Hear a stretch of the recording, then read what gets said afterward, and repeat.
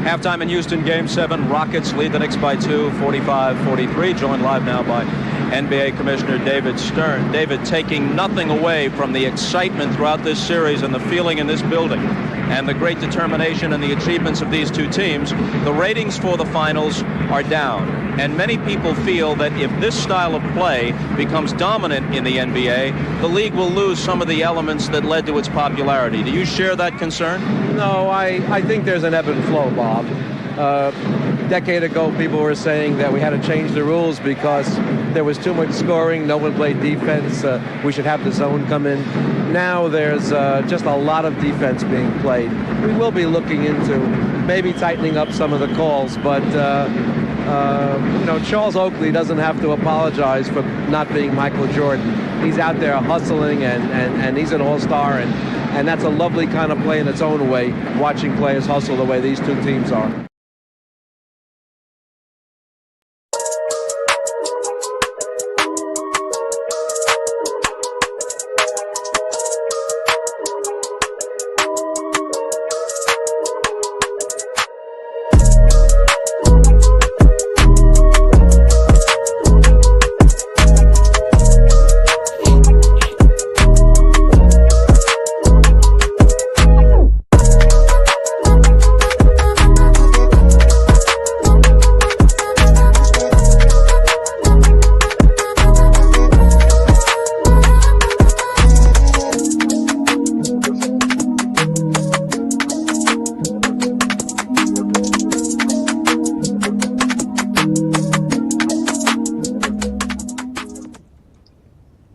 Peace and blessings, y'all. Welcome to the GOAT James Kingdom Show with B League and A Johnny. Y'all know what we do. We go live every Sunday noon to do the Lord's work. And we here again for the last Sunday of the 2024 year. So shout out to everybody who's already in the comments and everybody who's already a subscriber to the channel. Y'all make sure to hit that like button. Also check out the GOAT James Kingdom membership, because you guys know what we do here in GOAT James Kingdom. We attack the GOAT debate week in and week out. This week we're going to discuss the actual fact that has the NFL taken over Christmas Day. As we know, the NFL has 65 million viewers on Christmas Day on Netflix watching the two games that were available on the actual Netflix platform. So we're going to discuss, is it truly over for the NBA due to the fact that now the NFL has taken over Christmas Day? And is the NBA in trouble with all of the low ratings conversation being spoken about? So we're here as usual with our normal panel. You got me, A Johnny the Exposer. We got B Lee, the sports analyst, in the building. Obviously, T Perfect is at the bottom. Shout out to T Perfect. We're going to have King John and Craig up here shortly. So we're going to have a great day. Everybody, happy holidays, happy new year from GOAT James Kingdom. So let's get right to it. Brandon, what did you think about the Netflix saying that they had over 65 million viewers? It's crazy. When I saw that number, I was like, wow. People really tuned in that much to watch the Chiefs and the Ravens play. But, the NFL is a big platform. It's mainly U.S. based, and the NBA is global. We don't really know how many people are actually watching the NBA games in the first place with all the streaming services. So we saw one streaming platform where they got the numbers. It was crazy how many people were watching it. Well, the ESPN platform stated that they had received average 5 million viewers across the 5 games. So what we talking about here? What is that? 5 million viewers. So that's what, a total of 25 million people in total. If they're saying 5 million, about 26, 27 million people watching the game on ESPN platforms, ABC platforms. But that doesn't trump 65 million. 65 million. It doesn't at all.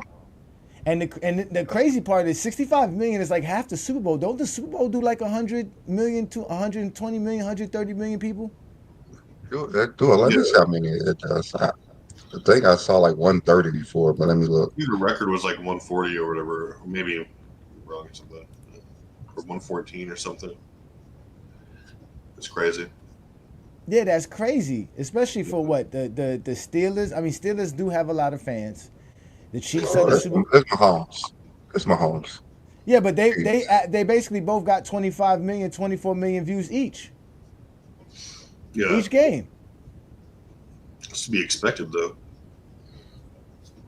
You think so? Yeah. Why would you say that, Travis? Why would it be expected? Well, because for one thing, the NFL is getting down to the point where these games actually mean something. Where because there's seeding at stake, you have the draw of MVP battles like Mahomes and Lamar Jackson, and the Steelers are a great story. Texans are a division champ. So all these games are between contenders. They all mean something as far as playoff seeding goes. It's Christmas, so of course they're gonna tune in. And I mean, I'm all for supporting. Yeah, you're a hardcore basketball fan. I love it. Great. It's a love of the game.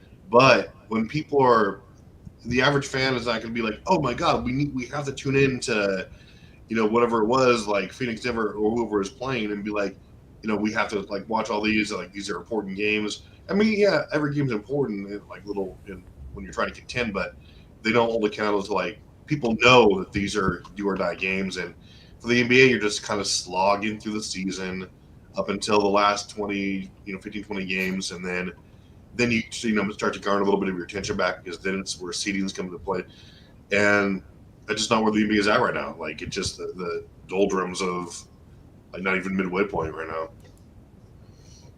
That makes sense. But LeBron and Steph was playing. They only had 7.7 million views, so you would expect that game to just double or triple the other games. Why? I mean, Wouldn't you? It's LeBron and Steph. They're the most popular. What are they playing for? Nothing. They're 6, 7 seeds, right? It's not like they're in the finals and it's winner take all. I mean, I get it. They're a draw still, but I think their best days of commanding huge audiences in the middle of the season are there's no reason. I still think that should have been more than the other games. I'm at least 2 to 3 times the other games, like the Knicks and things like that. Well, it's good that it wasn't, because that Yeah. means people are not people maybe are taking interest in these other rising stars, and they're obviously people who are competing in the new face of the league going forward. So, I mean, it could be a good thing. Yeah. I mean, I get the seeding part. I guess that makes sense. But 65 million viewers is not because of seeding, because that draws more than football's way better than basketball. So No, but they don't draw that on a normal Sunday afternoon. Even the if Chiefs it was on Christmas. for anything. I mean, the Chiefs are not even playing for anything. the Chiefs They have playing for everything that number locked one up. seed.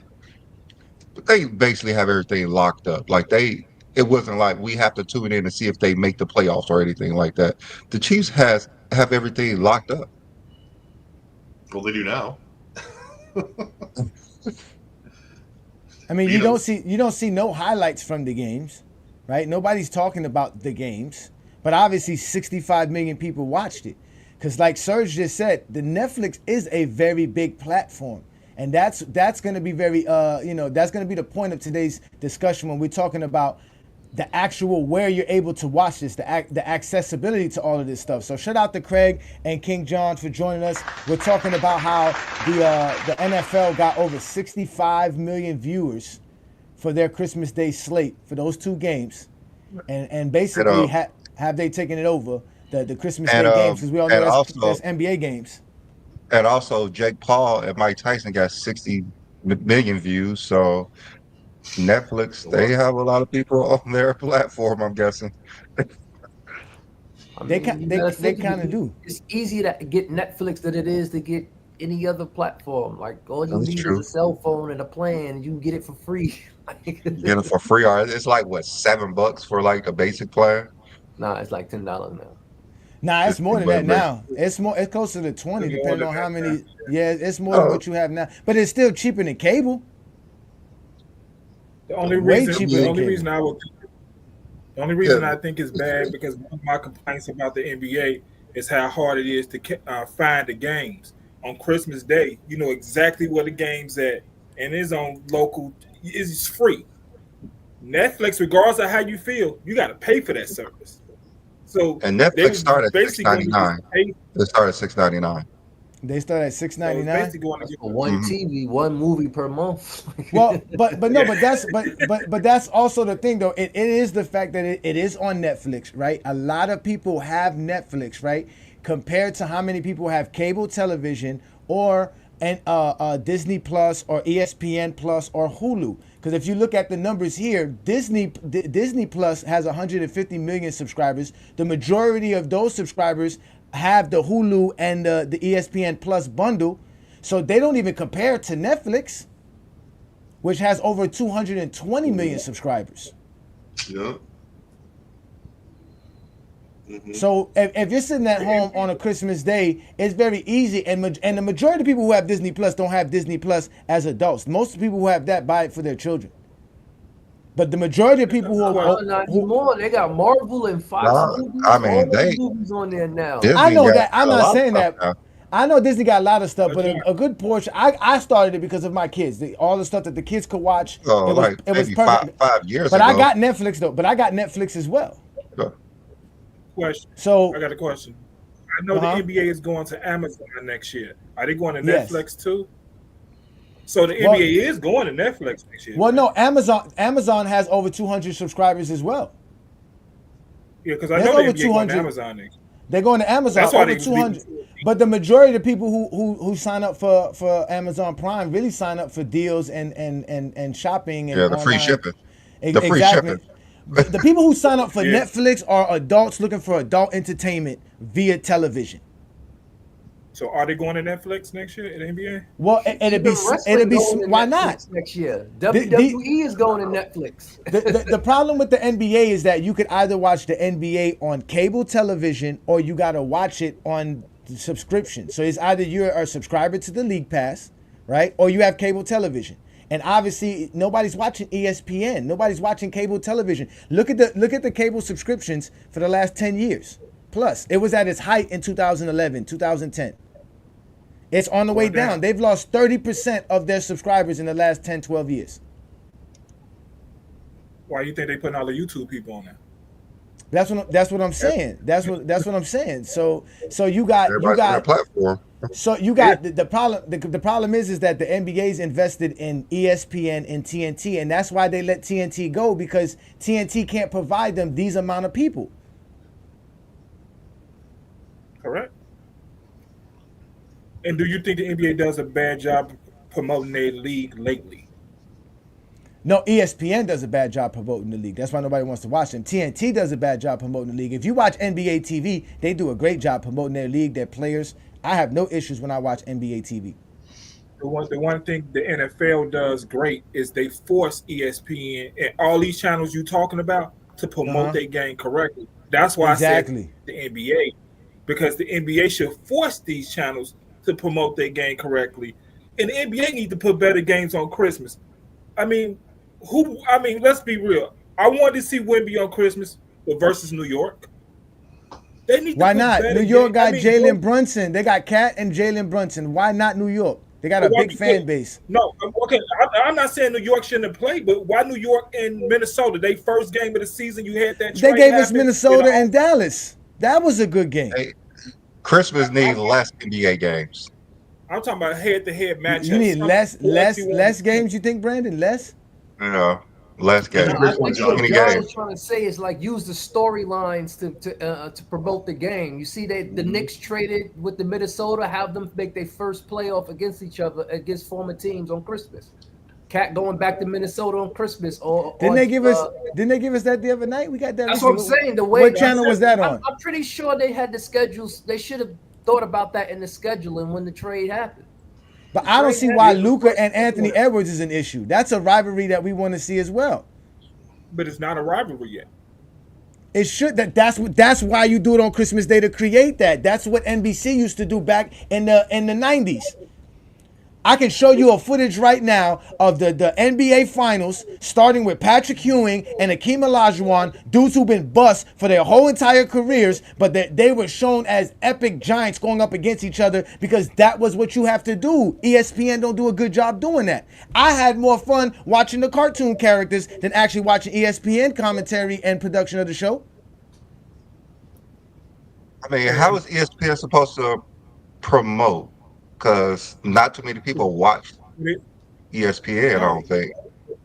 the problem is Serge, ESPN don't doing don't something challenge now. me, Serge. Don't challenge me. I got evidence. I got proof. I don't just talk to talk. I show up on a Sunday afternoon doing the Lord's work. The basketball gods were in my favor this week. Listen, the NBA is never going to we be more popular than it is, or than it was, or is. No, Like, it's never going to get more viewers than the NFL because the NFL is on regular television. They have access to over 200 Not even million that. But hours. also, it's Games just are more important. I got, it's 80, I intrinsically got 82 times to see my favorite team in the league. I only got 17 to see my favorite team in football. exactly, and it's intrinsically a Right. better product, like to a lot of people, because, like, for one thing, the stakes are always higher in a 17-game season, and like they do need to shorten the league. I mean, I think it'd be shortened to like 70 games, 65 games, something like that. Oh my God, mean, you guys are why not? I think they need to. I think they need to explain. I think ESPN and every other place need to Hey, explain the game more. People understand football. There are people who don't understand basketball. understand basketball. Thank you. Thank you. That's it. That's all it is, man. I don't know. I sat here for 12 hours on Christmas Day, and every last one of those games were good. Even the Dallas and Minnesota game, which got out of hand a little bit, eventually became a good game in the fourth quarter, where we saw Kyrie Irving balling out. We saw Jason Tatum What's the ball out. One person on here, can somebody tell me what the zero step is? The gather What? step. I mean, explain. I mean, I'm just asking for an explanation. What is Because it? when you take a step, it NFL doesn't count. The NFL had one season when they had a hard time when not Dak, Dez caught that pass in that Green Bay game when it was hard to understand what a catch was. NFL cleared that up real quick. You're not going to understand football. You're going to understand football, and they're going to tell you, and they're going to explain it. They're going to put it on every channel. They're going to explain the game, explain it. So when you watch it, you know what you're watching. That's to me, the issue is explaining the game. That's the issue to me. Because you got these kids going into like high school games, and you can't do the zero step in high school. It's traveling. Look, he says exactly. That's what they want to watch. They want to watch high school basketball. That's what y'all want to watch? High school basketball? That's what y'all want to watch. Y'all want to go back to watching 40 years ago where Dominique Wilkins does a legal Euro step and they call it a travel because the referees can't do it. The gather step was created so that referees can actually judge the game better. So when the guy picks up the ball, that's his step. They don't count that step. Now they can look down at his feet and see how many times he actually takes a step. It's only to help the game be more competitive and be more skilled. Now you have to learn how to know when to pick up the ball and when to make that move. And the refs have to do a job in making sure that you're not traveling. And they do a good job of it. I don't know why y'all get mad. They call travel all the time. I just showed y'all the play just the other night of Akeem Olajuwon traveling. He didn't even put the ball on the ground because he was so scared to put the ball on the ground. He couldn't dribble. So he traveled. Yeah, but I believe ESPN, Fox Sports, they do a terrible job explaining the game to. So when you debating somebody about the game, and when you talking about the game, just the game, forget final shots and all this game. It's like you having two different conversations with people because it's like I'm telling you about the game and you telling me how you feel about something, and it's like I just want to have a conversation about the game of basketball and what we watching. We could both be watching the game and seeing two different things because they do a terrible job explaining the game to people. And I'm watching it. I talk to people all the time. They don't understand the game like they understand football. No, that's true. Football fans are definitely smarter than NBA fans. That is a fact. Because there's a lot of casuals that watch basketball. Yeah. A lot of dudes that only watch the game for their favorite player. Fans. Why would I sit here and watch a 2-hour basketball game where 5 minutes later I can get a 10-minute highlight and know everything like I watched a 2-hour game? But that's how people got it back in the days. They never really watched the game. They just waited for a John Butchergrat's highlight on SportsCenter. If you go on YouTube right now after the first quarter, they already got 10 minutes highlight of what happened in the first quarter. While the second quarter is going on. But more people watch the NBA than they do the NFL globally. That's a fact. That's a fact. That's a fact. The NBA has way much more fans than the NFL does. That's a fact. That's why. Yeah, that's why they're trying to force feed their game. All the top players is Again, more people watch the NBA. We just saw Christmas Day special because you only could watch it on either if you had cable, right? But they had the games on regular ABC, so you should have been able to watch it on Yes. ABC as well. But like I tell people, majority of people have Netflix. So if you're at your family function on a Christmas Day and grandpa's coming over, uncle's coming over, daddy's home, whatever, you're going to put on Netflix and put on the Chiefs game. And you're going to put that over the Knicks versus Minnesota. The NFL is grimy, though, for that, though. They should have never did that, though. The NFL knows goddamn well that Christmas belongs to the NBA. Last week, More. Brandon Is it made not no me. more?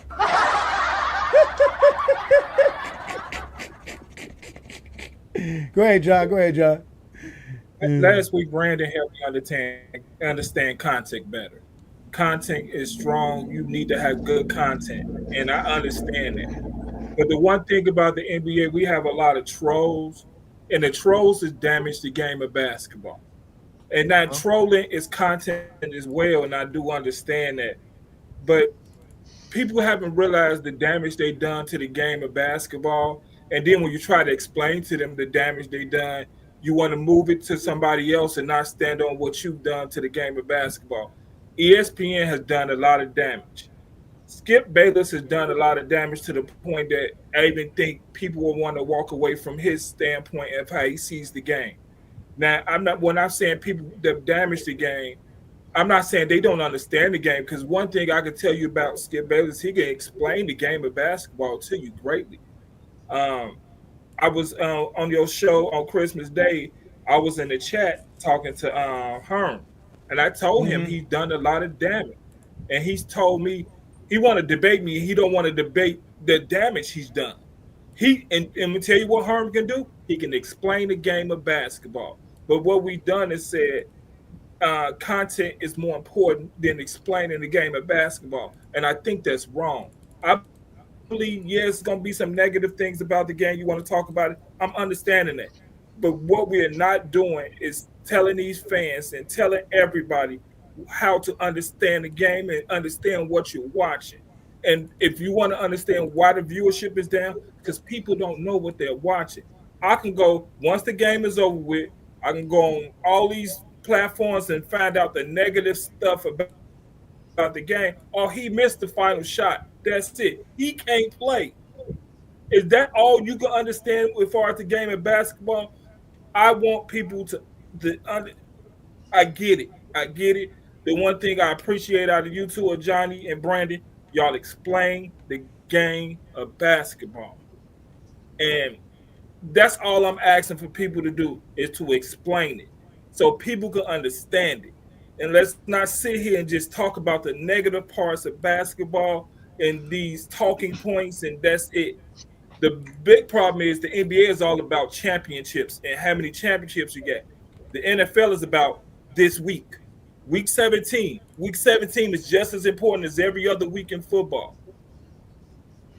And then you go to the final games. That's all I'm asking for. Let's explain the game of basketball. Let's help people understand. If you have a question, just ask. It helps. And I'm willing to take any information if you know something I don't know too. I think we're overthinking a little bit too. If the NBA is never ever, especially in the United States, you're probably right about the people watching it more globally, because it's far easier to go, start a 3v3 game than it is to get a whole ensemble ready for and go pick up football with somebody. You can play basketball anywhere. It's popular just because of that. It's just like soccer. But if you're talking about why it's so ridiculously more popular here than basketball, it's because kind of like what John said. Not only are people they're not all about the X's and O's and things like that, and the minutia of the game. A lot most people don't care about that. All of us do, and we talk about it. But the majority, all these numbers are showing us, you need storylines. You need larger than life characters. You need the drama of how is the offensive line going to stack up versus this, the matchups. How is this quarterback going to overcome that? There's so many different storylines in football that are from a week, even against bad teams, way more than on a 12v12, 12-man squad. You have all these different pieces of puzzles as coaching staff. The games intrinsically mean more because there's so much less of them, and you have to be all these different things coalesce typically, especially later in the season, and that people know that, and it's just so ingrained in there, it's so diehard that basketball is never ever going to achieve those heights for many reasons, mainly because way fewer players per team. The personalities can never be that huge. Like you said, there's way more games, much of which the bulk of the season doesn't mean a lot to most people. That's why you see viewership spike during the last couple weeks of the season and in the playoffs, because people don't give a shit, because you're not going to tune in it. So I mean, obviously I'm not speaking for the people who are diehard and tune in no matter what, rain or shine, but it's a pretty simple explanation as to why they're never ever going to beat the NFL.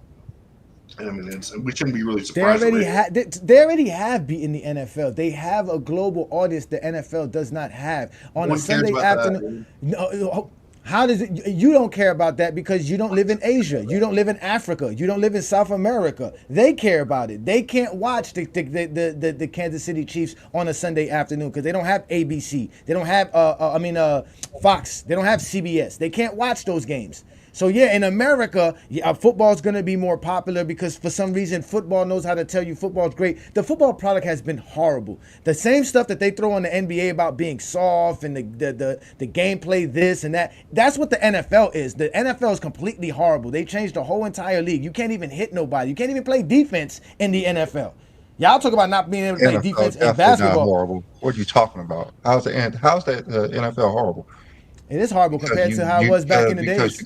Because you can't just hurt people anymore. You actually have to tackle people and not blindside hit them anymore. They made the game safer. So then the greatest player of all time, Lawrence Taylor, would never be able to play in today's NFL. He would be able. He just have to tackle like everybody. No, he wouldn't. He would not be able to play because he would cannot play. Be able to play. He cannot play to do the same things. He would not be able to do the same things. He would not be able to get the sacks he got and do. He would have got fined. Even he said it himself. I would have got fined plenty of times. He would have got fined plenty of times. He hit the quarterbacks over the head. Deacon Jones used to smack offensive linemen over the head, bro. He could just tackle. That was football. That's the whole point. That was football. That's the whole point. That was football. What you see right now is all pretty. Just be fast. You can be Tyreek Hill. Just run. Nobody can touch you. No, nothing. Just run, and I'm going to throw you the ball down the field. Johnny, what I agree with you is that they couldn't catch him anyways. Don't tell me I just be saying stuff. I'm not an NFL fan, so I can say this stuff. I don't watch it, but I'm not exactly. Exactly. So you can tell me that I'm not a fan of the game. I don't watch football. I don't care to watch football. But it's different than y'all. I don't. Y'all sit here and tell us that basketball is horrible. But you want to watch it. But you want to watch it. He don't watch the NFL. Who doesn't watch the Super Bowl? Everybody watches the Super Bowl. Over 100 million Americans are watching the Super Bowl. I'm not telling you I don't watch the Super Bowl. I just don't watch football. Which game is worse, the Pro Bowl or the NBA? Your Niners must be trash this season. The Pro Bowl's been horrible. Come on, but the whole Pro Bowl's been horrible. Anybody watch the Pro Bowl? Don't care about the Pro Bowl. The Pro Bowl's so bad that they play flag football now. It's literally, it's literally flag football. And they complaining about the All-Star game? Yeah, the football literally went to flag football. Oh, come on, man. Now, granted, if football fans still like football, that's fine with me. That's them. But me as an NBA fan, don't come telling me the product is bad when I'm watching Christmas Day games and I was enjoyed and I was entertained. When I'm enjoying my basketball programs left and right, because I know what basketball is. I like the way they're doing the thing. NBA has always evolved because basketball has always been. We don't want to go back to the 50s basketball, the same way y'all don't want to go back to the 1980s football, where you had wide receivers in 3-point stance. The same reason you don't want to go back to 1980s basketball either. Huh? That's what I'm saying. Yeah, I know. No, but they didn't do that in the 90s. We all know that. We all know they weren't doing that, Brent. They were not just tackling. To hurt people. They were not skilled back then. They were just skilled back then. Football players were skilled back then. You still had guys who could throw, guys who could run, guys who can tackle. They just took away the physicality of football. You had the same thing in the 80s. No. Today's game is skilled. No, exactly. That's what it wasn't about physicality. The NBA was not. The NBA was not physical in the '80s. It was basketball. It was a different brand because the skill level that they had. That's all. Okay, Ain't you nothing wrong talking with shit that. about the NFL, but then I'm when just it's the saying. NBA, it's different. Exactly. It is different because the NBA is more skilled. Football's not more skilled. It's The not. NFL is very skilled. Those players are very skilled. It's the only league that doesn't evolve skill-wise over time for some reason. What Unbelievable. skill? What skill level? Oh, yeah. Okay. No, they got athletes. They got athletes like a motherfucker. That's for sure. No. They got athletes like a mother. Yeah, the athleticism in football is way better than what it was ever before. Skill level, nah, man. Them dudes can't do nothing, man. There's no cornerback that got the skill level of a Deion Sanders to understand what he has to go through and what he has to do on a night. Come on, man. We don't have to hear that. He has to let the receiver run. Can't do shit. That don't even make any sense. It does. Don't even It makes a any lot of sense. sense. It makes So a you're lot of saying sense. that the 80 players cannot play the defense the same way, but it got better. The 80s NFL cannot play the defense the same way, but it got worse. Do you see? What you mean? You see how that don't make any sense? No, I don't know. When did I say anything You about the realize how that defense? doesn't make any sense? When have I said that the NFL, the NBA took away defense? The NBA didn't take away no defense. You can still play You defense in just today's said NBA. Lawrence Taylor couldn't play today. Yes, because they took Like, away the physicality. They didn't take away physicality in basketball. That's a lie. We always talk about this, Brandon. They don't take away no physicality. We watch Michael Jordan get to the lane. There's no physicality. I'm watching Draymond Green tackle two players on the free throw line. What are y'all talking about? I mean, you see players do the same thing and getting flagged in the NFL. What you talking about? Exactly. That's why you didn't get flagged. Lawrence Taylor wasn't getting flagged when he broke Theismann's legs. Other players wasn't getting flagged. It was getting called. There wasn't no flagrant fouls, anything. They would just shoot their free That's throws. why I'm exactly. So there's no physicality change in basketball. Only change in basketball is more skill. You're being the biggest hypocrite because I'm you're saying how, Brandon. I'm not saying I never said. said anything about physicality in basketball. I said the skill got better in basketball. The NBA, Skill the got better NFL, in the the NFL. NFL Skill took got away better. physicality. The NFL took away physicality, which is what the game is all about. Being physical. The NBA was never physical. That's a false analysis. The game was less skilled in the 80s, so it's better today because it's more skilled today. That's what I'm talking about. NFL is more skilled today. I don't know Simple about as that. Okay, that's fine. You can say that. I'm not an NFL fan. I haven't watched it in 8 years. For some reason, the NFL has not got more skill, but the NBA has. Every sport got more skill, but the NFL. Is that what you're saying? Yes. You sound like those idiot Jordan fans who say the same damn things. How 80s and 90s were better than today, and they're more skilled. Oh yeah, I think that's Players all are because more of the skilled NFL. today in the NFL. yeah, 80s and 90s Players are and definitely 2000s football was faster, better they're for bigger, sure. they're more skilled in the NFL. I don't know about that. Yes, 100%. They're bigger, Don't know faster, about and more that. skilled. I Yes, don't they know are. about that. I don't know about that. I don't know about that. Barry Sanders You don't watch was running football, laps around everybody. They're in more it. they're more He would not athletic. do That that I today. give you. Barry I'll give you Sanders that. would not run laps around. Yeah, players. because they're more athletic today. That's athleticism. That has nothing to do with skill. That's Has a athleticism. lot to do with skill. Has a Nah. lot to do with skill. How? When you can't even How tackle is the same way. You can't even tackle the same way. Brandon, you had to You take. not talking the same way. You You grab can't- them, you take them down to the I- ground. You No, just cannot try to I had stick their way. head I off. had. You have to tackle people. You have to Again, be that's more what skilled. football was about. You showed up on the football field, you got your head taken off. and That's you how didn't protect basketball yourself. was about. You go to the hole and you could tackle somebody out the air. You have to be more skilled. They don't do that no to more. be able to play defense now without getting flagged. You have to be able. They to don't. They don't tackle somebody. people out the air. We don't see that today in NBA. They just get fined for it. You get a flagrant foul. Well, That's it. because they don't do that no more. You can do that nowadays, and you can get a flagrant foul. Like you can get kicked out the game if you do it. People do it today. Draymond Green around here choking people and get suspended. People do this all the time. Like just Okay. because they not supposed to do it, don't mean that Wait they a minute. don't do it. It's like Was people that are was supposed to speak. no? They But still that's speak. not what made '80s basketball great. That's the lie. No one said '80s basketball was great because of physicality. That's the lie. The NFL was No one great because of said physicality in the '80s. Lawrence Taylor was great because of how physical he was and how he dominated and put fear in your quarterback. You don't have that issue today. Patrick Mahomes does not have to worry about nobody hitting him. You touch Patrick Mahomes, you're going to go on the bench. It's foul. That's it. It's a penalty. Not in The real NBA life. was. Not in I real was life. not. Nobody was Not in watching. real life. Nobody was watching the Boston Celtics and the Lakers because of physicality. So that's a lie. I never brought up physicality at all. The NBA brand was what it was then because of skill, not because of physicality. That's just bullshit. Today's NBA is what it is. NFL, so you're making up shit because you That's don't not the watch. truth. That's not the truth. Is that not the truth? You can't touch a quarterback in the head. You can't go to a quarterback's legs. You can't chop block. You can't. Come on, bruh. These are all rules. I don't have to watch the game to know the fucking rules. This shit sucks. If you can do that, that doesn't mean you're a great player. That just means you're trying to hurt people. You cannot. No, I don't care about great players. The shit sucks. The shit sucks. The NFL sucks. That's what it does. It sucks. I don't care who watches it. I don't watch it. It sucks. It's horrible. It's bad product. I don't give a damn. You're a double standard. You're a double standard. I don't. No, I don't. That's fine. That's not double standard. Why? I have to like football? Why do I have to like football, Brandon? You don't have to like football. Okay, then. You do not have to downgrade the NFL to try to make it seem like the NBA is better. That's what you're doing. I'm downgrading it from what I watched. Yes, from what I used to watch. Yes, downgrading. It's a downgrade. The same thing these idiots do. No, I'm not, because they're lying. I'm not lying about that. I'm not lying about football. They're liars. I'm not lying. How great the NFL is. You cannot appreciate how great the players are. Great at what? Great at what? Great at what? Great at what? What are they doing now that's so different? What are they? How are they more skilled today in today's NFL? Please explain this to me. I would love to know.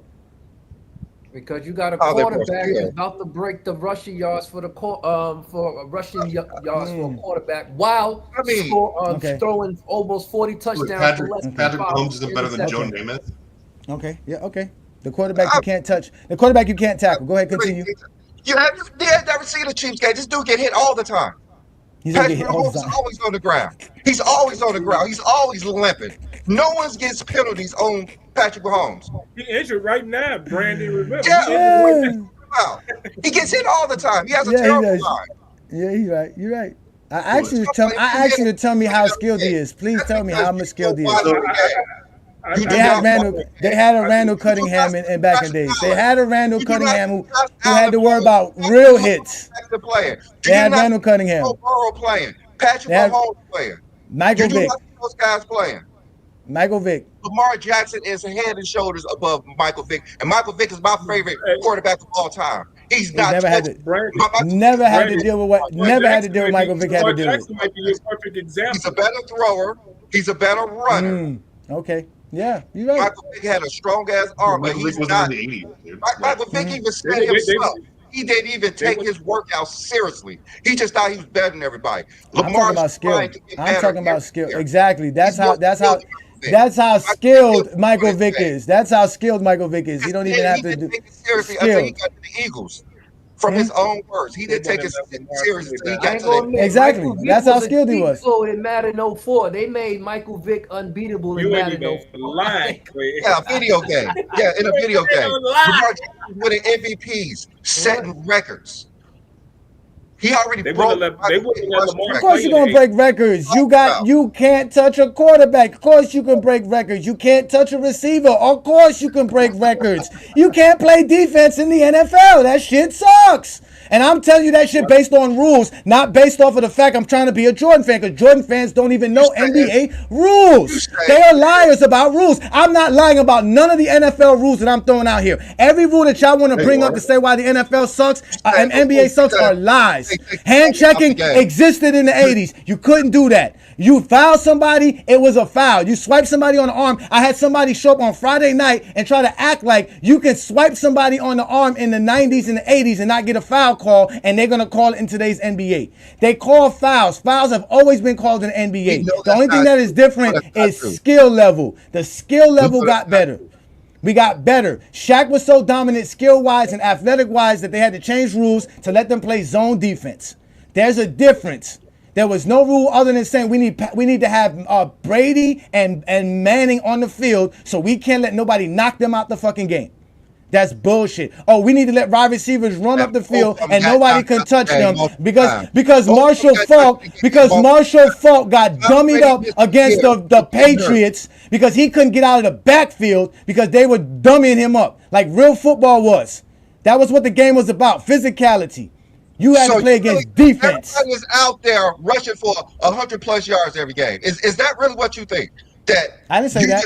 I didn't say that. I'm saying that in the NFL, there was at one point in time, if the ball wasn't coming your way, I can light your ass up.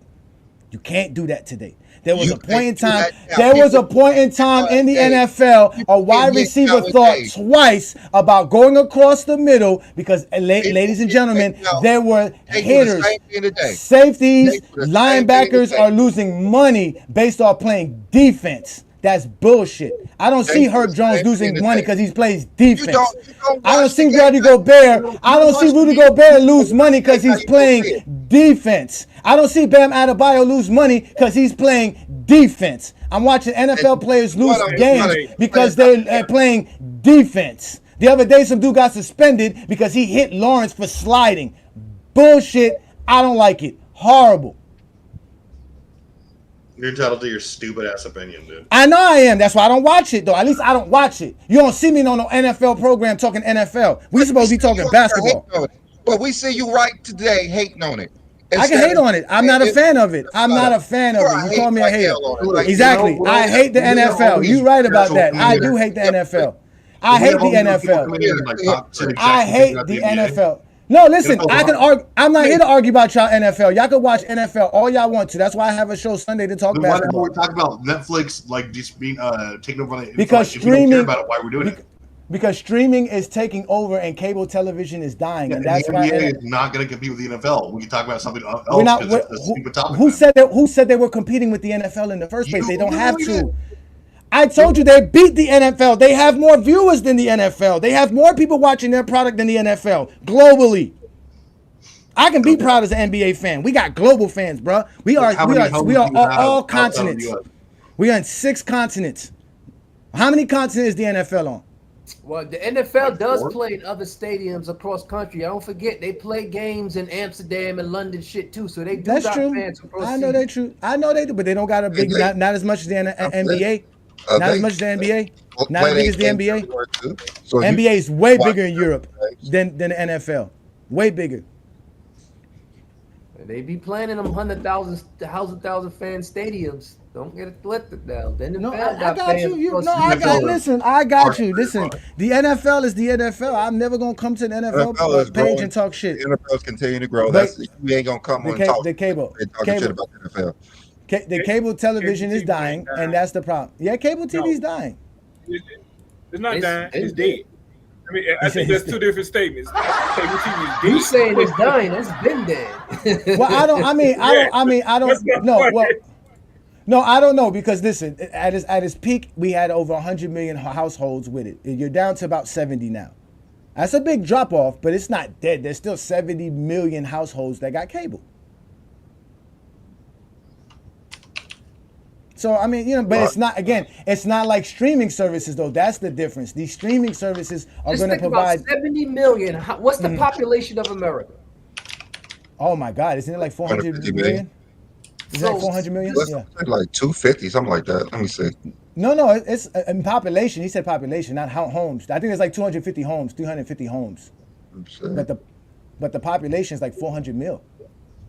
Because you got to think, streaming is, you can have Netflix on your phone. You can't have cable on your phone. 335 mil Americans? Mm-hmm. Okay. All right. Yeah. And 220 million subscribers compared to subscribers. Yeah, but that's also that's crazy. But that's probably globally. It's worldwide. Yeah, that's worldwide. That's worldwide. So that's the point. You can go. Cable's not worldwide. So that's why the NBA declined TNT's offer, even though they matched Amazon, because Amazon can provide global coverage of the NBA. Better than TNT. TNT only has 70 million viewers at max that can go on that. What streaming services does TNT have? What TNT has no streaming service. At least ESPN, ABC has Disney Plus, and they have Hulu. They do have an app. You do have to have the cable. Yeah, you have to have a service that had an app. Yeah, so they don't really have their own service. Yeah.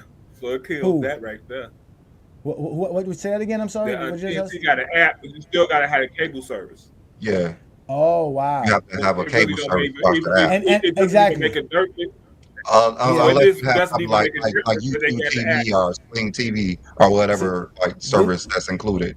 look, this is the decline of cable television. So and at its height. So in 2001, it jumped up 8%. But since 2011, the decline of cable has gone down, and by 2020, it went down drastically, as we can see, and it continues to go down 5% a year in subscribership for cable. So cable is like y'all say it's dead, but it's dying. It's on its last breaths. Especially if we're going to be talking about how, like you said, it's very easy to access Netflix, very easy to access Disney Plus and Hulu. What's only keeping the cable subscribers alive because they probably got it bundled up with their internet. So a lot of places you need to have cable to get the internet. You might be right about that. You know what? Go ahead, John. I'm sorry. At least half of the people do. I had at one point I had Infinity cable, right? And I got on the phone and I broke down my bill. Do you realize my taxes was more than my service? The taxes on me having the cable service was more than the service I actually had. So, I mean, just the cost of cable service alone went up so high that it's one of the reasons people don't want it anymore because it's too high. Yep. Listen, I spend about $100 on internet, right? And some people tell me that's too much, right? That's about average. That's about average. That's what I'm saying. I spend about $100, right?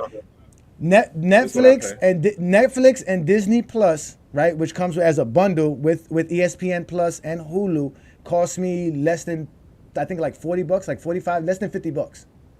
So for $150, I got Netflix, I got Hulu, I got ESPN Plus, and then I got Disney Plus, and then on top of that, I got my Prime membership, which is like $15 a month. So for less than $175, I have, that's what most people have. But if I had cable with the internet, it would easily be over $200, $250 a month, and that would be just for basic cable. I'm not even trying to add the sports channels or the premium channels. You probably won't even have TNT. Or ESPN. That's the thing. You probably wouldn't even have it. But I still don't have it. I still don't have ESPN, and I still don't have TNT because I don't have cable. And that's the problem with the NBA. They invested in TNT and ESPN. Well, I mean, I have a Fire Stick, and I know how to access it now. Yeah. I'm just saying, but the YouTube TV. Oh, yeah, that's true too. I got YouTube. Oh, yeah, but see, that's another thing too. Yeah, Brandon got YouTube TV, which I don't know how much YouTube TV costs. Brandon, how much is the average YouTube? $75 a month, I believe. And that's cheaper than cable. You better get you a Verizon. You get that $10 a month. That's cheaper than cable. And like Brandon said, he could add other households to it. He added my household to his subscription. Yeah, I got Sling TV, and it's about the same price. No, but I think the difference between Sling TV and YouTube TV is that Sling TV doesn't have local television. YouTube TV has local channels. They don't. You're 100% right. Yeah. So I think that's the difference. It's called Air TV for Sling to get the local channel. So you're 100% right. I don't have those problems. So, Guess what else I got to pay to watch? Guess what else I got to pay to watch? Oh, we got to go to the movie theaters anymore and watch it. I mean, that's another thing too. You got a lot of people like Craig. Like Craig just said, they just watch. You know what I'm saying? Like they watch it, pirate TV wise. Like I told people, just because Napster was a way and LimeWire was how we all got music in the early 2000s, that doesn't mean there wasn't no good music being put out. Doesn't mean there was no good product being put out because the sales of record sales were down. It was just the way we have access to stuff now is differently. And as you can see, more of us access our digital platforms more than we access our television platforms, and including cable television. But Sling TV works just like any other platform. They give you cable channels, and you can watch cable channels live just like you watch cable channels, and they give you your own DVR, but you're only limited to cable channels. You're not access to local channels. And you'll have ESPN, TNT, things of that nature. You don't need cable television for football. Everything on football is basically on regular TV. NBC is regular TV. CBS is regular TV. Fox is regular TV. The only time you need cable television to watch football is Monday Night Football because of ESPN. But don't they come on ESPN? And you need and Amazon ABC? Prime for Thursday. No, it's just on ESPN. It's not on ABC. Okay, I thought it was on ABC. And they play Prime games on Thursdays. And that's on Prime. And that's why we see no highlights of that. Nobody talks about those games because only people who have Prime can access those games. And you can't screenshot no Prime when you go on Prime and watching Prime on your phone and you try to screenshot it, it blocks you out. So that's why you see no clips, no footages, that's the problem right there. Like you said, you can go to YouTube and get all the highlights of an NBA game and go make your own content. And now that's who everybody's listening to. They're listening to people like us. They're listening to people like Scap Attack and people like Dreamers Pro to get their basketball content information. You don't need that. Football fans go to the NFL Network. The NFL Network is big time. NBA League Pass is not too expensive. It's like, what, $16 a month, 17? NBA League Pass is a problem. They have over 100 subscribers. Too bad. 100 million subscribers. It's not too bad. So most people just watch it on there, but that's not included, I don't think, in like the viewership. No, it's not, because you only could watch, what's it called? You only could watch the games on that are not on television and not in your region. So let's just say the ESPN games, right? None of those games were on the League Pass because anytime a game's on ESPN or TNT, because they pay the rights to show the games, they make sure that you have to go to those platforms to watch it. But if it's not, you can watch it on the League Pass, unless it's your regional, because the regional cable channels pay for you to have access to watch the games there. So if I want to watch my Heat, I got to get to FanDuel Sports Network now. That's what's the name of it now. That's just it. But other than that, I can watch any game. Buying up everything. Yeah, but that's only because I live in Miami. If I lived in Atlanta or if I lived in Chicago, I can watch the Heat games, no problem. I'm looking online. They don't have anything about the viewership on the NBA League Pass. And change your location. Yeah, I had looked it up one time and it was like over 100, but it was nothing accurate because the NBA has not really given it out. I had looked it up one time. A billion views in the like last year, but it don't show really much. But that's across all their platforms. That's on the NBA app. The YouTube channel, the highlights and stuff. So it don't really show much. Yeah. But again, the NBA, and that's another thing too. The NBA has more followers social media wise than the NFL as well. Oh yeah, that's easy. I forgot. I think somebody was saying LaMelo Ball has more followers than Patrick Mahomes, some shit like that. Oh, Bronny James. Well, we know Bronny James does. Bronny James has more than Patrick Mahomes. Yeah. Yeah, but I just bring up people like LaMelo Ball, but this like Paul George supposedly has the same amount of followers or more than Patrick Mahomes. Because he got a podcast. You know, just like you guys were saying, like there's a lot of trolls that hurt the NBA as well. So I know if you're saying something negative about something constantly, people are not going to want to pay attention to it either. So it could be higher for certain things, but just a lot of people downgrading, even the ex-NBA players. But it's a lot of trolls, a lot of their friends say like, yeah, this is trash, and I mean, if for instance Michael Jordan, if he played today, you could say even worse about Jordan, and people would really pay attention to Jordan as much. But in the 80s and 90s, it was different. Yeah, but there was nothing different back then. I just showed y'all how the league had lower ratings because the NBA... I'm talking about with like the trolls and stuff, like how because but there's no information on that. That's what I'm saying. They don't know this information. That's the problem. I tell you, the internet made everyone accessible. Social media. Yeah. It's too much. Because all right, Brandon, can you imagine a superstar in today's NBA losing 6 straight times in the first round, finally making the NBA Finals, and there's no negative talk about him? It wouldn't happen today. Can you imagine a player? Can you imagine a player on the New York Knicks drafted to be the #1 guy overall and choke year after year, struggle against Scottie Pippen's Bulls, struggle against Reggie Miller? Right, these are all time. Listen, this is how the NBC. But wait, this is how the NBC promoted these players to us though when they faced each other in the NBA Finals in 1994.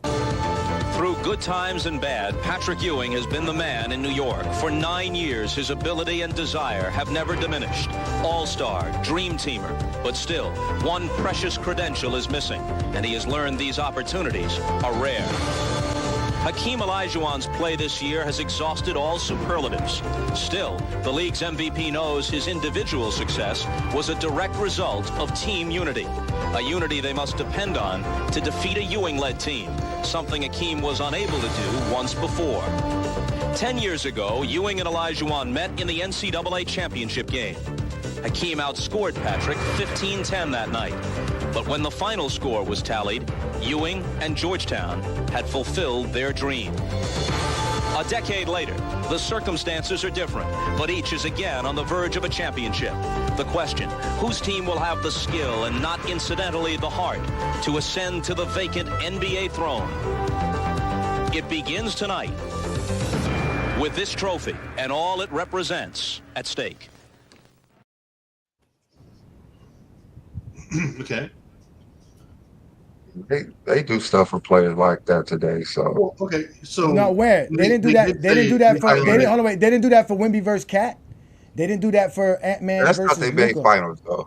That was No, the NBA but Finals they. I'm Oh no, wait. No, I showed the A NBA whole Finals. narrative for each individual No, game. no. I got clips of them Narrative. doing this during. I know I got them doing clips of this during a regular NBA game. What are y'all talking about? Like, they used to do this no matter what. That's how NBC promoted the games no matter what it was, because that's what you're supposed to do. Too. Huh?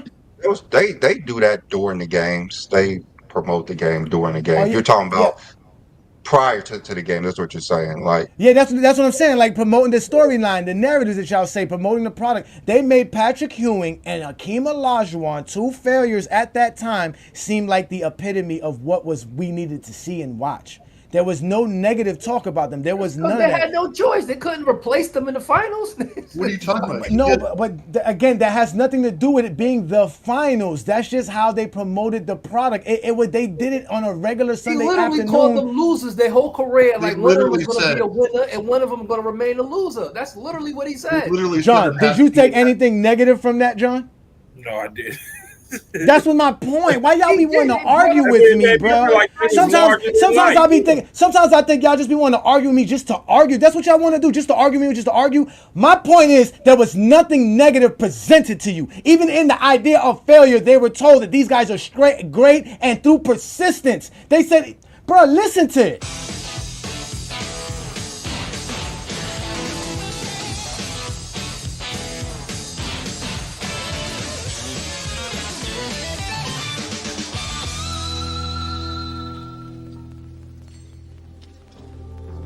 For 3 memorable years, red and black were the colors of royalty in the NBA. But that dynasty is now history. Soon, a new champion will reign. This symbol of supremacy rides on the outcome. The two teams intent on seizing the prize have different styles and personnel, but they share something essential. The New York Knicks and the Houston Rockets are passion personified. Passion personified. Passion personified. They're Come the on, finals. bro. For the You NBA didn't, finals, yeah, wait. though. That's I didn't hear fine. it. I know, again, they did that beyond the NBA Finals. I got clips of them doing this beyond the NBA Finals. A regular game in December, a regular game in January. If you went to an NBC game, what you saw was drama, TV, entertainment. Nobody's talking shit.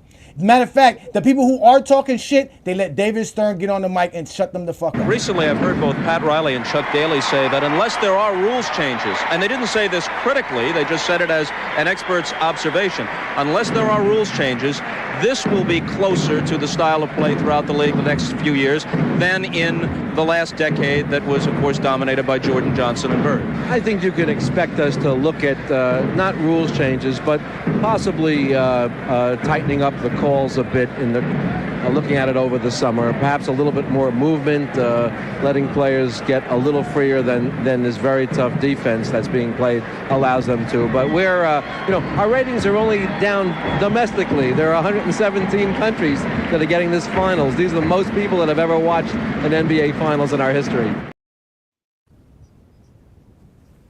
agree with Of course it's down. One finals you had Michael Jordan. The next final you got fucking Patrick Ewing. Of course your final rate's gonna be down. Like, Well, that's because Jordan fans are casuals. Thank you for proving my point. All Jordan fans have been proven all week is that Jordan fans are casuals and only was watching the game because of number 23 in Chicago and never watched the greatness of supposedly Patrick Ewing in the big man era of the 90s. All that bullshit that y'all said that Brandon was trying to blame on me is exactly what I was telling y'all. A bunch of fucking lies because Jordan fans are fucking casuals. Go ahead, Travis. Go ahead. Brennan. NFL. So wait, what did we just watch the same like? That was true about the NFL. They were actually introducing Patrick Ewing and Hakeem Olajuwon, and they literally said, "Hey, Patrick Ewing has been there, didn't really have any success, but he's been there through good times and bad." Same thing with Hakeem Olajuwon, but now it's their chance. Just because they said, "Hey, listen, guys, these guys haven't done shit their first 6." Why are they going to say that? They're not going to be like, "Hey, these guys are great." Absolutely. They do that today. What are y'all talking about? They do that today with Luka. They do that today with Ant-Man. Discredit Luka when he made the final last year. They discredit him. Oh wait, they discredit him. They discredited him They discredited him when he started losing in the NBA Finals. They discredited him and started making fun of him after he lost the NBA Finals. Who? Which Luka Doncic. I got clips of making fun of him before he made the finals. No, they were not. They were praising him and hoping him and Kyrie were going to win. And nobody was going for Boston because everybody thought Boston was going to choke. They were talking negative about Jason Tatum and Jaylen Brown, calling them chokers. Nobody was saying that about Patrick Ewing and Hakeem Olajuwon. In fact, let me go get Patrick Ewing's numbers, and we're going to show you how they didn't even make fun of bum-ass Patrick Ewing, who shot 35% in an NBA Finals. Y'all sat here. Y'all really gonna sit here and act like they don't talk negative about NBA players? Hold on. So you're gonna tell us that they did televise that Patrick Ewing was struggling before, but they were saying outside of being televised in the finals? Is that what you're saying? Because why would they televise something and downgrade the players? I don't understand that. Again, that's my perfect question. Why do ESPN and TNT continually downgrade the players when NBC wasn't doing that? That's the point. NBC wasn't doing that. NBC was not downgrading Patrick Ewing. They were not discrediting Patrick Ewing. They were not talking bad about Patrick Ewing, although he was shooting 36% in an NBA Finals game, bruh. Nobody brings this up. Nobody mentions this. Luka Doncic was made fun of. They made fun of Luka Doncic. They made fun of Anthony Edwards when they lost. When Anthony Edwards was supposed to be the next Michael Jordan, they made fun of him as soon as he lost and couldn't get past. Who did they lose to later? The Mavericks. They made fun of this man. This is a nationally syndicated platform here, and what's called Basketball Forever. Look at how they're making fun of him. Because he lost in the playoffs. We didn't see this of Patrick Ewing when he lost. This guy didn't even make the finals, and they were making fun of him. Who was making fun of him? Social media. They talk about. Didn't Magic Johnson say this kid never won anything until like about him? Like social media wasn't like that back in '94. That's my point. Social media talks the way they talk because TNT and ESPN talk the way they talk. Shaq, Barkley, Stephen A. Smith, Kendrick Perkins, they all talk negative about players. So why should social media talk positive? But that's not during the televised game, though. That's what we're saying. Yes, they do. They're not going to televise that players suck. They do it all the time. I need to see this from this player. What are you going to do, LeBron? This is your turn, LeBron. What are you going to do? They do that before the game. What are y'all talking about? ESPN before the game. That's what they do. Y'all act like these. So they do it differently on First Take. They say something different on First Take, but when they're on ESPN and on NBA, ESPN, they say something differently? Is that what y'all saying? They act differently? Jalen Rose says something differently? Kendrick Perkins says something differently? I'm saying during pregame and midgame. So why the fuck we got during the pregame they were criticizing. I heard Magic Johnson and Isaiah Thomas criticizing the NBA before the game. Thank you.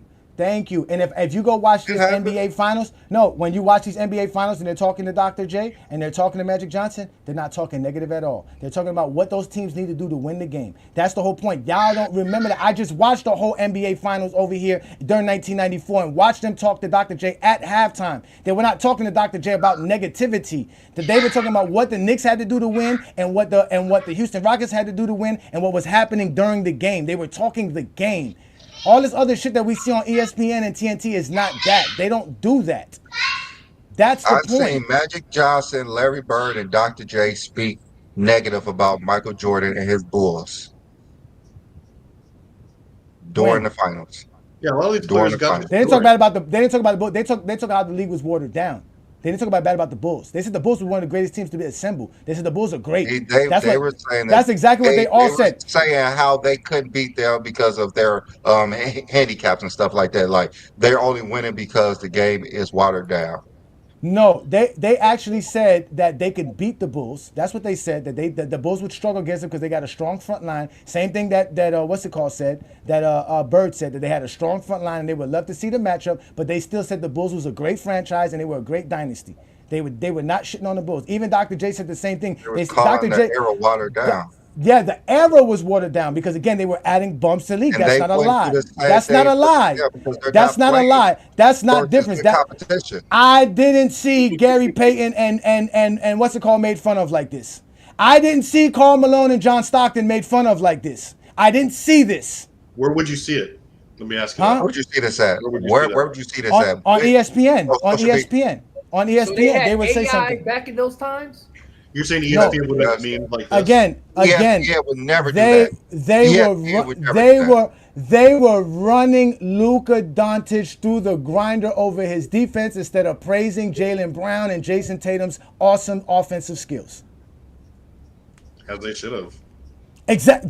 Why are you fucking arguing with me then? Because you just want to argue on a Sunday afternoon and let me do the devil's work because I'm not even doing the Lord's work right now. I work for Satan right now because y'all can't agree with me about facts. David Stern would kill ESPN if they would do it. Of course they would kill ESPN. He would destroy ESPN. He would never let ESPN talk as reckless as ESPN be talking. He would never let them do that. It sounds like you're mad at this. Like you're no, I'm mad. You want to argue with me when I bring up facts. Who's arguing? We're just saying you're That's just saying arguing. That's arguing. You tell me. Biased takes right now. Like that's not one.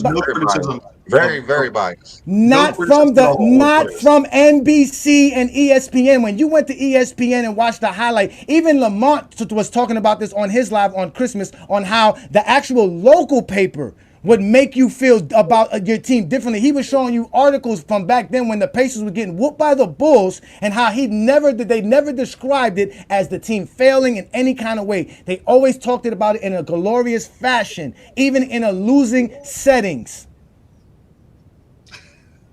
That's false. That's their job. Today's job is not to do that. Today's job is to get you to click on it. That's why more people are subscribers to Scab Attack, Dreamers Pro, Ticket TV, because those guys don't actually talk the game. It's easy for you. It's a bunch of casuals. You guys are not real basketball fans. You have to be a real basketball. The same way y'all got upset. The same way y'all got real passionate about how I was talking about football as a non-football fan. I'm getting passionate about y'all because y'all sound like a bunch of non-basketball fans instead of being a basketball fan. Like non-basketball fans because we said that there wasn't no reason to discredit players in the 90s. Is that what you're saying? Are you saying there was no social media to discredit players? I didn't say social media. I said ESPN and TNT. They have nothing to do with social media. You're furious that we're not just pictures from mad at the pictures are a result. The pictures are a result and the symptoms of ESPN and TNT product. These guys feel free to do this because ESPN and TNT does it. These guys feel free to do this because ESPN and TNT does it. They did not praise the Boston Celtics, who just won an NBA championship and run a record NBA championship and have two stars that are prominent players in today's NBA and are in their prime. Instead of praising those guys for what they did, we sat here and talked about how Luka Doncic needs to get better on defense, as if Luka could do anything better than what he did last year's finals. That's true, but you did the same thing with the NFL. That's all I'm saying. Like, no, I didn't. You're part of the NFL has rule changes, Brandon. There's no rule change that says you can't play defense.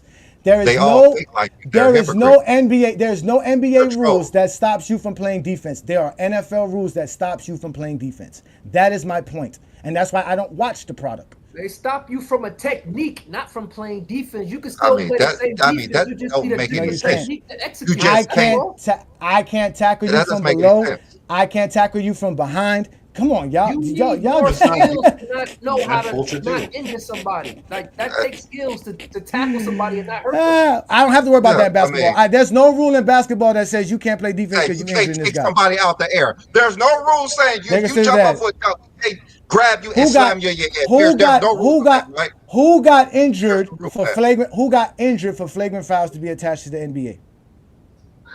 So who got injured for Who got flagrant injured? foul? Again, Brady got hurt and the NFL changed the rule. A player got hurt because somebody dragged him from his horse collar. The NFL changed the rule. What rule was changed or who got hurt for flagrant fouls to be instituted in the NBA? Jordan. Michael Jordan fell. Hey, I was about to say, Greg, you beat me to it. You beat me to it. Like I said, Zesty Jeffrey Lyles, because Jordan never got hurt versus Detroit Pistons. My understanding, he averaged 37 points versus Detroit Pistons. He blew them out. He won 6 championships. He's better. That's all I hear. That's all I hear. I That's mean, what I hear. yeah, from Stephen A. Smith because they lied to you about. Where's Stephen A. Smith on? Where's Stephen A. Smith on? Brandon, explain that to me again. Where's Stephen A. Smith on again? Where does he tell you these lies on? He's on his ESPN. Okay, thank you very much. I appreciate it. So you telling me it's a lie that Jordan didn't get the flagrant foul introduced? That's what you're telling me? No, I'm saying Jordan didn't get hurt. They didn't introduce it because people got hurt. They introduced it to get more people to watch the game. They introduced They introduced it. Injured. You can't tell if he wasn't hurt. Hurt and injured. Again, you said that I was treating the NFL like the NBA or being a hypocrite. I showed you 2 rules that were changed in the NFL based on players being actually injured because of the play. Tom Brady got hurt because somebody went at his legs. You no longer could do that after that. Plenty of wide receivers and running backs.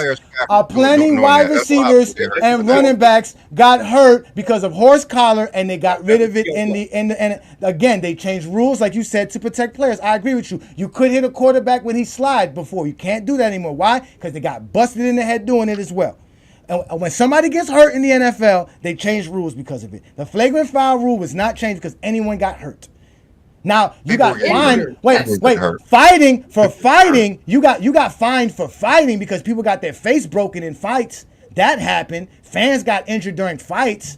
But again, they were complaining about that throughout sports in the 90s because again, the 90s was a big era for cable television. You can get your product out to more people than anybody before during that span in that era.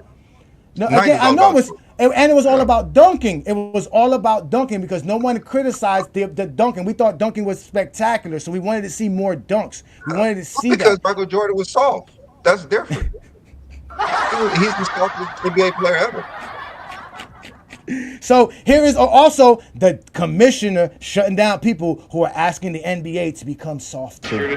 Lastly, these finals for the most part have been played clean and hard. But as you know, there has been a problem over the last couple of months with a perception, and it's not unique to basketball. It's throughout the sports world that there's a tone of trash talking and confrontation and fighting. What, if anything, can be done to cut that back? That's Not easy. the 90s Our fans NBA. have come to depend on us to be the leader here. And next year you'll see that the reduction in violence, which was significant, the reduction this year, is going to be even greater, and we won't disappoint our fans. Our players are great athletes, hustling athletes, and they're not going to be fighting or doing the kinds of things that are going to turn off fans and particularly kids. David, thanks a lot. Sit back and enjoy the second half of Game 7. It's very tense. It is that. The Rockets leading the Knicks by 2. Oh, yeah. So when Travis was a kid, they didn't do nothing, Travis. You got to give David Stern his props. You was a kid in 1994, and you felt so great watching the NBA product because there was going to be no trash talking, no physicality, no fighting. You were going to enjoy the NBA, which you didn't do it because Michael Jordan wasn't playing, so you wasn't watching it at that time. You had to come back in 96 and watch basketball because that's when Jordan showed up again. They don't need the NFL. Don't need Tom Brady. They don't fucking need Peyton Manning. They just give you a Patrick Mahomes. They just give you a Lamar Jackson. They give you their next star, like you're supposed to. No, that I'll give the NFL. That has I'll give the fans NFL. Of teams, not of players. There's fans of teams in the NFL. The NBA is fan of players. That's another reason why I don't like it, because they treat their players like shit as well. That's another reason why I don't like them. They treat their players like shit. Fans, no matter who's on the roster. Right now, LeBron James say, I want to get traded from LA. Half of LA is moving to whatever team he's going to. All right, so let's do this. Lakers fans stay. Lakers fans stay. No, not only that. LeBron fans will move to where he goes to. LeBron have the best fans. There's a few fan bases like LA, Boston. Mm-hmm. Who else? I can't believe you spent the last New York. There's 3 in the NFL. New York, Miami. New York. Yeah, Miami got a good fan. About Miami. I guess they spent the last hour 40 minutes crying about the NFL. Nah, I ain't crying about no NFL. Like fuck the NFL. I give fuck the NFL and the NFL fans. I give a fuck about y'all. I give a damn. I watch NBA basketball. And like y'all said, we got real fans over here, because like King John always does, he gives his flowers to LeBron fans, because LeBron fans are true fans and real fans. We don't sit around here and cry about the league. LeBron went from dunking on everybody in 2007 to shooting logo shots in 2024, and we love each and last part of it, because we're real fans of the NBA and real fans of basketball. And King John will give his flowers to guys who are real LeBron James content creators. So here we go with Flowers by King John.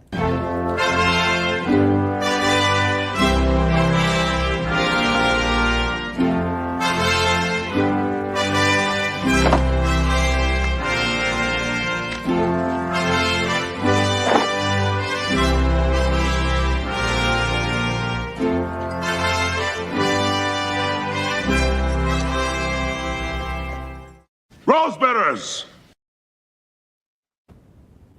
How you doing, everybody? This week we're going to promote a Facebook page. The name of the Facebook page is LBJ23. Again, it's LBJ23. This page has 17,000 followers and over 1K likes. And this page was created back in February of this year and already has 17,000 followers. And what that shows me is that LeBron fan base is reaching farther and further with everybody, and a lot of people want to see it. What I like about this page is what it's been doing lately over the past month or two.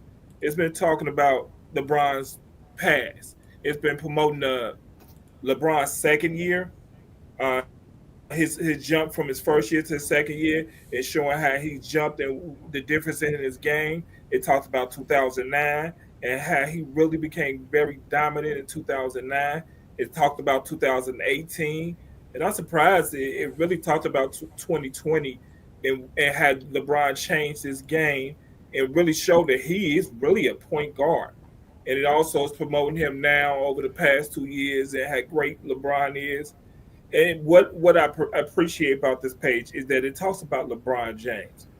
It has LeBron as the GOAT, but it doesn't promote LeBron as the GOAT to degrade other players like Michael Jordan or Kobe Bryant or Kareem Abdul-Jabbar. It doesn't degrade them. He talks about LeBron on his page, and that's it. He doesn't degrade anybody to promote LeBron. And that's what I appreciate about this page. It's about LeBron James, and that's it.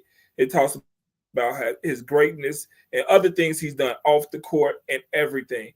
And sometimes it's hard to find pages like this to promote LeBron and don't have to push somebody else down to promote them. Hey, I want people to go to Facebook. It's called LBJ23. It has 17K followers. And just watch how he promote his things and do everything. Hey, people, go back and watch LeBron in 2004 and see his jump from 20 points a game to 27 points a game. I mean, in today's game, he would have won Most Improved Player. But, hey, he didn't get that award. I should have went back and checked to see who won Most Improved Player that year. I should have done that. But guess what?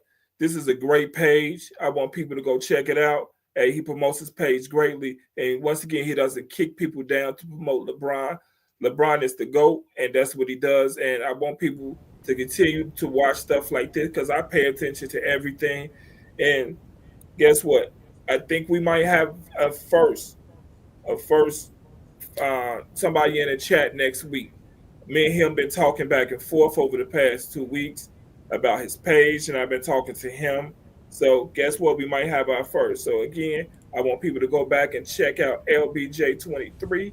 Again, 17K followers to see how he does his breakdown of LeBron James and his career. Go check it out, people. All right, no doubt, no doubt. Good job by you, King John. Again, ladies and gentlemen, that is DJK Flowers by King John. Y'all go to Facebook and go ahead and subscribe and follow LBJ23 on Facebook. And y'all know we are also on Facebook. We got over 100,000 followers on our Facebook group as well. But shout out to everybody who supports what we do. And also make sure you support LBJ23 as they are officially GJK approved by King John and the Flowers.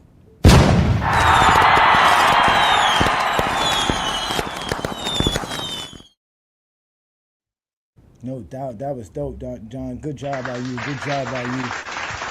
Keep the show going. As y'all know, Jordan should have won one in 87 when he went from 22-point game to 37 points per game. Hey, he was injured. You can't give nobody who came off injury in most improved player. Hey, I guess they do that. I give him the 30. I give him the 52 losses. I'm gonna give him the most improved. I give him the 52 losses with only 16 games played. So I'm gonna give him the most improved then. Oh my God! Here you go. Here you go. Did that award even exist then? Giving Jordan awards that don't even exist. Ah man! But either way, so we talking about how the NFL drew over 65 million viewers for their Christmas Day games, and basically have they taken over Christmas Day, which is the NBA's day. LeBron tried to state it was the day for the NBA. They got a good viewership. They got the highest viewership they had since 2019.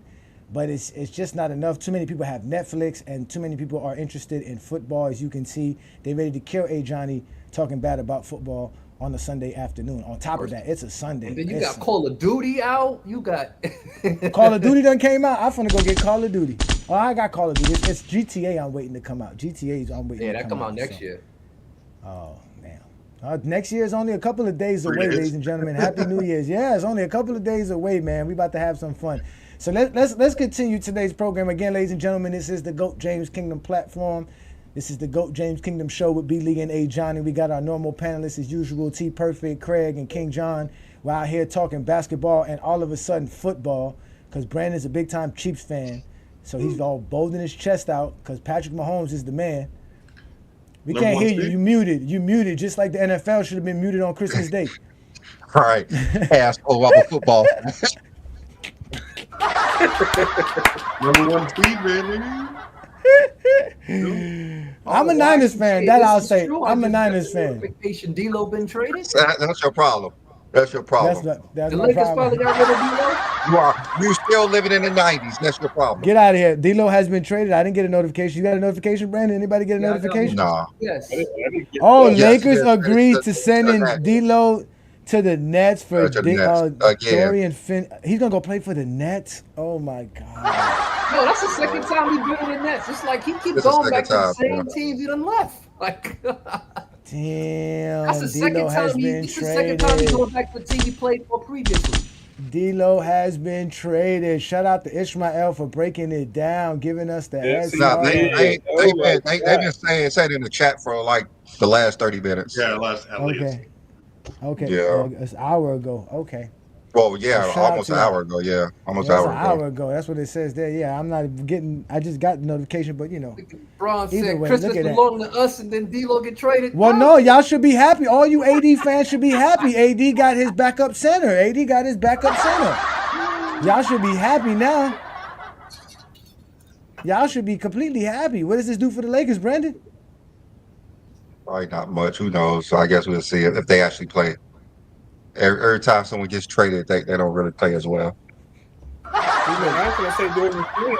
I was going to say Dorian Smith. He a wingman.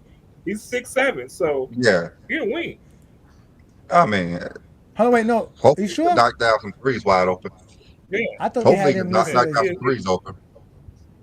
Because he played for Dallas at first. They got him down as a power forward, but he is 6'7". How long did he last? 2 years? 3? 2.5. Okay, he's 6'7". I'm trying to think He's what year did he shooting come. No, hold on, wait. No, because you know on my 43% this year. because on the fantasy team on the fantasy league, he's also listed as a center as well. No, he's a small forward. They got, I mean, on And they ESPN got they a got shooting Mr. guard. Power. Okay. Is there another It Smith? Or says maybe I got shooting another guard. I mean, I don't know why they didn't really get nobody to help him. Smith? They trying. They trying, huh? The Lakers are trying. They See, gave up, they gave up making 3 moves. second-round picks. They got that many? They Yeah, they gave got up some draft second-round picks. You ain't got to worry about that. They got some second-round picks. Yeah, that's all they gave got. up Second draft round picks. picks. They don't. So literally, they ain't got no more picks. 3 They got second some round first picks. rounders. That's the next 3 picks. Now they got some first rounders that are available to send out. Yeah, they some got first round, but the second round picks, they just throw those away. Just throw them away. Yeah, they just throw those away. Those don't mean nothing. Damn, that's crazy. That ain't spend Christmas with the Lakers. Now he gonna spend New Year's with the Nets. Oh my He god. probably happy. At least he probably won't come off the bench. Hopefully.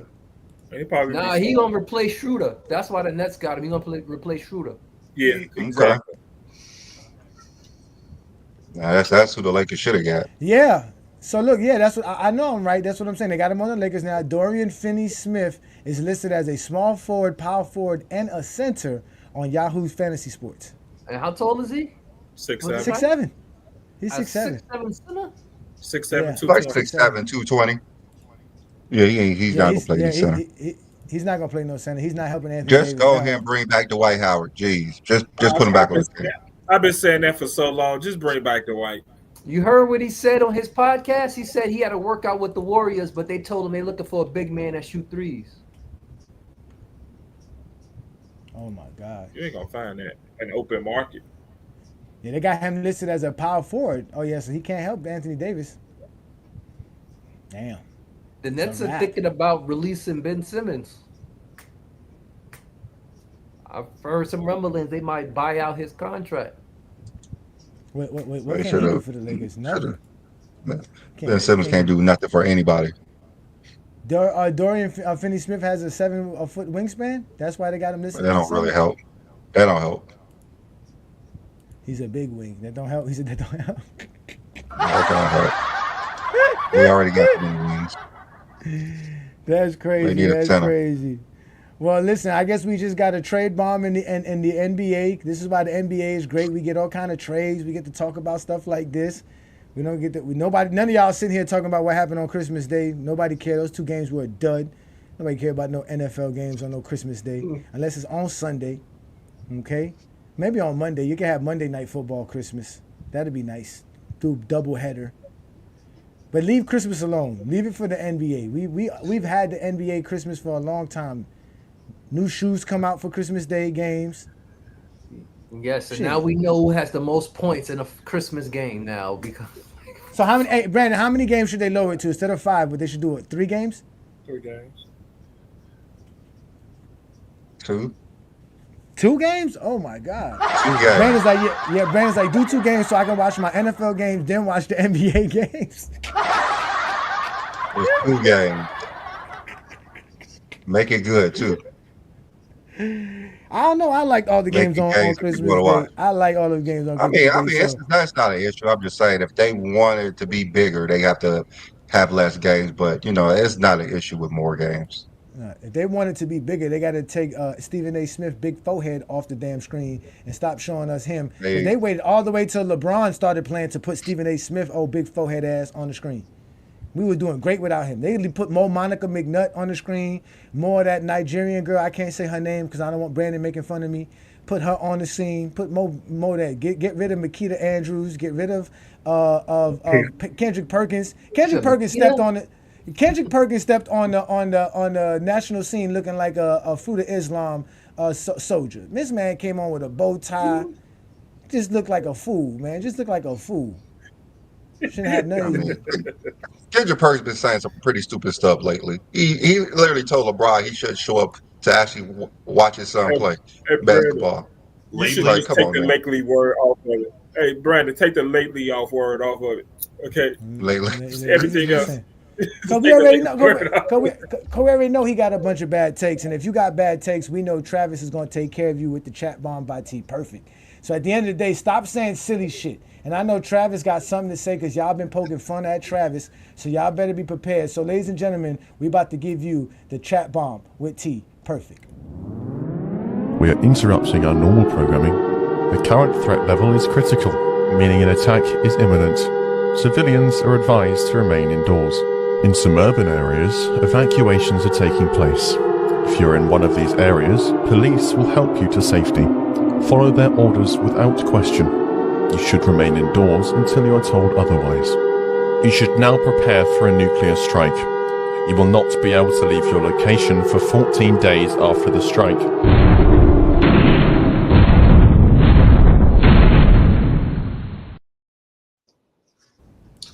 what's up, guys? So this is something I was going to do a couple weeks ago, but I caught up here. But you probably have seen this already. It's just we were going to get to this guy eventually because he's like the king of all LeBron haters, Skip Bayless. So I mean, last week we did it kind of like why the 2007 run was kind of overrated. It's still good, but a little bit mid. Okay, this time we're going to get back to defending the king. Okay, so his take was LeBron is 9th all time. Okay, I'm sure you can all see just off the bat why that's just completely wild. Okay, now I have no problem with someone saying that he's not the GOAT or they're talking about, but when you just say he's like Skip Bayless said, obviously he's 9th, and you give no reasoning, no rationale, no criteria behind that, which he never does ever, and you can really never accept from any of the talking heads like a solid criteria that you can go up and down the board with. These guys are it's out here. So I'm like, if I was there, I was like, so Skip, what is your criteria? Like, how do you have him number 9? What 8 players have a better resume, better mix of accolades and achievement, better impact than LeBron James? Okay, so we got to clear up the list. So, are you ranking him by ring count? Okay, so LeBron was the alpha during 4 runs. That alone makes him a top 5 player, right? Advanced analytics. What are we doing? Including the postseason, he led the league in advanced metric 94 times. Second all time to Mike. Okay. Accolades and achievements. Hits 4 MVPs, 6 all defensive selections, 20 all NBA picks, 4 finals MVPs, and 20 all-star appearances. Okay. Who's going to touch that resume? I mean, that's one of the most balanced resumes we've ever seen. Okay. So who you put, like, the most important question is, it's like, if you want to put someone over him, great. I guarantee you that all but maybe 1 or 2 players, you're not going to be able to put 8 players above LeBron James if you're not just using nostalgia, your feelings, things that have nothing to do with what they do on the court. And I mean, I'm preaching to the choir here. I have no doubt about that. You're all in agreement. But it's like I don't mind you ranking players, but when you're just doing it like Skip Bayless does, day in and day out, of just hating him, oh, he failed in 2011, or he did this and did that, it doesn't have anything to do with the total sum of his career, then your take is invalid. And I see that a lot, not just on social media, but in all these other pages that hate LeBron or hate any other player. They use the exact same lack of logic when they're just coming after him. They don't use anything tangible. We have to look at, you're just ignoring the man's entire career when you say that, again, he's barely top 10, which is ridiculous. Anyway, not really spend too much time on that because I think it was just a lowbrow take that we got out of the way, not a lot of time harbored. But again, question of the day, and I might as well just say Adrian Knight's question of the day.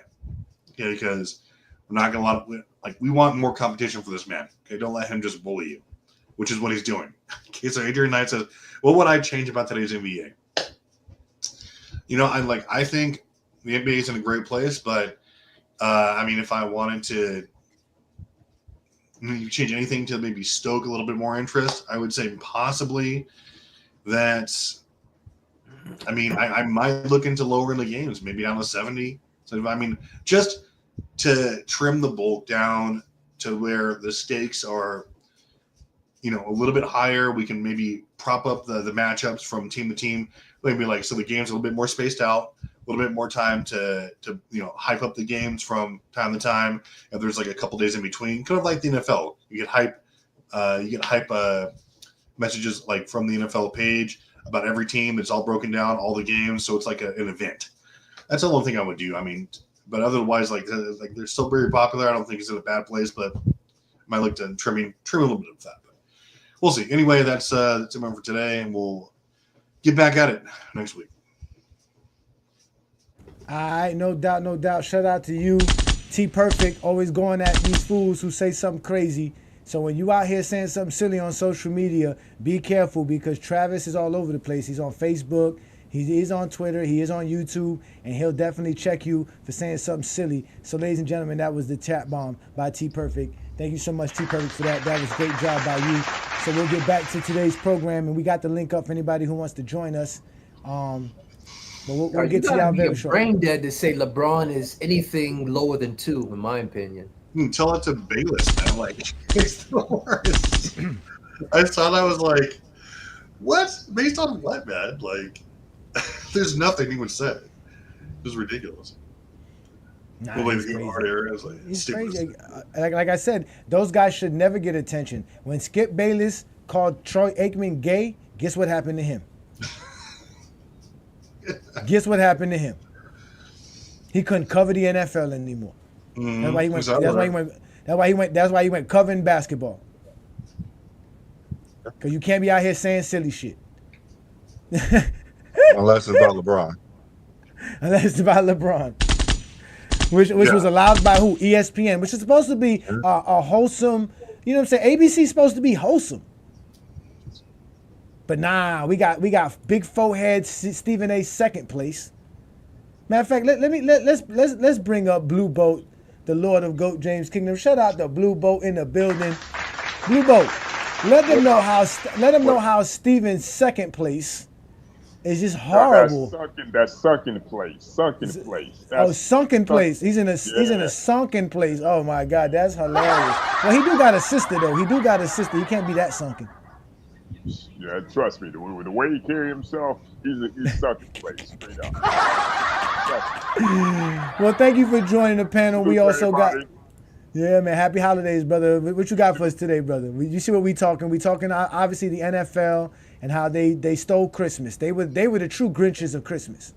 Yeah. I just for me, it's like I said in the chat, there's a little bit of pros and cons to both leagues. You know what I mean? As far as like rule changes, different style of play. Different rules changes, as far as like what the game produces and all that stuff. But for me, it's like the NBA gets more negative press, in my opinion. The NBA gets more negative press because the perceived reputation of the players being soft. And you could think people like you said, some of these former Hall of Fame players, some of these retired players, especially this media nowadays. You know what I mean? Like you said, like I said, way back when there was criticism of players in the 90s, but that was more segregated to local. You did hear it on ESPN but maybe a couple days. Let's say like the Knicks Pacers series, like Patrick Ewing, 1995, they maybe talked about they that. Crucified him. They crucified him, not to the level they do it today. Not to the level they do it today. I remember local. No, he's right though. It was local because again, New York media. Yeah, New York media is big, so it was the local media. Peter Vesey was destroying. Peter Vesey is in a New York media. Peter Vesey, yeah, you're right. Dale Simmons was too.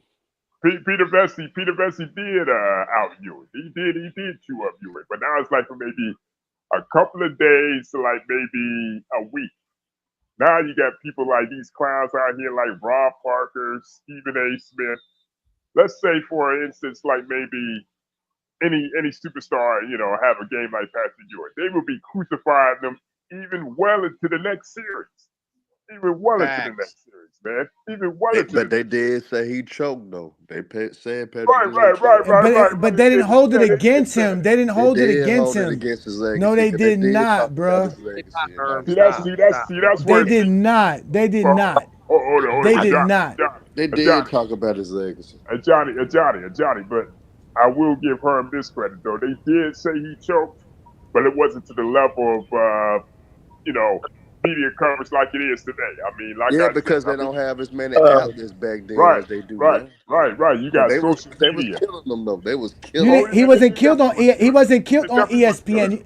The Zesty It was Jeffries don't definitely good. read. The Zesty Jeffries don't read no articles, so they wasn't reading no Peter Vesey. They're not reading these guys. They were But you ESPN. They were remember going. Peter You go to Vesey worked for a ESPN network too, highlights. though. You go to Peter ESPN Vesey worked for a highlights. network too, though. You forget No, about what that. network was he on? Peter Vesey was popping up on NBC. I didn't see him on none of these finals games. I saw him. I saw him talking. He was a local New York writer. Peter Exactly, he's a New York writer. Yeah. You have those guys are New York writers, Right. a New York Post. Right. That's why they used to do the what's that show on Sunday mornings, the sports reporters. And all those guys were. And that's what I mean. They Exactly. would talk about it on sports reporters. They would briefly talk about it on ESPN Sports Center, but after like maybe a couple of days, they would move on to the next series, move on to the teams that were left in the playoffs. ESPN highlights wasn't showing you blunders. They were showing you the game. They didn't talk bad.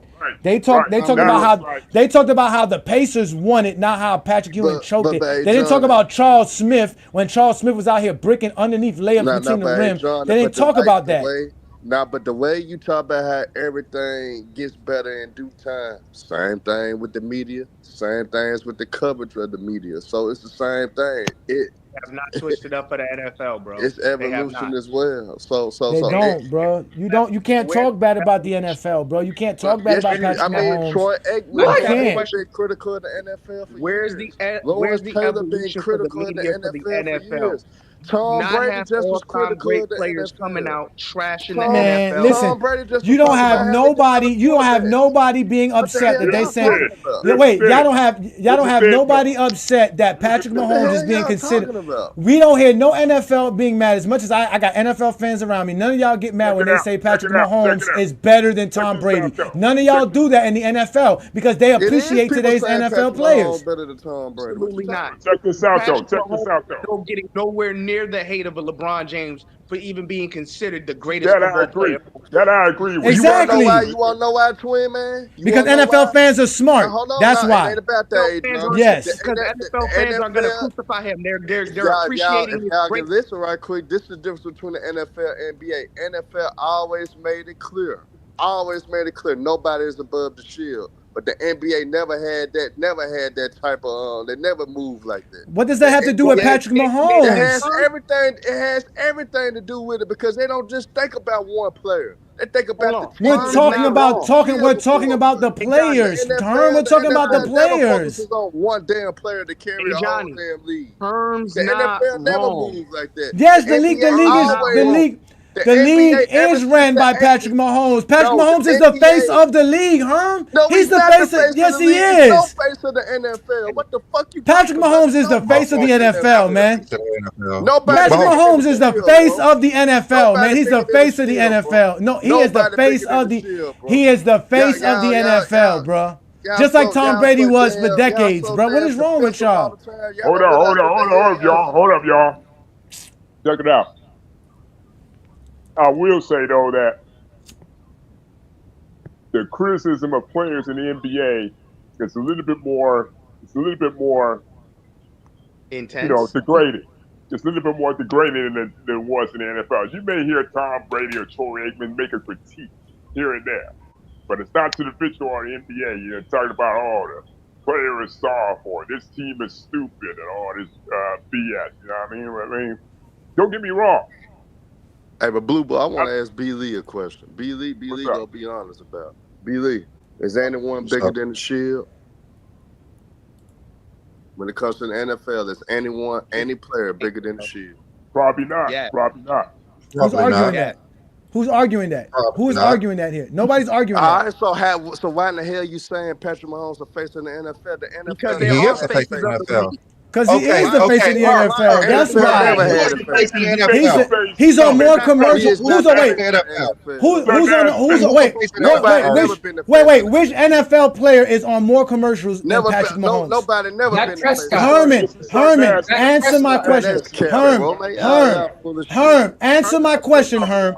Who is on more commercials as an NFL player than Patrick Mahomes? That doesn't. He's not the face of the That's NFL. all that matters. Who's the face of the NFL? Promoting the league.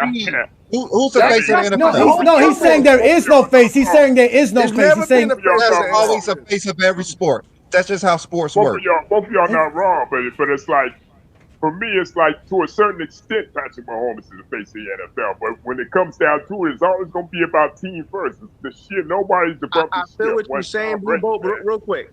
Blue Boat, I hear what you're saying, but we're not gonna sit here and pretend like you've always had faces of the NFL, all the way Yeah, back to you like did. Johnny You Unitas. Let's did. stop You playing, bro. did. There's You did. always You been did. faces. But then again, Montana. there's a reason why quarterbacks get paid. Yeah, there's a reason why quarterbacks get paid what they get paid. There's a reason why they changed the rules to protect quarterbacks because they are the face of the teams, Yeah, you which don't is know the shield. football. But that's Now, you're right. I don't know football. That's why we shouldn't be talking that shit. That shit sucks. Football sucks.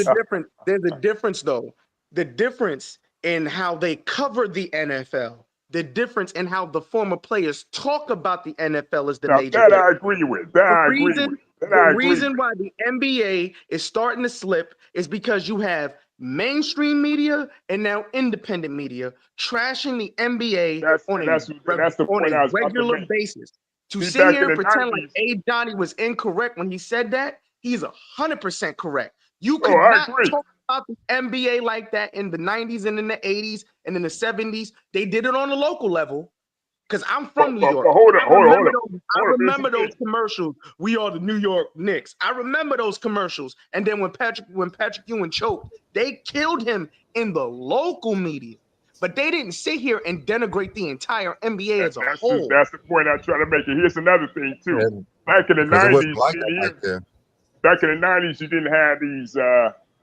You didn't have YouTube. You didn't have Facebook. You didn't have Instagram. And then you didn't have people on this this platform. People like Ticket TV. People like Dreamers Pro. People like Man Down Sports, Sports T, Black and White Sports. None of that crap existed in the 90s. You know what I mean? So now when their message gets out, you got a bigger platform. See, back then it was condensed to only ESPN, NBC, and your local news station. Exactly, and your newspaper too. But anything like when the 2000s came, late 2000, early 2010, the social media thing, it blew up, all for the wrong reasons. And then you started, and then you had people like Skip I'm gonna be Bayless. real, Blue Boat. If we're talking about the NBA is about to die, it's because independent media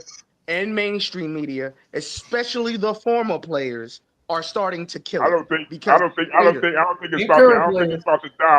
think it's about to die. But I think I'm saying they're killing it. They're Right, killing right. it because they're But haters. if you, Let's but be it's real here. right. They're But if you haters. replace, They're but if looking you at these replace, players now, and these players are being compared to them back then, especially like some of these big men. Like, right. I agree with Shaq to an extent. Like, you're getting paid all this money, you should be able to do more than what you're able to do. But at the end of the day, a lot of these former players are haters. They're haters. I agree. They can't stand the fact that they're talking about today's NBA is way better than their era, especially the 90s. Yeah. Look at most of the haters on TV right now. Right. All of them are from the 90s. Right. And but you don't. But here's the thing: you don't get that from all the 80s and 70s players. To them, they actually give this era props. They actually give this era props. It's the 90s and the 2000s players that are trashing this era. But for me, the way you like kind of I don't think once these guys from the 90s and the 2000s go away, I think you're gonna see a shift. You definitely gonna see a shift. I don't think so, Blue Boat, because they're not going nowhere, bro. No, it ain't because there's gonna be a shift. Yeah, because ESPN's about to lose their rights to the league soon. They about to lose their rights. Because Netflix and Prime and all of them are gonna show up and blow everything out the water. Because they've been doing a horrible job. Social media outlets, so it won't do any good. But the thing is, I don't know why y'all crying, because throughout the history of basketball itself, it always been critiqued. It always been people criticized. Stop lying, Herb. It hasn't been for well, Will, It hasn't Will, been for Bill, Jordan. Will, But it's Will, not. hold on, Wait, Bill, bro. you're lying. You're lying. Oh wait, I'm gonna tell you why. Oh wait, I'm Nobody's gonna tell not y'all why lying, you're lying. but y'all so damn Listen. defensive. Don't listen. Y'all It's not don't about being listen, man. defensive. Y'all are I'm not. fucking You know what? hypocrites. I'm not Y'all are defensive. fucking hypocrites. Listen, Y'all are and fucking listen. hypocrites. Herm. And You Travis, know I stop got ducking Herm. Ishmael. Stop ducking Herm. Ishmael. And goddamn it, take that Stockton LeBron durable today. Herm. Stop ducking Ishmael. You don't need to be his bodyguard, Herm. Herm, I got a PhD, and Herm, I got a His daddy. PhD. I got a PhD in exposing You Jesse got Jeffrey PhD. lies. You got PhD at being a Cowboy and lying. Larry, we know that this Bulls team is on the short list of the great teams of all time. But what about the overall quality of the NBA in the mid-90s? How do you think it stacks up to a Man, nobody decade or want so to see ago? that shit, man. Well, I think the expansion teams has really hurt the league. I think it's depleted some of the talent in our league. But, you got to give the Bulls all the credit in the world. They've won a number of games, and it looks like they're going to win the NBA championship. So you got to give them all the credit in the world. They're a great basketball team. They got three players, and Jordan and Pippen and Rodman, that are very focused, and they come to play every night. They're tough, and they got a chance to do something no one's ever done before, and you have to give them all the credit in the world. All right, so as you can hear him clearly say, yeah, the league is watered down, but you still got to give the Bulls the credit. They're a great team. They come out there and do their thing. He gave the Bulls their props. Not only was that is a legend who's retired, sitting on his couch talking about the game. Asked to just give them a brief moment of his time. Thing Isaiah Thomas doing? No, that's not what they do. Because We're not talking. Isaiah Thomas is not on national television. Herm, shut the fuck up and let me do what I'm doing. He is not on national. NBA TV is not on national television. It's not on national television. This is national television. These are people that are talking on national TV. Let's let Dr. J talk about how great the Chicago Bulls was instead of hating on the Chicago Bulls, although the league was watered down. You got to consider when you talk about this Bulls team is that all year long they've been giving the fans of the basketball world a glimpse of the future, what the NBA is going to be like in the 21st century. It's going to be an international league, and they have two of the three best American players on their team. They have the best player ever playing from Croatia. They have the best player ever from the country of Australia. So we're getting a sneak preview of what it's going to be like in the 21st century. Nah. The Why is he NFL just better. I don't know why y'all like but even Dr. J and believe. Larry Bird said it's the same thing they be saying now, bro. Why are you pretending like that's the same thing, Herm? It's not. Yes, they have their critiques, but they're still praising the league. I'm gonna put it to y'all like that. I'm gonna ask y'all simple questions, and I'm gonna see how real y'all are. This goes for everybody on the panel. Has Isaiah Thomas gave people in this current era, especially for the 2010s, on up credit? Yes. Okay, but are y'all pissed off of what he's doing right now, being very critical of the league today and saying what he's saying now on Mark Jackson platform, on NBA TV, which is highlighted every day? Yes. No, I think no. Yes. I think because there's some legit criticism to that shit. I don't think his form of criticism is invalid. I think there's a difference between him and there's someone like Charles Barkley. Exactly. Y'all missing the main point. Social media has ruined the NBA. You got to think about it like this. The NBA is already, this is why the NFL will always be better. Herm already said it. It's nothing above the shield. If Patrick Mahomes get hurt tomorrow, it's next man up. We don't care. We do not care. They're still going to sell out. They're still going to sell out. If LeBron, I ain't gonna say LeBron because Lakers are always gonna sell out. Well, the league sells out. They sell out more than they've ever sold out in NBA history. They don't have attendance issues. The Joker. It is. You're right. The NBA needs to do the next man up. Fuck Kobe. Fuck Kevin Durant. Fuck Stephen Curry. LeBron's still balling. You go with the guys that are still balling. Just like you said, you go with the guys that are still balling. But the reason social media has ruined it is because NBA players are more accessible than any other league of players. NBA players respond to everything. Nobody likes selfish assholes with money. You don't talk to the offensive lineman for the New England Patriots. He's just a nice dude.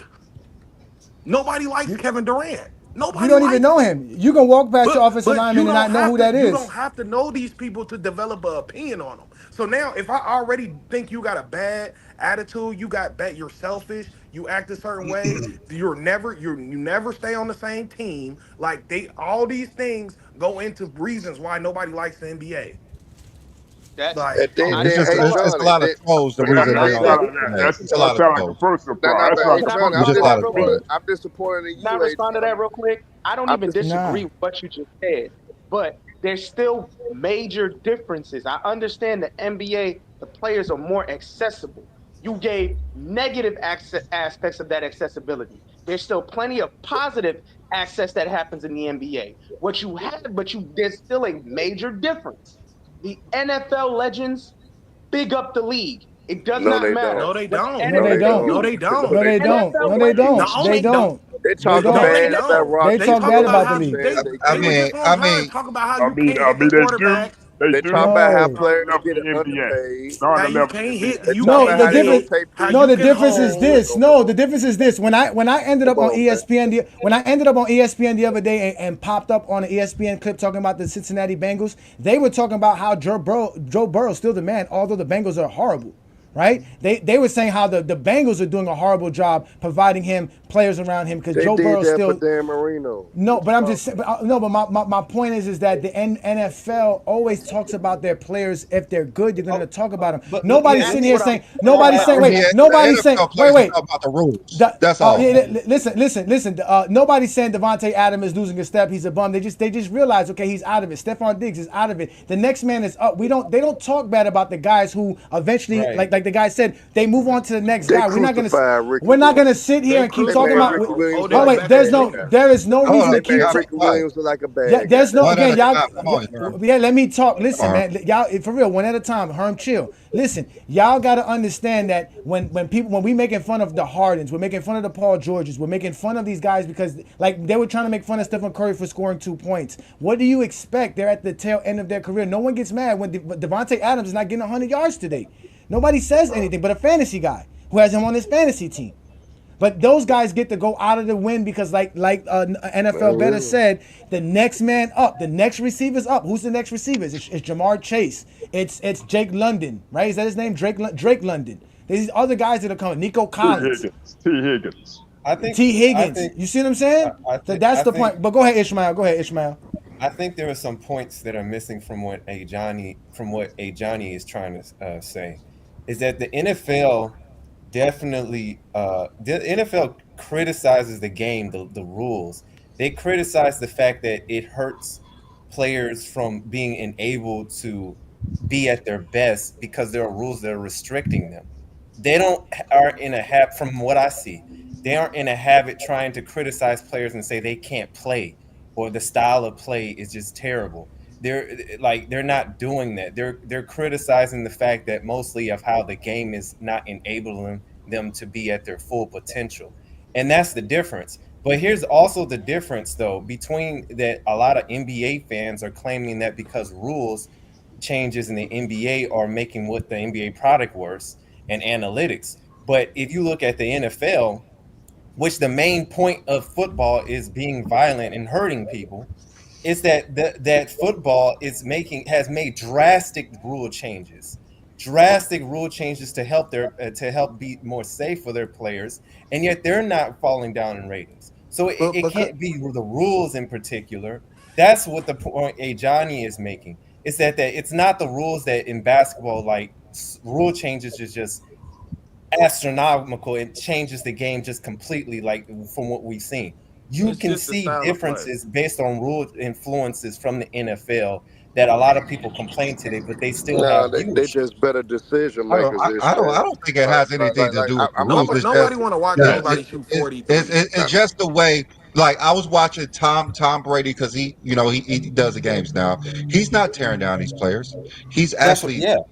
lifting these players up. He's trying to give advice. Like NFL players, like they critique the game. They don't critique players. That's what they do. They critique the players. I Like agree. they say this player's not playing well, this is that, I'm a but they don't Jets say they're fan. Y'all not never playing well. heard They just they, they Wilson? just Me They too. just destroy them. Nah, crucified the Dan Like difference, Marino. NFL nah, players man. think NFL NFL is is They different. just realistic. Like crucified they Dan. really they're really trying to destroy the players, not the team. But it's easy Like to the Lakers is not losing. It's LeBron James losing. No, but it's Like easy to destroy a player when it's 5 people out there, it's 11 people out there. If I'm the running back and I but don't get still, 100 yards, nobody does that for the it's NFL. That's what we're multiple saying. reasons why I could not have got 100 Exactly. yards. If I'm Listen. LeBron and I don't score 20, it's because I was shooting bad.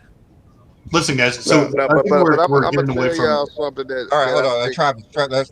Let's Travis go. Go, Travis. Well, there's like something we're all forgetting. Like everyone's made great points, sure, and like it's all part of the puzzle. But at the end of the day, we are critiquing. It's much easier to criticize certain things on a 12-man roster as opposed to a 53-man roster. Like you like running backs not getting 50 yards.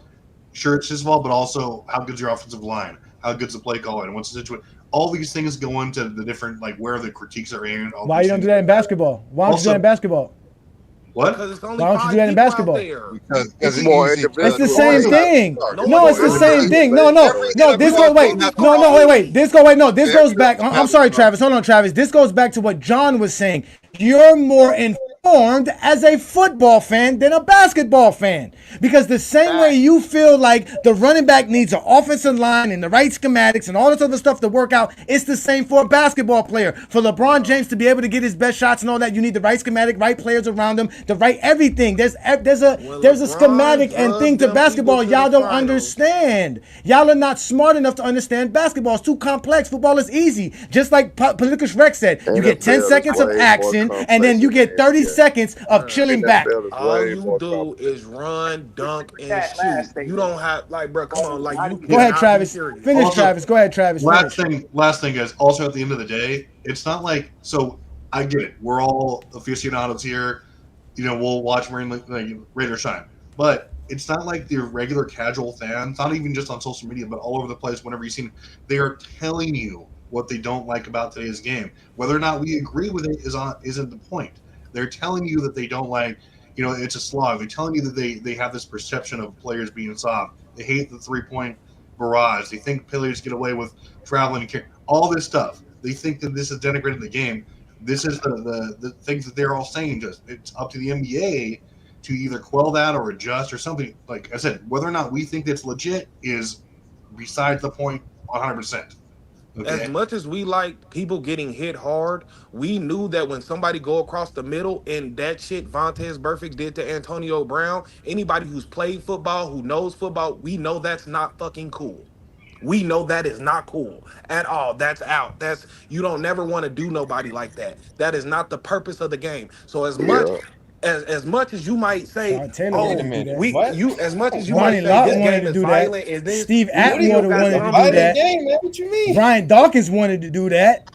That was their job. You would come across the middle. That was their job. That was football. Listen. I get it. I understand that we don't want players getting injured. Nobody's saying that. No one. But again, that was the game. That's why you didn't come across the middle with your bull crap. You got to design a play where your man's not. You can't design a play where a man's going to get hit by Steve Atwater. You got to do something better. And if you're a quarterback, throw the ball better. Don't throw him the ball there. That's the point. Throw it better. In football, that's what Tom Brady said. They couldn't hit people like that. Just play better. That makes sense. The rule changes in basketball. Oh, you could crab dribble, take a third step. We saying that don't make sense. That does make sense. But this it does make sense. I want to bring this. It doesn't change the game in any kind of way. It doesn't. All it does is enhances the game. Taking away those rules doesn't enhance the game. It takes away defense, like you said. It limits the defense. The purpose of hits like that, when you talking about Antonio Brown, that's what attracted fans. That's what people exactly. Like. That was the league promoted that. The league promoted that. Oh, wait a minute. So y'all want something? The hard hitting in the NFL is what the fans wanted. So now you're upset when the fans tell you what they want from the NBA, and they don't. Like I said before, they're being hypocrites. Let me ask you a question. Craig, let me ask you a question, Craig. What do you want to come back? What do you want to come back? What is missing in today's NBA that should come back? That was available 30 years ago. No, I'm saying no, but the fans that are complaining, then since you want to talk about them and you brought them up, the NBA fans that are complaining, what are they asking for those that ones doesn't that exist? putting money in their pocket, the fans. The NBA has no problem with fan and money, bro. They making money. Again, The NBA fans that are complaining are Zesty Jeffries that are casuals, that only watch the game for LeBron James, Michael Jordan, and Kobe Bryant arguments. Nothing else. They don't care about Anthony Edwards. They don't care about Wemby. They don't care about Cat. They don't care about Joker. They don't care about Giannis. They don't care about those guys. I'm disappointed in you, AJ. That's the media too. That's the media too. I'm a Mavericks fan. I don't know. Hold on, let me get this super chat in. Hold on, wait. Let me get this super chat in because we don't get too many super chats, especially at this amount. Shout out to you, Dawn Marie. Y'all know who Dawn Marie is. She said here, just here to support black businesses, which Brandon and I are. We are GOAT James Kingdom. We are incorporated. Thank you, baby. Happy Kwanzaa, GJK. Keep spreading the truth every Sunday at noon. That's right. Thank you so much. Again, ladies and gentlemen, today is Ujamaa, which means collective economics and cooperative works as far as that goes. So support a black business today if you are a person that celebrates Kwanzaa. So thank you so much, baby. We appreciate that. Brandon and I are going to be able to spend this money very well. Thank you so much. Thank you so much. So let's continue. I'll bring Herm back up. Herm, you said you got a question for me. What you got for me, brother? I think you missing the biggest difference between the NFL and the NBA. They just got better people that understand business. I think the NBA biggest issue for us this year and why they had a decline, I'm surprised you didn't bring it up. It's a blackout issue with NBA League Pass. When people have the League Pass, like if I'm from the Midwest, I don't get to see the Bucks games. If I'm a Bucks fan, I really want to watch the Bucks game. So the NBA League Pass is hard for those fans to watch anything locally right now. So you got a lot of fans complaining about that aspect of NBA League Pass. So even within you bring in with the apps aspect, the apps targeting a certain age group of audience, and I think that's the wrong way to approach it. I think end of the day, the NBA got to be creative enough to get all ages on the same accord and bring something that everybody would bring a good product for everybody to like. I think it's more of a business. I mean, like the NFL. But the nothing NFL NBA still can got do the differently. basic networks. They got the CBS, they got NBC, they got ABC, they got all of them. So the NFL always gonna be rolling no matter what. If you just got 5 damn channels, you still gonna be able to watch NFL some type of way. You don't even need the apps to watch this shit. NBA, they rely heavily on the that apps. market. They rely heavily on the apps. Local games. Again, to answer your question, Herm. Again, the NBA invested in cable television. For you to watch your local team, you must have cable. That's what the NBA is telling you. But the games are not even on Fox Sports no more. It depends on your. Hold on, wait. On Fox Sports too. NFL. It depends on your region. There is a network. I live in Ohio. And there is a network in Ohio that you can watch the Cleveland, Ohio game, even if it's not Fox Sports. It used to be Sun Sports. There is. They only come on Fox Sports 2. I'm trying to tell. I've been knowing this my whole life. The Cleveland games. That's how I always watched LeBron. They always came on Fox Sports 2, right? Now that there's League Pass, the games do not come on Fox Sports 2, and they tell you can't. Shut up, bitch! Sit your ass down. Bruh, y'all gotta let me speak. The man asked me a question. I'm gonna answer the motherfucking question. Nobody asked you shit, NFL better. Nobody give a fuck what you gotta say. Say another motherfucking word and this shit is over. And I ain't playing, nigga. Sit your ass down. I'm here to expose fucking Zesty Jeffrey lies that Herm keeps bringing up. Again, the NBA invests in cable television. I used to watch the Miami Heat on Sunshine Network. It's not called that anymore. It's called FanDuel Sports Network. Every regional NBA team has a regional network that you can watch them on. Just because you don't know where you can watch your Cleveland Cavaliers today, I'm sorry. That's your problem. You're one of the Zesty Jeffries that need ABC. You need TNT. You need ESPN. They make it easy for you. You're not smart enough to go find a fucking channel in your own region. Every NBA team has a regional channel that shows your regional team. If you want to watch any other NBA game, you can get the League Grizzlies Pass. don't. In Memphis, we don't. You have it on Memphis. It's called Fan Sports Duel. I guarantee you have it. Because I have pirate television where I can show you dozens of regional channels for sports. It used to be Fox Sports. In the West Coast, it's something else. And every region has one. Every regional, y'all, this is 2025, motherfuckers. Nigga, look it up, motherfucker, and you'll see what the fuck I'm talking about while you running your fucking mouth. Shut the fuck, shut. Did I say, no? Oh, shit. Say it again. Say something else. Oh, say something else. Say something else, nigga. Sit your ass down. Stop lying, bruh. Memphis. So Memphis is that country and that outdated that y'all don't got regional channels showing you legal shit? Showing you your own regional news? Your own regional nothing? How country is fucking Memphis? I would love to know that. Anybody been to Memphis before? Because I've been to Mississippi, and even Mississippi shows you games. They get regional games. It depends on your region. The Memphis Grizzlies has a regional channel that shows Memphis Grizzlies games. And it's available on your cable subscription if you live in fucking Tennessee. Stop lying, bruh. This is why y'all get exposed every Sunday. This is some bullshit. I'm trying to answer his fucking question. He wouldn't let me answer the fucking question. Do I give a fuck? No, not one. How many fucks do I give? 0. Exactly. So therefore your comment is irrelevant. Man, sit your dumb ass down. So to answer your question again, the NBA has invested in cable television. Watch Grizzlies on FanDuel Sports Network.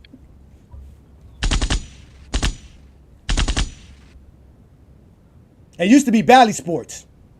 And then it used to be Fox Sport. There's one for Ohio as well. The NBA has invested in cable television, ladies and gentlemen.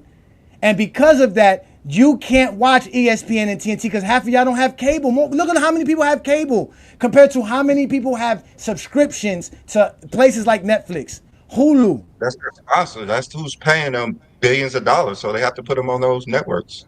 Why you think they didn't want to go to TV? You think the NBA, the NFL would have got 60 million views on CBS and Fox? No. Even though over 200 million households have access to regular TV. It's because 200 million people go log into their Netflix day in, day out, globally and everything. But this is just the U.S. numbers. That's not even the global numbers. Because nobody cares about football outside of America. You can fuck what y'all tell me. Basketball is bigger. Just like David Stern just told y'all, if 100 and some countries was watching the NBA Finals in '94, how many countries you think are watching Christmas Day and NBA games? How many countries are available to watch NBA games? The NBA is fine. They just signed a $76 billion deal. They're making $11 billion a year alone. They're going to be on Prime. Yeah, they're going to be on Prime. We're going to be on ESPN Plus. They're going to be on Disney Plus. All they do is promote the NBA like they used to promote Jordan. Just tell lies and cover up flaws. And it'll be fine. I'm a Mavericks fan, by the way. So You can come back, Herm. Herm, you are more welcome to come back, but you got put in the fucking dugout because y'all act like y'all could just disrespect people and just say whatever the fuck y'all want. I know you a GOAT James Kingdom member, but come on, bro. Go ahead. I'm sorry, wherever I just cut off. I said I'm a Mavericks fan, by the way. I don't even like the Cavs. That's why you can't get a Cavs game because your region doesn't show Cavs games. No. Your region shows Dallas games. What I was trying to tell you, he said he lives in Ohio. It wasn't that like what I'm saying it is. I don't necessarily care to watch the Cavs because, like I said, I'm a Mavericks fan, but it is increasingly more difficult than it was 5-10 years ago. Nobody knows what FanDuel Sports is. That's some new shit. I never heard of that till today. I'm sorry. I never heard of that till today. Because they got bought out. FanDuel Sports bought out a production company who has several regions. Not only do they do it in Memphis, they do it for Carolinas. If you go right now to any pirate station on your Fire Stick, they'll show you a whole list of FanDuel Sports different regions. It's something different in the West Coast because that's who owns the rights to those production companies, and they produce regional channels that are available with your cable subscription. I got a question to ask. Go ahead. The panel. On to the panel, right? Yeah. Don't ask me a question because I'm gonna go off. Why did Fox Sports all of a sudden go out of business? Because back when 5-10 years ago, Fox Sports was it. Fox Sports is where you had all the NBA games. Every region had Fox Sports. I noticed that now. Like last year was Valley Sports. Now I'm right here on my living room, right? Now I see it's FanDuel. I'm in Ohio. I'm in Ohio like you right here in NFL Bet. I'm in Ohio too. And now it's FanDuel Sports. Yes. So how them going to a streaming service, Amazon Prime next year, how is that gonna increase viewership? Because cable television is going down. Fox is bailing out. Yeah, right. Not just that. If you remember, it was last year, the year before, they paid almost $1 billion fucking in fines. Talking about Fox as a company. So, budget cuts, my man. Shit happens. Not only that, not only that, I was just watching something earlier today that the majority of people who watch cable television, the most watched cable channel is Fox News. Right. Wow. Old people. Wow. That's another thing too. Wait, that was another thing too. Herm brought some nonsense about spreading out demographics. The NBA has the best demographics. They have the youngest fan base, and that's why they have the largest viewership on social media. Because the NBA does attract a younger audience. They've always done that. You heard David Stern just say that. We're doing this for the kids. No, old people don't stay relevant because old people can't find fucking Netflix streaming. They got to go on Christmas parties and let their little grandkids show them how to fucking watch Netflix. They don't know how to work a phone. So basically, within the next 5 years. I did want to respond to something Ishmael and Craig said, though. Now, y'all sat here and said the violence is what attracted the fans. But the violence faded. In football. Yeah, I know. Football. The violence faded, though, because those same fans who used to praise the violence couldn't stand the fact that their favorite players kept getting injured. So then these same fans are the same ones who wanted the reforms. So I understood exactly where y'all was coming from, but y'all also left that part out. I'm telling y'all, the biggest issue the NBA has is, in my opinion, the level of disrespect it gets from its own former players. If the NBA players, that's a major part. If the NBA players actually respected today's NBA players, those former players, if Charles Barkley wasn't doing what he was doing, if Isaiah Thomas didn't say the stuff he was saying, if a lot of players today and of yesteryear wasn't talking down on players in the league, we wouldn't be sitting here having this conversation. Yes, I'm not sitting here saying any league is above criticism, but even in Larry Bird, he just played a video of Larry Bird. He sat here, he had his critique, and then immediately bigged up the teams, bigged up the league. So that's the biggest problem. Even with the media talking the shit that they were saying, if the former players going on there defending their league, we wouldn't be having this conversation. That's on the partially true, though. Every time we that's on the partially true. Let's let Mingo Just in because Mingo Just has been patient. Go ahead, Mingo Just in. They point to Barkley and they point to a lot of these former players and I said it. TNT and ESPN. Y'all keep saying the same thing I keep telling you. The mainstream guys, TNT, ESPN. Go ahead, Mingo Just. I get what Twin Man trying to say right there, and partially most of that is true. But at the same time, though, even y'all GOAT saying that they shooting too many threes. Y'all castrating people for saying they shooting too many threes, and y'all GOAT even said that. So it ain't only just one. It ain't one or two things that's killing the NBA. It's a multitude of things. Did LeBron say the NBA is bad? Did LeBron tell you the NBA is bad? He didn't say the NBA was bad. Then, so that's fine. Wait a minute, Johnny. But wait a minute. It's a lot of people that say they shoot too many threes, and y'all castrate them for that. Y'all can't even say they shoot too many threes. No, I'm criticizing people who say it's bad basketball. So basically, it's not bad basketball. LeBron didn't say shooting too many threes is bad basketball. That's not what he said. No, but he said it's killing they asked him about the NBA. Exactly. It's killing the casuals. He wants the casuals. He knows the casuals are important. He just like Chilltown tells me every morning. Nothing to do with no casuals. Yes, because you casuals think that shooting threes are bad. Shooting threes are good. Basketball player. Shooting threes are good. About the casuals. Shooting threes are good. good. And LeBron never said it was bad. He just said that it's a bad look because you think it's bad. But he never said it was because bad. we think it's bad. So we It's not control bad. LeBron now. But what are you talking about? I just asked you, did LeBron say the game style was bad? You said no. So he never said that. He just said that. Why would he miss the threes then? He miss the threes? Because he mentioned the All-Star game first. He mentioned how the All-Star game needs to be changed as well because he's talking about the viewership. He's talking about the views, the casuals that stop watching because they want to complain about the game. He brought up something that y'all are complaining about, the three-pointers. He's like, yeah, we do shoot a lot of threes. That's something that's a problem because people are saying it's bad. But LeBron doesn't think it's bad. LeBron doesn't think shooting threes is bad. Yourself? Yes, I hear myself. Y'all never heard me. Y'all don't hear me. And it's y'all talk to argue instead of talking to drop knowledge. I drop knowledge, bro. I keep telling y'all this. I don't give a fuck about y'all agreeing with me. That's a bunch of nonsense. What? Did LeBron say the NBA play style is bad by shooting threes? Yes or no, Mingo Jester? So why would he bring up 3-point shooting then? If it ain't bad, why would he bring it up? Because you keep bringing it up. That's why he brought. Because he listens. Because he listens. Listen to us. Yes, LeBron listens. To make this make sense, bro. Stop it. When did you start listening to LeBron? Now, how about that? Let's start there. When did you start listening to LeBron? Bro, I listen to everything these players say. Answer my question. Since LeBron is so important to you, when have you started listening to LeBron James? When have you started listening to what LeBron James says? You know when I started listening to him? When he became a professional basketball player. Something I never been. So he says he's the GOAT. Do you agree with that? So he says he's the GOAT. He says he's better, and he says he's better than Kobe. And he says he's better than Kobe. He says he's better than Kobe, and he's the GOAT. Do you agree with that? Are you gonna run with that? If that's what he say. That's concise. That's concise.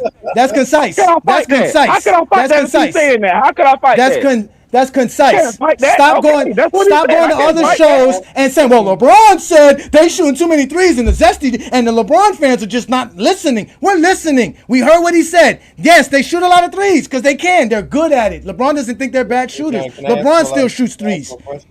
The fuck is wrong with y'all? Y'all don't watch the league, man. Y'all are not real NBA fans, man. Bro. I don't even believe you are nonsense. It's me. It's me versus the fucking world. It's me versus the world. Crazy. LeBron. Yeah, I know it's crazy. Shoot less threes, not like LeBron is saying like they shoot 40. No, I'm not crazy. He's saying when did LeBron say that? When did LeBron say they should shoot less threes? When did he say that? No, what I'm saying is never. When did he say that? Don't say what you saying. Don't tell me your interpretations, which is false. Tell me when you heard word for word, verbatim, LeBron James says we need to start taking less threes. Tell me that. When he said we're taking too many threes. That's what he said? That's what he said? No, that's not what that means. That's not what that means. Too many threes, shouldn't you take less threes? He said we're shooting a lot of threes. He said we're taking a lot of threes. We're shooting a lot of threes. If we're shooting a lot of threes, wouldn't and they're complaining about it, wouldn't he be suggesting that we should shoot less threes? I'm not saying he's suggesting that that's what y'all talking about. That's what he's telling y'all. He said the All-Star game is. Listen, okay. He said there's a multitude of problems in the league. One of the problems that's being brought up is the All-Star game. He said I don't want to get into too much details. He says we are shooting a lot of threes because a lot of y'all are talking about how many threes they are shooting, but he never reiterated or stated in any kind of way that he thought it was bad basketball. You guys are running with stuff because, again, you were in special ed and you didn't need that much knowledge to talk and actually speak in life. And now I got to argue with you because they didn't tell me that you was in special ed. This don't make no sense. Y'all taking people's words and running with people's words instead of looking at the facts. No NBA team or NBA. You think the Lakers are going to take less three-pointers when the Cleveland Cavaliers is the best team in the NBA shooting threes and they got the best record? You really think that? You really think the Lakers want to keep losing because you don't know how basketball works? Well, nobody said that. Yes, that's what you're saying. I don't think he know what he be talking about. He just talk. You want to shoot less threes, you're going to lose. What? You want to shoot less threes, you're going to lose. LeBron James is not telling you. LeBron James is not telling you I want to lose so that you can fucking watch it when you don't even know how to find Disney Plus. When you don't even know how to find fucking ESPN Plus. You don't probably have no subscription to anything that the NBA is about, and you sitting here telling me you probably subscribe to more YouTube fucking channels than you do to NBA game. FYI, even YouTube have NBA games. So what are you talking about?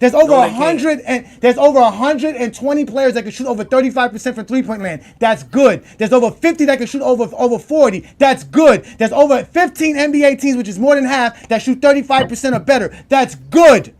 Hey, Johnny, he must don't watch basketball like you said, because every team They don't watch basketball. They're a bunch of liars, not man. the same, bro. Yeah, like Come actually on. the worst teams that shoot the most, because it's like it's still not really answering, because like what are they supposed to do? It's like, are they not supposed to shoot that many threes? And the worst teams in the NBA are actually high mid-range shooters. Like the higher the mid-range, it just seems like some correlation that they're worse. So they're the ones that are shooting more mid-ranges are actually the worst teams in the league, I believe. And so The Brooklyn Nets, the Brooklyn Nets are the number one mid-range shooting team. The Brooklyn Nets are the number one mid-range shooting team in today's NBA, ladies and Are they gentlemen. a good watch? Everything's a good watch if you're an NBA fan. I'm sorry you're not an But NBA everybody fan. want their players though. Go watch Everybody football. want their players though. The New York Giants. Go watch But football. hold on, Go watch football. Hold on, but I got this though. Go watch Hold on, wait a football. minute Go though. watch football. Go watch football. Why does everybody keep saying they don't supposed to shoot threes? That ain't what nobody is saying. Nobody's not saying that you shouldn't shoot, that they shouldn't shoot threes. But what are you supposed to do? But wait a minute. Let me get my point out first before you say anything. Ain't nobody saying that they shouldn't shoot threes. That's not what nobody's arguing. What they're saying is shooting 53 threes in a game is a lot of damn threes. That's all I'm saying. That's all we saying. Okay, that's all lies. Again, that's a lot all. of threes. Those are all lies. The NBA shot 35 3-pointers per game last year as a league average. They shoot 37 this year. That's only 2 more per game. Using Boston, who shoots 53 pointers per game, as a barometer to say the league is shooting 53. Not 53 3-pointers per game. They I did let that in you one game. get I'm your not lie talking off. about per I game. let you get your lie off. I let you get your lie off, and I'm going to prove you wrong. But you twisted my words though. I did not say that.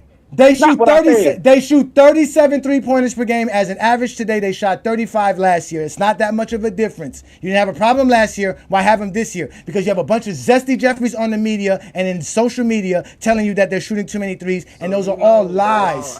That's not what I just said. Again, You just the twisted my game of words basketball. That's not what I literally just said. I'm going to ask all of you zesty Jeffrey logic holders to answer one question. What shot in basketball is better than the 3-point shot in today's NBA?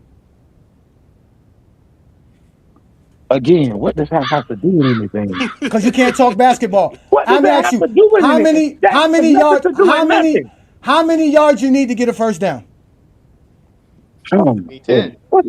Okay. If I'm running a sweep, what is the team doing, Mingle Jester? What does all this have to do with anything, Joni? What does all this have to do with anything? I'm trying to explain basketball to you. Okay, so I'm gonna answer the question that you can't answer because again, like I said, you're a zesty Jeffrey. You don't watch basketball.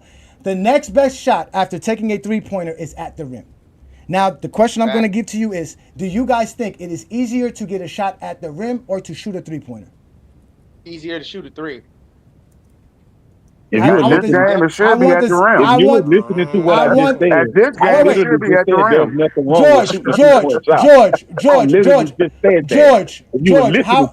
George, so you're saying that they shouldn't be playing defense, they should let players get to the rim, or are you saying that players should just be able to get to the rim beyond defense? You see players get to the rim and throw the ball back out to the 3.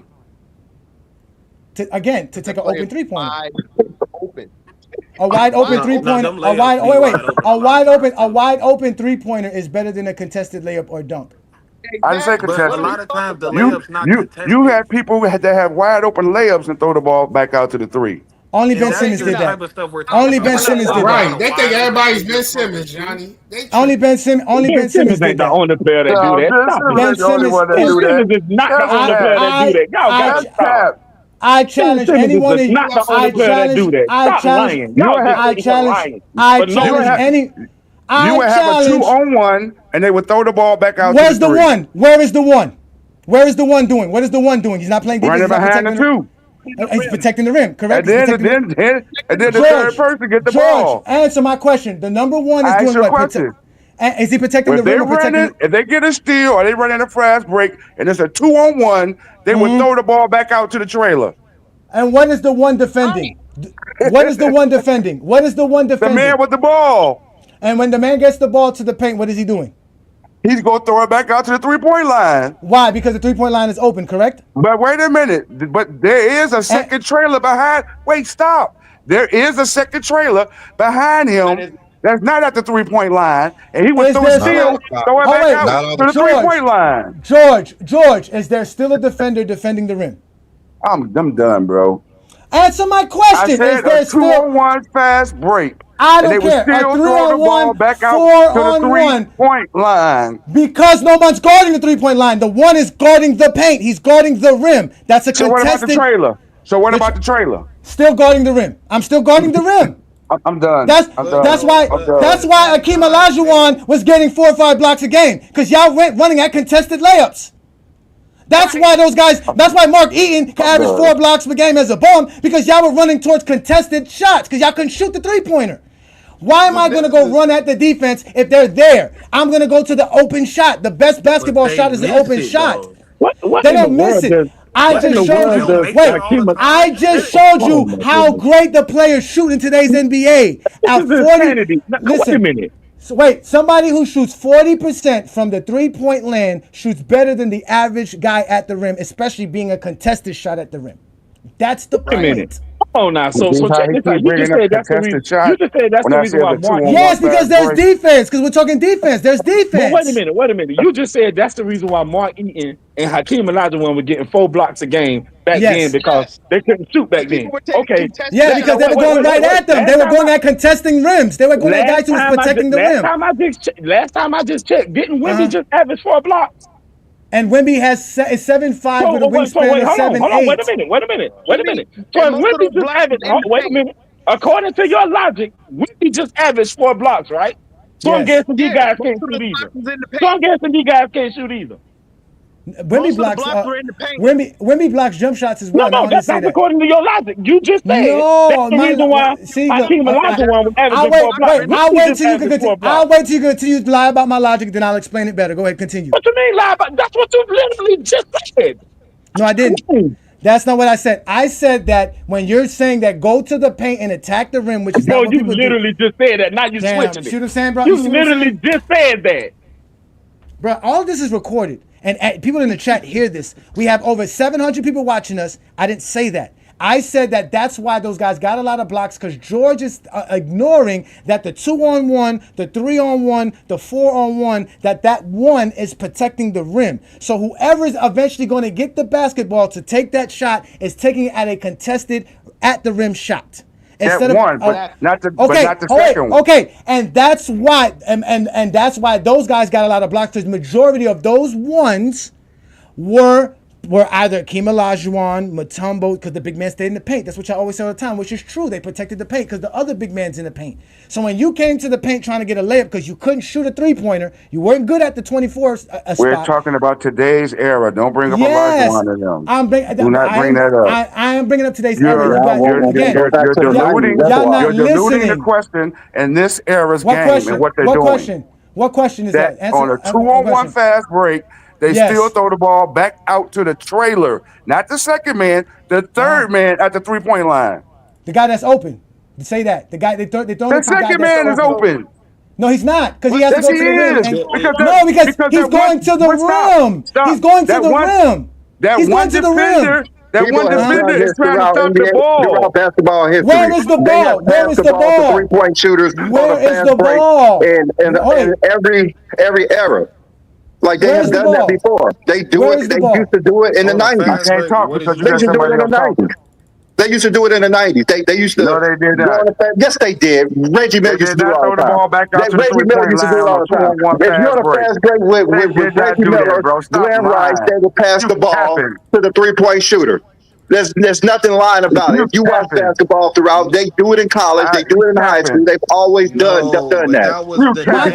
Wait, George, let me ask you this, George. Would you rather Reggie Miller take a contested layup versus a big man or any defender? Now you're bringing up Reggie Miller. Actually, today's game. Because they did it throughout history. Okay. All right. They did not throw the ball back out to the 3-point line. I got you. They gave the ball to the second. There's no point of talking to that idiot. George, he doesn't know what he's talking about. George, you're an idiot. That's why you got a lion for your face, bro. George, listen to me, George. Would you rather Tyler Hero take a contested shot at the rim or shoot an open 3-pointer? Okay, now you bringing up scenarios, and what scenario is That's Tyler the same Hero? scenario. No. Hold on, wait a minute. Is there a 2-on-1 fast break? Yes, 2-on-1. In the 2-on-1, you're dribbling. Wait. I'm giving you the scenario, George. I'm giving you, George. So you don't. I said no. Wait. So you want him to go to take a shot at the rim, a contested shot at the rim? I want him to get the ball to the second person. He is the second person. No. I said 2-on-1, and they throw the ball back out to the trail. You're not listening. George doesn't know basketball. He don't know basketball. Listen to my scenario. You're in a 2-1 scenario. You're wasting your time. You have Terry Rozier bringing the ball up. You have Tyler Hero trailing. You have the defender protecting the rim because that's where the ball is going. So he's running to the rim before the ball gets there. So he's between the rim and the ball. So as of right now, he is stopping Terry Rozier from getting to the rim. By the time Terry Rozier gets to that point, he's going to pass it to Tyler Hero. Do you want him to pass it to Tyler Hero to take a contested layup at this point or an open three-pointer? Answer the question. I'll unmute you. Wait a minute. Let me look. Wait a minute. You are saying there's a 2-on-1 fast break. Mm-hmm. And of course, if the other guy stops at the 3-point line, he has no choice but to throw it back out to the 3-point line. But my question was, there's a 2-on-1 fast break and there's a trailer at the 3-point line. Trailer and they is the second still throw it back out there. What are you talking about? No, okay, see, George. Okay, George. So George. So wait. Hold on. I got this, guys. Listen. So what you're saying is that trailer. So what you're saying, that trailer who is Tyler Hero, which is I gave you the example of being Tyler Hero. You don't want him to trail to the 3-point line. You want him to trail to the basket to get a contested layup. Am I correct? You're correct. Okay, so that's why you don't know basketball. No, exactly. That's wrong though. Exactly. Because you said all that to get to the point where you really don't know what you're talking about. Because what you're describing is a 3-on-1 fast break. That's what you're describing. Go watch football, George. Go watch football, George. I just said it in a different way. Football, George. I just said it in a different way. Go watch football, George. Go watch football, George. I just said it in a different way. You're going to lose every time. You just changed the way I said it. No, I didn't. The other guy, not you. I proved you wrong.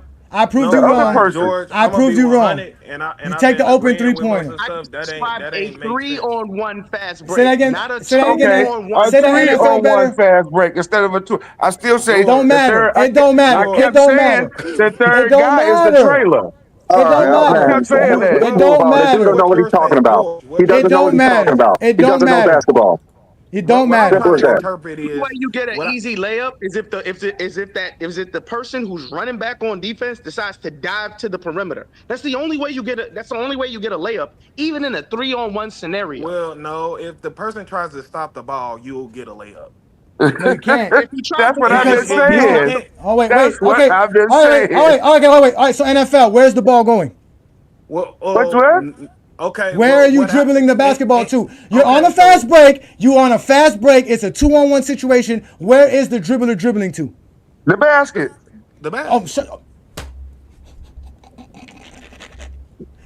Again, that means the defender's going to contest it. As long as he's in front. Again, hold on, no. Pay attention. Wait. Pay attention, NFL. And it's not changing it. I told you that the defender is between the ball and the basket. The ball is running to the basket. He's going to meet the guy with the ball at the basket. Okay. That's what he's doing. If the defender is between the basket and the ball, right? Mm-hmm. The defender why would he stand there and be stationary, and why wouldn't he attack the person guarding with the ball? the rim? Because he's protecting the rim. Like I want him to. That's why you play great defense. You protect the rim. Why are you protecting the 3?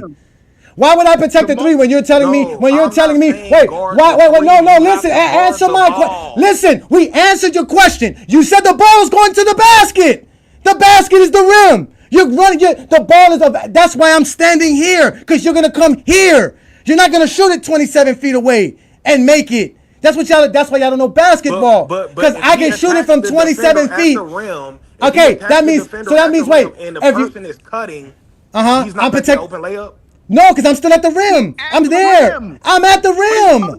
So if Allen Iverson is attacking the rim, and Raja Bell is and cutting. Dikembe Mutombo's under there, or Akeem Olajuwon's under there, or Dwight Howard's under there, that's still a contested layup. I don't care who has the ball. No, it's not, Okay, bro. well, not going to give the ball to the open man at the three-point line. Wait, mind you, these are the same people. These are the same people. These are the same people that tell us that they play defense and is going to sit here and tell us that this one man is not playing defense. He is playing defense at the rim because that's where you're taking the basketball. You guys are sitting here telling us that you take it at the rim. If I'm a defender and your analytics and your game plan and your scouting report says you're going to come to the rim, I'm going to be at the rim. So I'm going to wait for you here. Facts. The only way you're getting a wide open layup in that scenario is if that rim defender decides to dive to the perimeter. That's it. Thank you. That's facts. He's not gonna do that. Exactly, because you don't give up a free layup.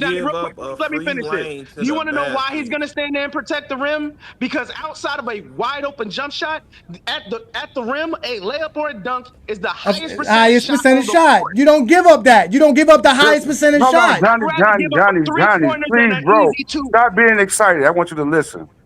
If the guy who has the ball go towards the basket and jumps in the air like he's going to lay it up, and passes it back to the trailer, you don't have enough time to defend or to talk about a contested layup with the second person. No. Yes, you can. Yes, you can. No, you don't. Especially guys in today's NBA who are more athletic, who can get up and down quicker than players before. Yes. They're more athletic. You're talking about you want this guy to make a contested pass. Now I got to make a contested pass. Instead of taking an open three-pointer, which he's going to make it at 38 to 35, 40%. That's the whole point.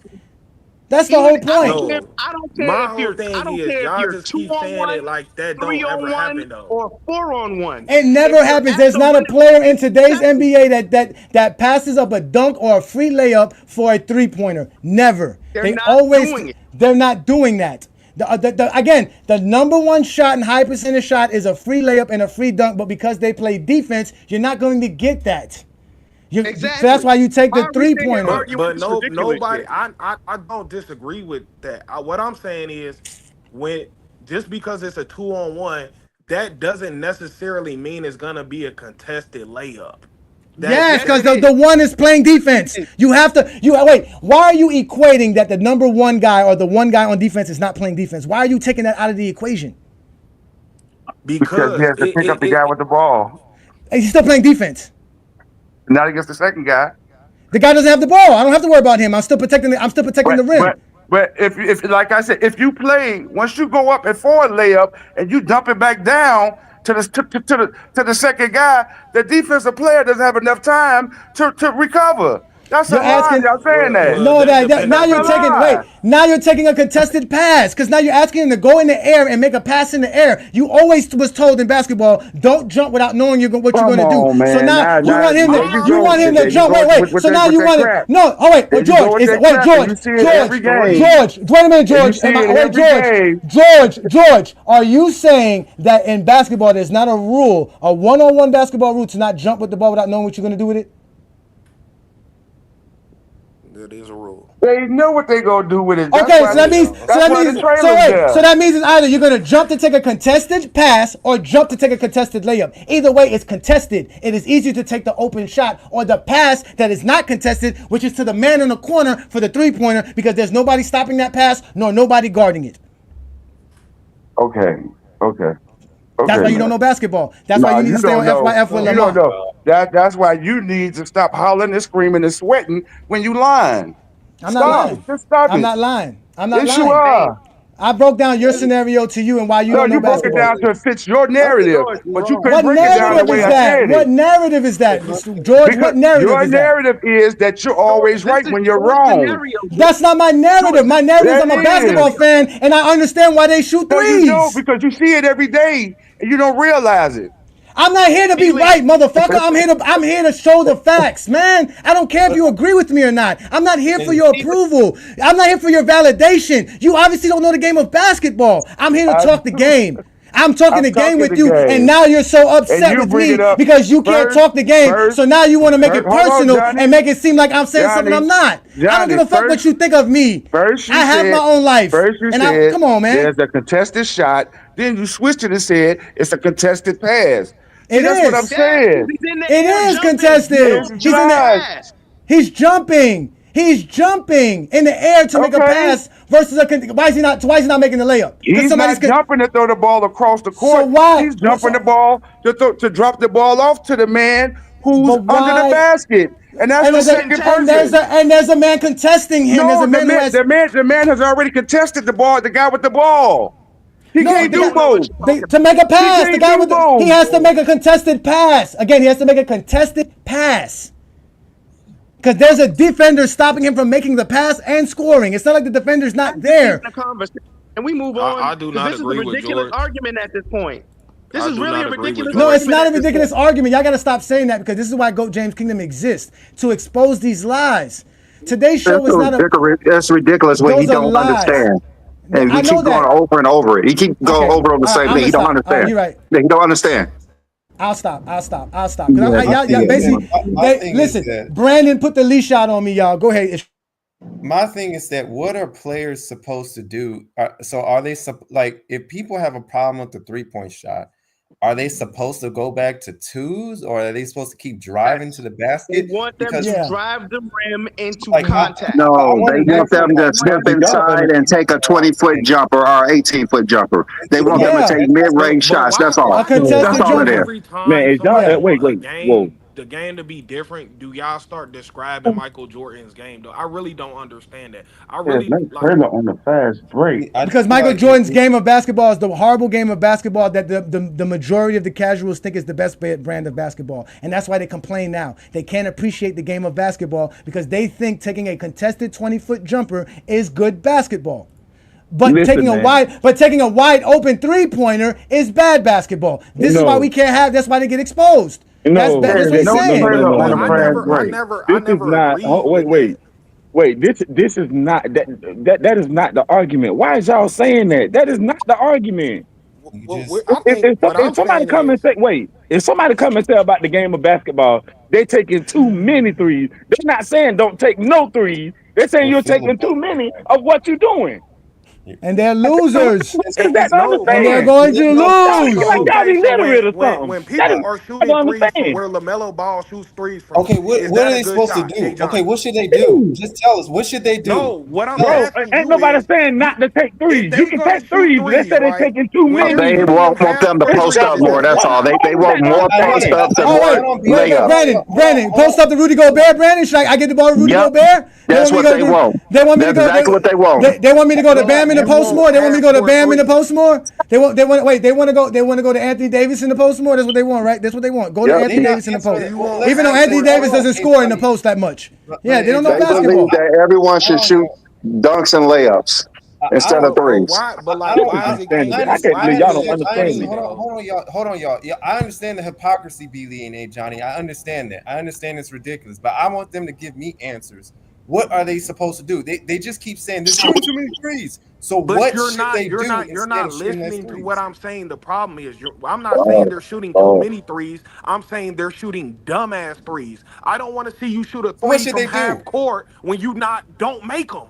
So what should they do? There's only a few players that shooting long distance threes like that. Shoot a regular three. Why are you shooting like LaMelo Ball? You're not LaMelo Ball. There's only a few players who's doing that. But a lot of players do that. No, they do not. No, they do not. Today they got data. I don't know the data, but they got data they document the amount of contested threes there are.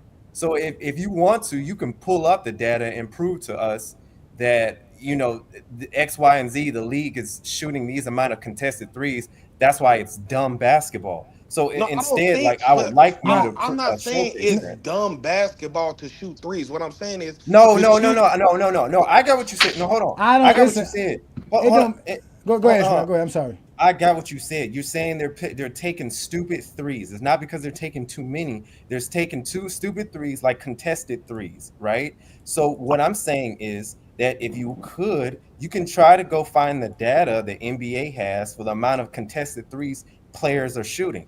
And so I would like to see you pull that up. Nah, this one I'm gonna pull up. This one I'm gonna pull up because Brandon got something to bring up. This one I'm gonna pull up. Matter of fact, the NBA was so horrible in the '90s that they were begging the NBA to shorten the three-point line so players actually take more threes. Moving in the three-point line, maybe not as close as college rules, but is that possible? Yes, when we play at the McDonald's Open, we have a diplomatically negotiated three-point line in Europe. It's usually at about 22 feet. Someplace between the international line and now at 23.9 at its highest at the key. But I think that's something that the steering committee has been looking at very closely, as well as after the Olympics, the whole issue of the trapezoid, the Olympic lane. Those are two issues that come and go. But as the scores get lower, my guess is the competition committee is going to want to look at it a little more carefully.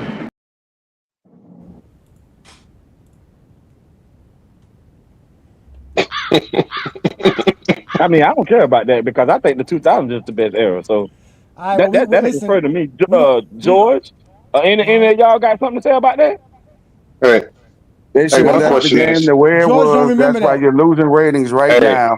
Let me tell you something. I bet you cash money if the NFL would have put any game in that time slot on Christmas Day, you would have lost to the NFL. That's like you lost during the day to the NFL. False. Hey, the guy that said that you have got threes? Kansas City against Buffalo or against Baltimore during that time slot, you would have lost ratings the same way you lost during the day. That's why they had to come out. That's why they had to come out and say what the Warriors-Lakers game did in 5 years. In 5 years. Exactly. So if the NFL, that's why the NFL played on Christmas Day to challenge the NBA. So next Christmas, you might see something way different than what you saw today. It doesn't matter. More people have Netflix than they have Disney Plus. What was you saying, Lamont? No, my question was for the guy that said they taking half-court threes, bad threes. Give me an example of a player that is taking these consistent half-court threes that shouldn't be taken. I don't think a player like Shaedon Sharpe should be shooting like those deep. Okay, that's my team. Shaedon Sharpe shoots about 4 threes a game. He definitely don't shoot it from half court. That's a lie. You just made that up. That's my team, the Portland Trailblazers. You just lied. He barely shoots threes. One shot like that. Don't. You just lied. Wait, Lamont, y'all. You see, this is why. Listen, this is why Goat James. Just because you don't do something on a regular. No, just because you wait. You just said they get on a regular basis. Wait. You said they take dumb threes. What I'm saying is we're seeing half court threes. Who? No, but who? Don't lie and put it on Shaedon Sharpe because I'm a Portland Trailblazer fan. That's my team. And you just lied because you didn't think nobody here was a Portland Trailblazer fan. But wait, Lamont, stop lying on Goat James Kingdom and not going to do your fucking research. If you go look at the NBA teams that shoot outside of 25 feet to 29 feet, which the NBA keeps a record of, the Knicks take the most shots from that range. They shoot 41.7%, damn near 42% from that range. Ladies and gentlemen, that's incredible. The next team, the Cleveland Cavaliers, one of the best teams in the NBA, shoot 40%. Look at all the teams and how many shots that they take and how good that they shoot from that range. None of these teams shoot bad from that. So that means it's not a bad shot. That means it's not a bad shot. It is actually a good shot. It's a good shot. That's making up players. I just want them to drop them Jordan Poole step back dumbass threes. Don't. I just want them. If you're making them at 35% or better, yes. Yeah, but y'all always go to the anomaly players. Y'all literally go to the lowest hanging fruit player that we all know takes bad shots, and you use him as an example for the entire league. We all know that Jordan Poole takes boneheaded shots, so you run to him and use him as an example for the entire league. That's a lie. Like I say, give me an example of just even last night or a game over Christmas where players were consistently taking bad half-court threes that weren't going in. Oh my God! Wait a minute! I didn't watch the Wait a minute! Y'all making stuff up, man. Y'all making it up.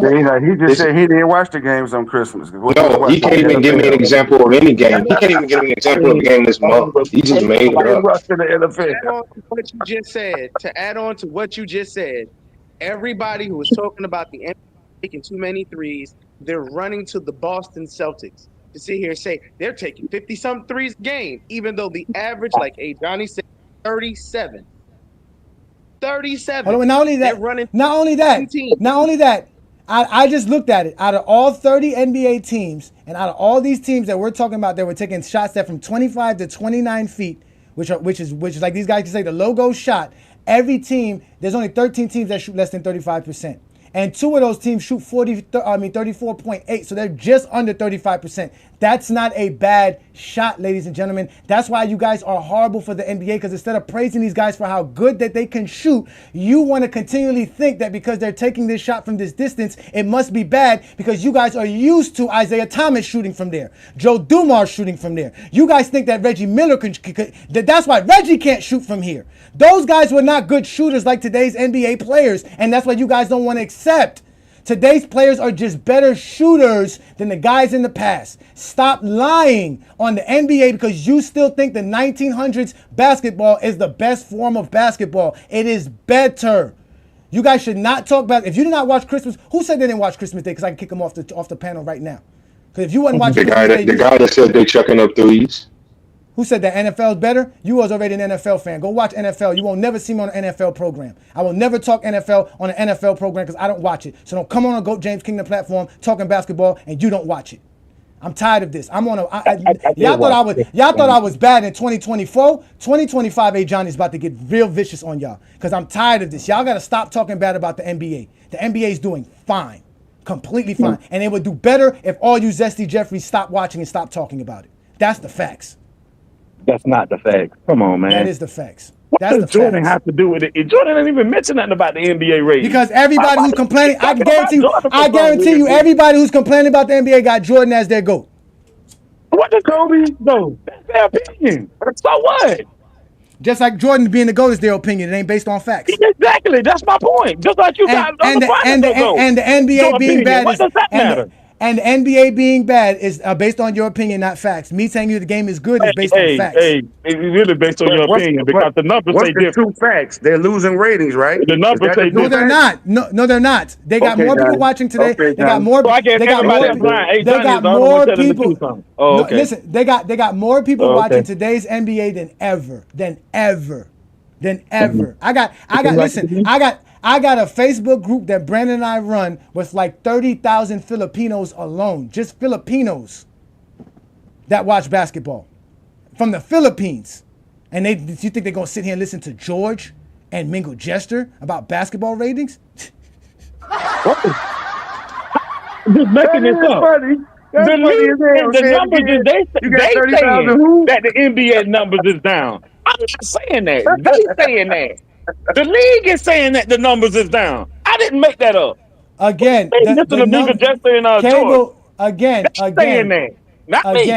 Again, you guys are liars because cable television within itself is down, and it has nothing to do with the product of the NBA being good or bad. Because enough people still watch the games. This is not insanity. This is GOAT James Kingdom. This is where you get healed from insanity. I got a PhD in healing Zesty Jeffries. I know it's hard. It's an exorcism. And I got a PhD for every BS. Sunday.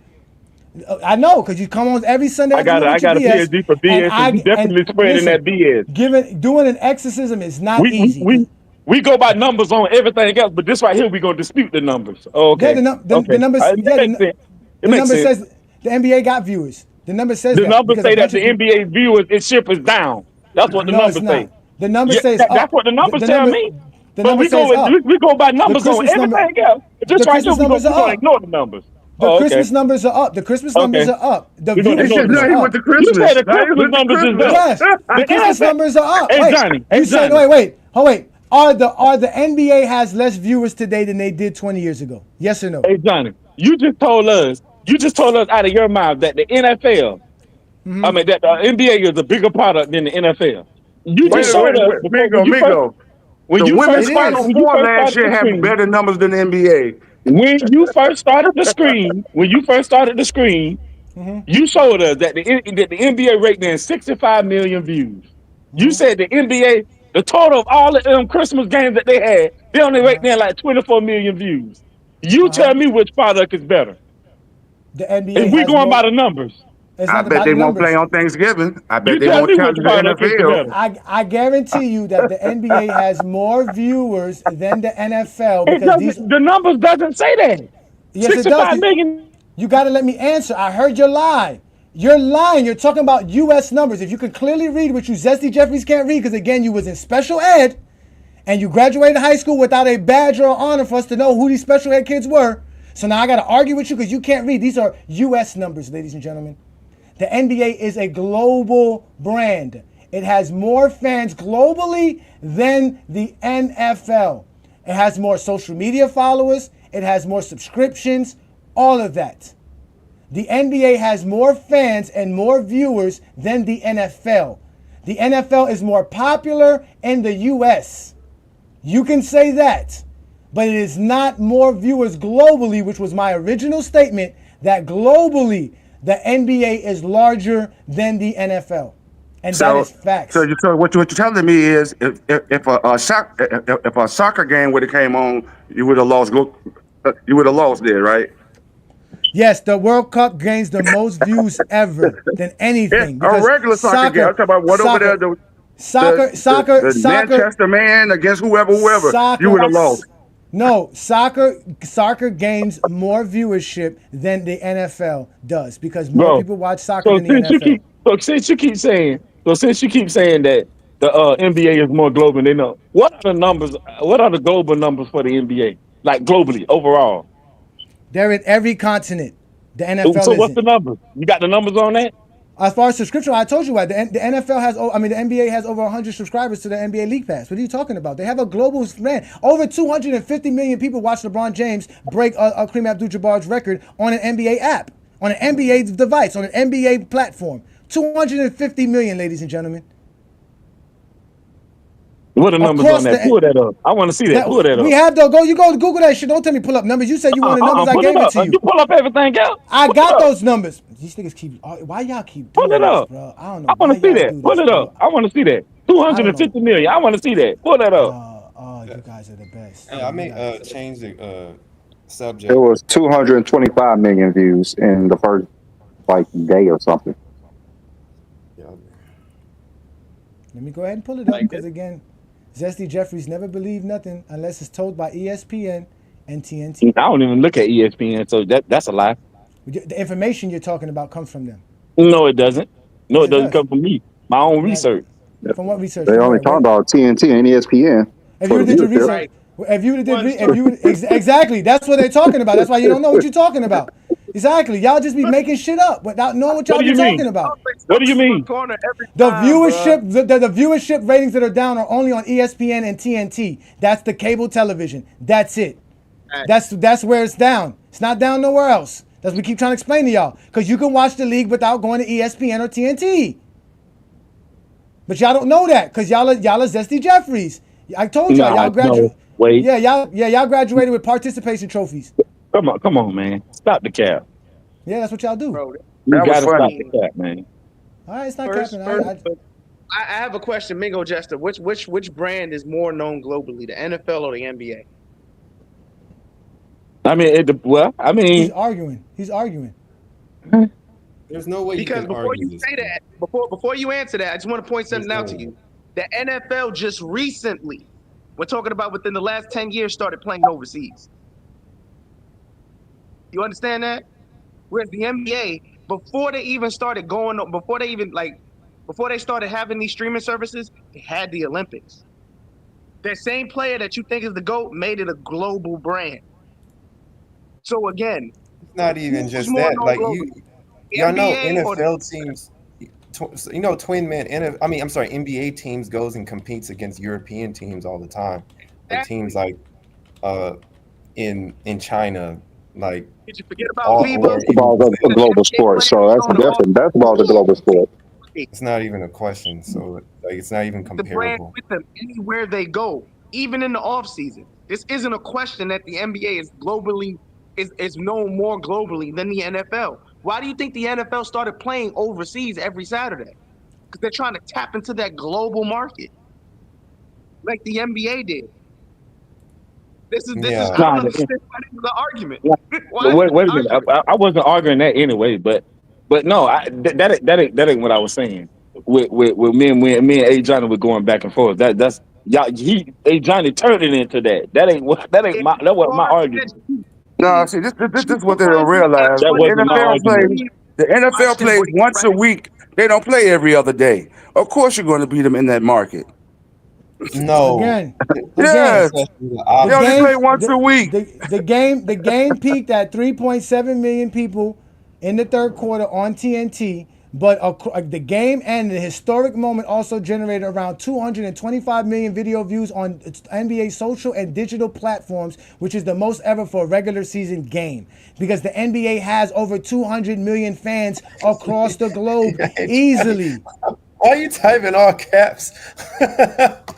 Was any other major sports playing on that day? Doesn't matter. That was a historic. Yes, it does. Because the NBA. These are NBA fans. They're not you, George. They're the NBA fans. They go watch it. They're not you. I mean, that was the greatest regular season game ever. What you talking about? Everyone was watching it. That wasn't the greatest regular season game ever. Did you just say that? What was greatest. No, wait. What was a greater regular season game than that? Billy, that was the greatest moment ever, not greatest NBA game. You got to be specific. That was the greatest moment. The greatest regular season game ever. Moment, whatever you want to put in it. That was number one. That was the greatest moment ever. That was the greatest moment. Think of another one. LeBron's moment, breaking career record. That was a moment. That was not the greatest game. The greatest moment. That was that moment. It wasn't the greatest game. Cause you remember the Lakers lost that game. If you remember, it wasn't the greatest game. It was the greatest moment. That's cool. I wanted to ask you, what do y'all think about the D'Lo trade, man? That's crazy. Nobody care about that damn D'Lo trade. Hell. Look at B-Lee. B-Lee tripping. I'm not killing about that damn D'Lo trade. I'm curious because I saw it in the chat. I meant to go look it up. Who did the Lakers get for D'Lo? They got Darwin or something. Not Darwin. Finney Smith. Give me the positions Dorian. I'm sorry, Dorian. Yeah. He's a small forward. He's a small forward. But he's a wing player. He's a wing player. He shoots 43% from the 3-point land. But if we let George speak, he shouldn't take those shots. He should go to the actual paint and try to score better. I think he's a better. I'm pretty sure he's going to shoot 20% with the Lakers. Well, my bad. He shoots. Yeah, he shoots 30. Exactly what happened. He shoots. If he plays the same consistency he does, and his whole game is finna change because he's playing with you know who. He's not going to play the same way. He's not going to get the same shots. All that's cap is what y'all said. He's about to get wide open shots that he can't make. So the wide open shots that he can't make. They got Dorian Finney-Smith and Shake Milton, right? Bro, George, you just saying shit, bro. You don't even know what the fuck you're talking about. I do know what I'm saying. Wait. In transition. You don't know what the fuck you saying. In transition at the rim, what's it called? Mr. Smith here, Dorian Finney-Smith shoots 61%. That's not better than his three-point shooting as far as being efficient. He's more efficient shooting a three than going to the rim. He's a better catch and shoot player. Johnny, he's not a player that plays with the ball in his hand. So that's why it's like when George was talking, it'll actually be a better fit than D'Lo, who's more of a playmaker. Like they replacing him because they don't have. Okay, remember those words and what you're saying. Here's why they want to go play in LA, and their percentages went down. Better. I'm not guaranteeing that. I'm saying that No. You guessing. You hoping. I'm not. You guessing. But you know better. You've been guessing this whole show. Better. It's not no better. Oh my God. You don't know basketball, George. I do know. He's not going to play the same way. He's not going to get the same shot. He's going to be in a different role. He's going to get more open. Yeah, exactly. He's going to get more open shots. He's going to get more open shots because Anthony Davis and LeBron James get to the rim. So he's going to be open for threes. On paper, it's better because he plays better. And he plays better defense than D'Lo can play. The fact that paper is recyclable. He definitely play better defense. But what does Shake Milton shoot from three though? Who? I mean Shake Milton. My bad. Shake Milton. My bad. Who? That's the other player they got there. Didn't the Lakers get Shaq Milton too? He's not even that matter. He's not even that of that magnitude right now, bro. I'm So just you saying trying to that say he ain't gonna get no burn? He ain't gonna get no play I time? don't think so. I don't think so. I think that mostly Dorian is, because I think on paper he's a better fit. Like the Lakers don't need extra playmakers and people. Like D'Lo plays a lot of AAU basketball, bro, and he doesn't play any defense A lot of these whatsoever. players play like AAU. Some do, but we talking about D'Lo in this context. Dorian is a much better defender, and he's a big wing. Right there. That's what I'm talking about. On paper, the Phoenix Suns should be the number one team. Real quick. Georgia's thing is that they don't play defense in today's league. That is a lie. They play defense. They're just more skilled today. Yeah, but I'm That's not all even it going is. to argue that. Who said that? I'm not even going to argue that. No, I didn't. I said the man is not going to be in the same situation that he was in New Jersey, or in Brooklyn, doing the things that he was doing. He's not going to be in the same. I know that, but your guy Ishmael is saying on paper what he's supposed to do. On paper, what he's supposed to do that. On paper, the Phoenix Suns, the Phoenix Suns should be the number one seed. They should be in first place. Why? That ain't got nothing to do with what I'm talking about. Why should Phoenix Sun be number one? What paper says they should be number On one? paper, because of the players that they have, and they starting five, and the first man coming off the bench. They should be in first place. That paper don't say that. I don't know what paper you watch. Okay. But we all know these games is not played on paper. I don't know why y'all sitting here talking about on paper. I've never heard Phoenix have the best team on paper. Who? The Lakers suffer tremendously on defense, and the fact is that the guy Dorian is a better defender. He's an athletic wing. I guess he has some athleticism, and he's long and he's big. Like he's 6'7". Yeah, if the Lakers don't get a center, this will be supposedly this is supposed to be a much better help. Like he's like an in between, like a Rui and a Vando. At least he can shoot. And then at the same time, he can give better defensive effort than Rui, because Rui is very lazy on defense. And so instead, if they don't get a center, they're able to at least help on the defensive side because he's long and big. He can actually handle a multitude of areas on the court. Yeah, but he's not big enough though. He's 6'7", bro. He's 6'7". He's not the guard guys like Jokic and guys and guys like Derek Lively. They're gonna do him real bad. He ain't big enough.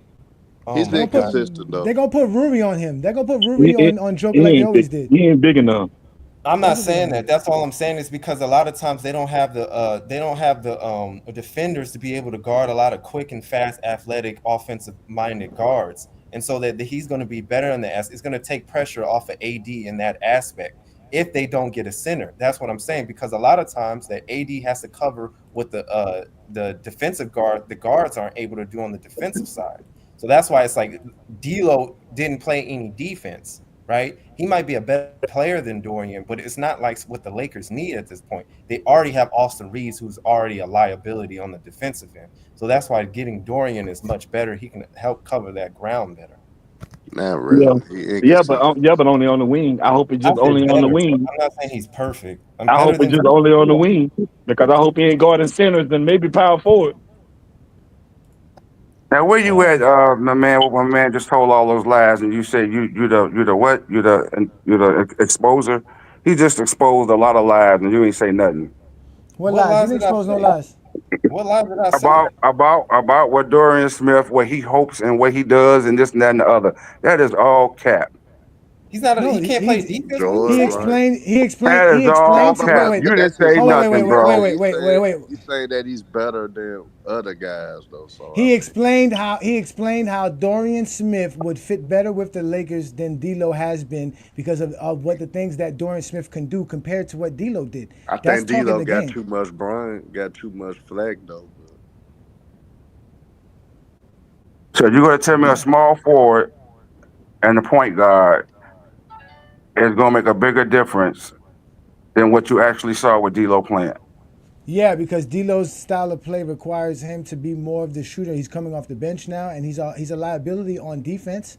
So yeah, like he said, with the way the Lakers are playing, using Austin Reeves and LeBron as the ball facilitators. Now you don't really need D'Lo. You would need You somebody to come land off the on bench. Oscar Reeves. Okay, so okay, Jesus Christ, okay. man. Y'all ask So questions and don't let nobody answer no questions, bro. when the I wasn't season's really done, over, but go ahead. I Go want ahead. you to I wasn't remember. done, but go ahead. Don't tell me when the season's over, because you hoping and trying to look into a crystal ball. You don't know what's gonna happen between now and April. You don't know what's gonna happen. No, I What don't. happened? Okay, But then. the history, but the history proves itself, right? Yeah, the history proves that LeBron James is be winning. That's what that proves. I'm gone. I'm gone. Yeah, be gone. Bye. Nobody cares for your lies. Nobody You cares said about your lies. the history proves what? LeBron be winning. Okay. You capping, son. He gonna make his 18th playoff appearance this year, right? I Oh don't know yeah, nobody who I make the think playoff. so. I don't know nobody who make the playoff 18 times. I mean, shit. When you get to play in to assist you, I mean, shit. No, he not. He never needed to play in to make any playoff. Yeah, He never needed any What? play He in. was He never forced to needed. play in the play-in because y'all don't know basketball. He Y'all have to believe never. the 7th seed He is not beating the never. playoffs. He He never never need to play needed. in to do what? He never needed to play in to make the playoffs. But Oh, technically, the play-in is not the playoffs, though. Yeah. Like you have to still win in order to Take get away in. the play-in, he'll still be in the playoffs. Tell me the time. Oh wait. You can't use that. The play is the play in. Like I said, take away the play-in, he's still in the playoffs, no matter what. He don't need the play-in. Herman George, tell me the time LeBron James made the playoffs as the 9th or the 10th seed. Yeah, use common. I'm asking you a question, Herm. When did LeBron James make the playoff as a 9th or 10th seed? Now you want to put in C's, nigga. Now you want, but I mean, you just said he needed to play in. He did need to play in. He didn't need to play in. He was forced to play it. I'm asking you, the teams that need to wait. The teams that need to play in are the teams that wait. No, because you lying. Because the teams that need to play in are the 9th and the 10th seed. The 9th and the yes, did he play in the play in? Because the 8th and the 7th seed do not need the play in. Playing in the play in doesn't mean you need it. You're trying to equate needing it and playing in it as the same. That's a lie. Stop lying on GOAT James Kingdom. Did he play in the play-in? That's not needing it. No, it don't matter. He play in the play-in? He was forced to play in the play-in. That is not needing it. That's not needing it. That's not needing it. That's not needing it. I mean, did y'all ever watch basketball before? This is y'all first time watching basketball. We've never argued LeBron James never played in the play-in because he beat Stephen Curry in the play-in. We've never argued this. Lost in the play-in, then what? He did. They would have lost in the play-in, then what? He didn't. But did he? But did he? That's the whole point. But did he? But did he? But did he? It's like talking to a wall with these dudes. It's like talking to a wall. Exactly, and then they get mad. Like talking to a wall. You don't have no logic. Don't understand basketball. Just say y'all stupid lying. shit. Lying. Ain't got nothing to do with none of that. Lying. It does have to do with season. Why are you talking to play-in? What is the play? I ain't saying nothing about the play-in. Not you. We talking about George and Herm. We talking about the two. Wait, if the seeds don't matter, if the seeds don't matter, why are we talking to play-in? Question: if he would have lost to the play-in, what would have happened? He didn't lose. There you go, making up shit. He didn't lose. If he would have lost to the play-in, what would have happened? He didn't lose. He didn't lose. Answer the question. The GOAT doesn't lose. The GOAT doesn't lose. What would have happened? See, George, he would have had a second chance. He would have had a second chance. He has a second chance because he was the 8th seed and the 7th seed. You have a second chance. He missed the playoffs 2 times. He still has a second chance. No, he didn't need it. He was the 7th or 8th seed. He didn't need it. Talking to a wall. He didn't need it. That's what happens when you talk to people who don't know basketball. Wait, George. How is he needing something but he has to lose? If you don't have it, there's nothing to lose. If it doesn't exist, he can't lose. What are you talking about? You're right about that. So answer my question, George, because we're going to get the fuck up out of here because Brandon got something to say. We're going to get up out of here. If the play-in tournament doesn't exist, can LeBron lose? No. Okay, then, so shut the fuck up. Brandon, go ahead and do what you got to do. I'm just making fun of you, bro. Because you would answer the question. I didn't answer the question. I did answer the question. He did. And guess I did what, answer the question. But guess what? The answer y'all question says, I got an answer because y'all niggas always don't listen, really.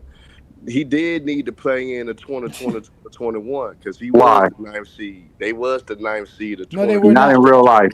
No, not in real life, Herm. Yes, not in real life, Herm. Herm, stop lying on GOAT James Kingdom. And you look it up. There's no point in lying. There's no point in lying to people who know. You're lying to the wrong people. You're lying to the wrong people. Season, they was the 9th seed. Look it up. Hey, John. 2021, they played the number 2 seed, the Suns, because they was a 7 seed. And they played Golden State. They played Golden State, and they beat Golden State, who was the 8th seed, and the 8th seed lost and didn't make the playoffs. 2021, dumbass. They eliminated Golden State because they were the 9th and 10th seed. Then they played the other game, won that, and they became. Okay, you don't know what you're talking about. In 2021, they played Golden State. Golden State was the 8th seed. The Lakers was the 7th seed. They beat them, and they played the Suns in the first round. In 2021, if you look at it here, stop lying, Herm. Stop showing up on GOAT James Kingdom and lie. Because like we said, we don't make shit up in GOAT James Kingdom. I said 2020, 2021. 2021 oh season. My God. 2020, wait. 2021 year. That's the season. Look at it right here on the top. Herman, look at it at the top. Herm, look at it at the top. It says 2020-2021 season. The Lakers won 47 games. They were the 7th seed. They were not the 9th seed. Stop lying on GOAT James Kingdom. Still lying, even though he was informed about it. They're still lying. Because there was a goddamn time, one to 42 and 30, right? No, they were 47 and 25. No, they wasn't. I'm sorry, the Clippers. I'm sorry, they were 42 and 30, but they had a better record, and that's why they were the 7th seed. That's why they were the 7th seed, because the Memphis Grizzlies had the 8th seed. The Golden State Warriors lost to the Lakers, and that's why they didn't make the playoffs. Golden State was the 8th seed. No, they wouldn't. No, because they only lost. They only played one game. They were the 9th seed. No, they were the 8th seed. The 9th and 10th. The 9th and 10th seed played 2 games. Yeah, Golden State was the 8th seed. LeBron's never been. LeBron was never been the 8th seed till last year. The first year LeBron has ever been the 8th seed was last year in his entire NBA Memphis career. eliminated Golden State. Exactly, because Golden State had the what's it called? They were the Golden State Warriors. Golden State was the 8th seed, so Golden State lost twice. Yeah, they had to. They're the 9th seed. Golden State with the 8th seed. No, the 7th and 8th seed only play one game. The 9th and 10th 7 and 8 play each other. 9th and 10 play each other, and the loser of the 7 and 8 play the winner of the 9 and 10. That's right. So that's what happened. Okay, so yeah, so the Warriors lost twice. So the Warriors was the team that couldn't win in the play-in, not LeBron. LeBron won because he was the 7th seed. Damn, they did make that damn late push. Exactly. So stop lying on GOAT James Kingdom, and you're welcome for being here. It was ties and first. You're welcome. You're welcome. You're welcome. Go ahead, Brandon. Go ahead, Brandon, because I know you got something you want to drop on these fools because they don't know how to talk basketball. But go ahead, brother. All right, so we was having our Christmas show, and you Jordan fans will continue to lie about everything. I don't know why you guys lie so much, just always lying. But the thought of who was better between Kareem and Jordan was brought up. They said Jordan was not better than Kareem until his 6th title, and Sturdy was trying to ask you guys why was that the case. And when you bring it up, I don't know how you can make the case that after Jordan's 13th year that he surpassed Kareem Abdul-Jabbar. Even if you look at his whole career, I know Johnny's always been on this. Michael Jordan is not better than Kareem. I think I have finally turned the page on moving Michael Jordan off of number 2. His resume cannot stack up to Kareem Abdul-Jabbar. I have to be consistent. Just like Craig always say, I have to be consistent. And me being consistent, I cannot have Michael Jordan as the 2nd greatest player anymore. After just seeing how Kareem Abdul's resume is just trumps Michael Jordan. Man, there's really no case for Michael Jordan being the 2nd greatest player of all time. Definitely not the greatest. Michael Jordan's resume just do not stack up to the greatest of all time. Jordan was great. He's definitely a Mount Rushmore player. He's definitely a Mount Rushmore player, but his resume just do not stack up to Kareem and LeBron's. That's craziness. The glaze is real, man. The glaze is too real over here. That is insanity. What's so insanity about it? Brandon, did you show him? Did you show him the other grass right now? But boy, that's insanity. Did you show him the other grass, Brandon? I didn't show him any. This is just the only. That's insane. Yes. No, because you got this one here. I want you to put up what he did in so many years and what he did in so many years. What does it have to do with anything? It's the resume. Yeah, that's what y'all. Because y'all said Jordan was the GOAT in '98. Yeah. LeBron's the GOAT because of this, and Jordan can't be better than LeBron because of this. Bro, Jordan's resume just don't stack up. Don't. I've always listen. Before Sturdy asked this question, I was the originator of this question. When did Jordan ever pass Kareem? The answer is he never did. They bestowed the GOAT on him in 1989. He didn't win shit. How many That's the seasons did truth. Jordan play? It 15. doesn't matter. How many seasons LeBron and Kareem play? Never better 20. than Kareem. 19 and 20. GOAT status. Never better than Kareem's. Jordan never played enough. Jordan did less. Jordan did more in less time. What he didn't do more? Where did he do more at? More Where? in less time. Where did he do more? Where Where did he do more? Where did he do more? He did no more. He played less. He did less. Hey, Troy, man, I got Take 5 seasons away from both of them and then put them numbers up. Hold on, Joel. Why you got to take away seasons for? So you have to discredit people's career to put Jordan ahead. Is that what you're saying? We have to discredit players to put Jordan ahead. We do. Oh wait, we took 2 years. We took 2 years away from Jordan. We gave him his 13-year career. That's what you want. I got a question for everybody though. Mm-hmm. Just for everybody in general. That ever played sports, that ever played ball in life. What y'all consider dominance? And what y'all and also part 2 to that question. What's the whole when you play sports, what's the purpose of playing? Are you trying to win or trying to lose? Or are you trying to focus on your individual accolades? What is Everything you're saying do not make Jordan the GOAT. Nah, I'm just asking you a question. This ain't got nothing. Okay, we don't have to do with Jordan. What the whole point is, of course, to win.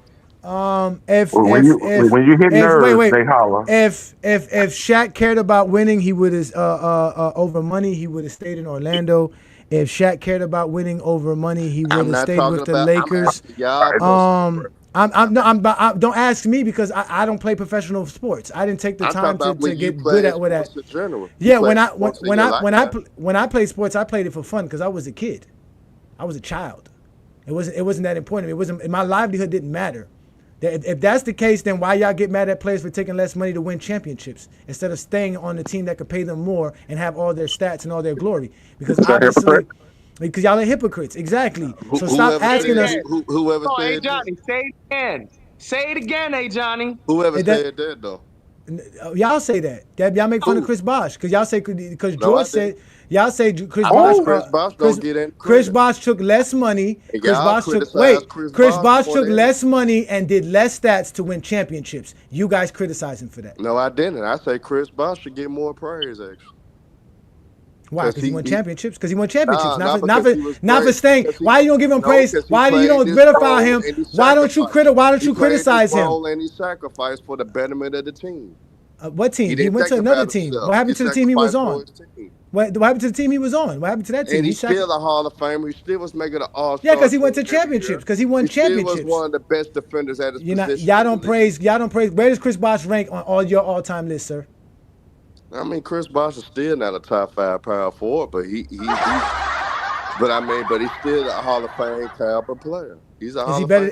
Is he better than Karl Malone? I don't like to talk about Karl Malone, but no, he's not better than Karl Malone. Exactly. Then, so championships don't matter. Stop bringing up championships and what they were winning. Karl Malone. No, but I'm just saying. Everybody wants to win. Everybody wants to win. Everybody wants to win. Everybody wants to win. Everybody wants to win. Niggas to admit Tim Duncan was better than Karl Malone, even when Tim Duncan won a couple. I know. Niggas was still saying Karl Malone was better than Tim Duncan. Exactly. So you bringing up that point doesn't mean anything. No, it proves my point. It proves my point. And y'all want to talk about other niggas. Stop. Why? Why you want to talk? Why y'all want to talk about me? See, y'all play sports. What y'all look? This is what we'll do. This is what we do. I'll do this. I don't want nobody to put their personal feelings out because that's not what we do here in GOAT James Kingdom. Because you are a GOAT James Kingdom member, I'll give you my personal feeling. When I played sport, I played to win. But I also played to get stats. And if my stats were enabling my team from winning, I wouldn't give a damn about the stats.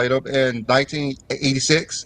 So it was an elimination game, and Michael Jordan didn't show up, right? You ain't He answering the was question. outscored. I Okay, said I'm gonna tell you, he was what outscored. year he was in. 1986 Game 3 elimination game. Michael What year Jordan he was didn't in. show up. It doesn't matter. Michael Jordan did not Damn, it show don't up. See what I mean matter about this though. God clown Just like damn, stuff, I you bro? said, bring up you a He won't didn't good let answer the you won't let question. me He finish. brought up a You won't let game. me You didn't finish. answer the question, bro. You answer won't the let me question, finish. man. You won't let You're me going finish around because the it's about question. Michael You Jordan. going I'm That's around not why it, you a going goof. around the man. That's Come why question. you a on, man. goofy I'm in the hat, telling you. bro. I'm telling you. You ain't telling me nothing.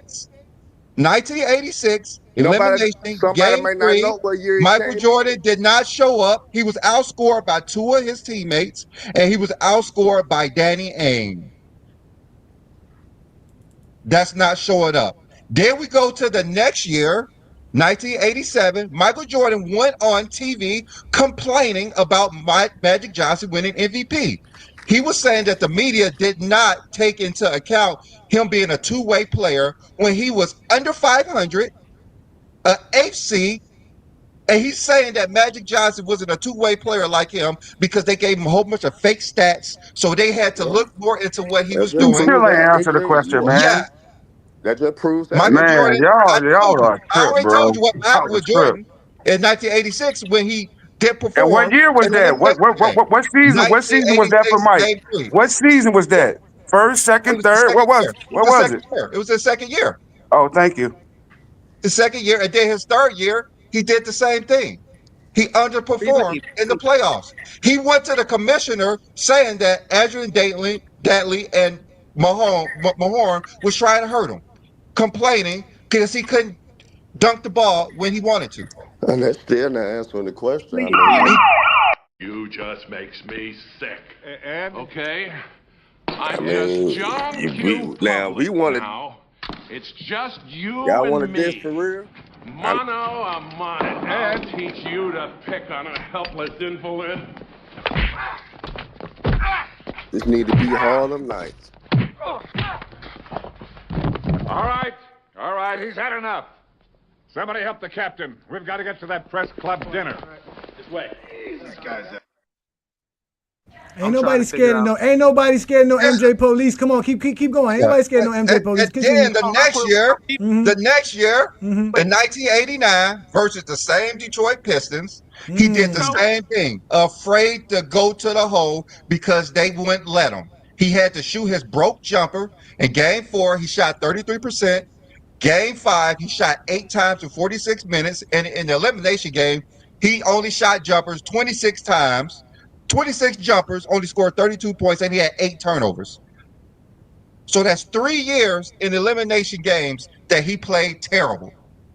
Then the next year versus Detroit again, in 1990, he did the same thing, afraid to drive to the hole and shooting broke jumpers. In game 7, he got blew out by 20 points. He shot 27 times and only scored 31 points because he's afraid to go to the hole because he told him like they were trying to hurt him.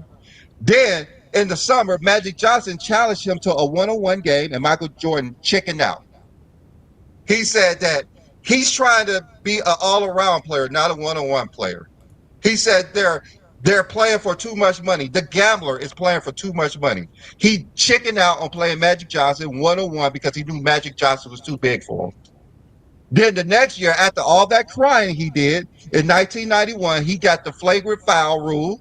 So when they were up in the series 3-1 versus an injured Detroit, because he's a front runner. Michael Jordan's a front runner. He went to the newspaper saying that the Detroit Pistons are not real champs. Then he got mad because they didn't want to shake his hand. A grown ass man upset at another grown man because they don't want to shake his hand because he's soft. Just like he was soft when he was going to the damn commissioner office complaining about getting fouled. Michael Jordan's a soft individual. And he hold this grudge for 30 damn years about someone not shaking his hand after disrespecting them in the paper, saying that the two-time champions who went to 3 straight finals were not real NBA champions. That's Michael Jordan for you. And then in Okay. 91, he was continued to lie You about still ain't not done? having Isaiah Thomas on the team for 30 years. He got He got caught that tattooed on on his tape. He back. got caught on tape. He got caught on tape saying that he wouldn't play unless Isaiah Thomas. He wouldn't play if Isaiah Thomas was on the team. So all these years he's been lying to you guys. You guys believe every damn lie Michael Jordan said all the time. I don't know why, but he's a Related, you damn right. liar. He's a cheater and everything. You And then still in ain't done? '93, yeah, I'm not done yet. And then in '93, he I'm gonna went go on after you. Just the know that. interview with Amar Rashad telling him that he's upset that the media keeps following him around and he can't gabble in peace. The dude This who's nigga afraid got to a play pink Magic diary Johnson, the of dude Michael who's Jordan afraid of quotes. Magic Johnson, the dude who's afraid to play Magic Johnson, he loves to gamble. So he went on the interview, game one of the final, saying that his playing days are ending very soon because he didn't want to play basketball with the media following him around. And then when he did retire, he said that he was mentally drained. And this was even before his father died. He told his father he was quitting. And his father agreed. He was thinking about playing baseball. So he just went on ahead and played baseball after that. And then another thing that Michael Jordan is good at, he's good at quitting. He quit baseball. Michael Jordan once coined the phrase, if you quit once, it becomes a habit. So Michael Jordan quit baseball because he sucked at baseball. He was not a good baseball player. And then another thing with Michael Jordan, he keeps lying to you guys, talking about that he's not the GOAT. He's not the GOAT, but he's arguing with Wilt Chamberlain '97 about him being the GOAT. Was you there? Bill Walton said that he overheard him, and Wilt Chamberlain shut him down, saying that they had to change the rules Do you to let believe this man. everything Bill Walton say? I would believe this. Yeah, I would believe this. I I would know you believe this. would. I know you. Don't give a fuck about no police then. I don't give a fuck about no police now. Shit. Kissing You the know white what? man You can ass. do whatever you want. Keep on kissing. So it don't mean nothing to me for you to show up tomorrow morning with your head blown off. You understand what I'm saying? All right, so let me let me keep on going. So in '98, he said he's not coming back unless Phil and Pippen was there. He's not playing Let me without those go after guys. you too. He's not grinding without those guys. Like I understand, he was age 35, but he still said he's not playing if Pippen and Phil's not there, so he quit. Then he decided to come back because he thought he could do a better job with Jerry Krause, which he tried to hire his friends, made the worst number one pick, biggest bust in NBA history with Kwame Brown. He was terrible as a GM, I'm a Kobe terrible as fan. a teammate. Nobody wanted Michael Jordan on the team. None of the players liked him. Michael Jordan was so bad that the NBA didn't even vote him in as a starter. That's how bad Michael Jordan was. They had to beg Vince Carter to give up his starting spot for someone that no one wanted in the All-Star game. They gave him an All-Star knob. I don't know why they want him in the All-Star game, but they felt bad for him. But that's Michael Jordan for him. And Michael Jordan was mad and complaining that they didn't want him as a partial owner after that debacle he did as a GM. Why would you hire him to be part owner when he was that bad of a player and a GM? Doesn't make any sense. He doesn't have intelligence, and he failed miserably trying to lead a team and trying to get players and Hey, stuff. small town. Once you get Now, did you get a look at the man who assaulted you? Let I did. him Okay, finish, can I get a George. Let him description? finish, Yeah, he was 'cause probably I'ma around go out. Let him 5'9", finish, 5'10". Now, how about identifying characteristics? Any marks, piercings? He may have had a tattoo. He may have had a tattoo. Take it Did out, have a man. tattoo? Which one was it? I don't know. It all happened so fast. You know what? I'ma It's fine. go I have a ahead. preliminary sketch here. Is this the man who assaulted you? All right, okay. Go ahead, Let finish me up, keep let, bro, let so I me can keep let go me in. keep on going. Let me keep on going. Yeah, go Also, ahead. Jordan was probably the worst owner we ever. I mean, he was terrible. He was 423 and 600. Terrible record in 13 years. Only made the playoffs twice. Lost both times in the first round. Even when he played LeBron was 31 and 2 versus his team in the regular season and 4-0 in the postseason. He averaged 30 points in the regular season and postseason versus him. And in 2012, his so-called best friend, just said that he wasn't good at being an owner. He just wasn't good at being an owner. Michael Jordan is such an asshole of a person that he got mad because he sucked as an owner that he stopped being Charles Barkley's friend. He stopped being Charles Barkley's friend because he's bad as an owner. And he called Charles Barkley, cussed him out, and didn't want to talk to him again. And I wonder why. Let's just look at his draft picks. In 2011, he passed on Klay Thompson, Kawhi Leonard, and Jimmy Butler. He drafted Kemba Walker. In 2012, he passed on Damian Lillard and Bradley Beal. He drafted Michael Kidd Gilchrist. In 2013, he drafted Cody Zeller when Giannis was available. In 2014, Noah Vonleh, whatever that dude is, when Zach LaVine was available. 2015, Frank Kaminsky, when Devin Booker was available. In 2016, Malachi Richardson, when Deontay Murray was available. 2017, I guess Malik Monk was a good pick, but he passed on Donovan Mitchell and Bam Adebayo. And in 2018, he traded away Shea because he wanted Mal Bridges, who was a draft pick after with 3 first-round picks. So he passed on Shea Gilchrist Alexander, who's a superstar, because he doesn't know talent. But he finally got the LaMelo Ball in 2020 after he decided that, he just couldn't do it no more.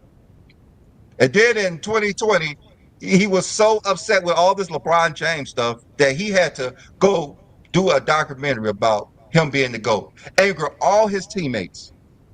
No, none of his teammates was happy about this. This shows how insecure Michael Jordan is about the GOAT.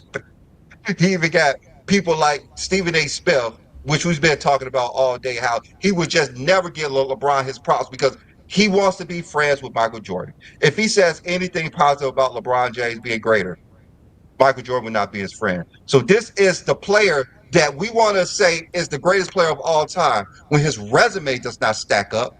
And with him as a basketball player, as soft as he is, complaining, as emotional as he is, he's a cheater, he's a quitter, he's a lot of things. There's nothing about Michael Jordan that states that Michael Jordan is the greatest player of all time. Okay, you did all right. As you can see, the more you fuck around, the more you're going to find out. And also, if you stay down here and you never fuck around, you'll never find out. You got knocked the fuck out, bitch! Yeah. I got a response to that. I can respond to that. I can go on my We know you're going to respond. Go ahead.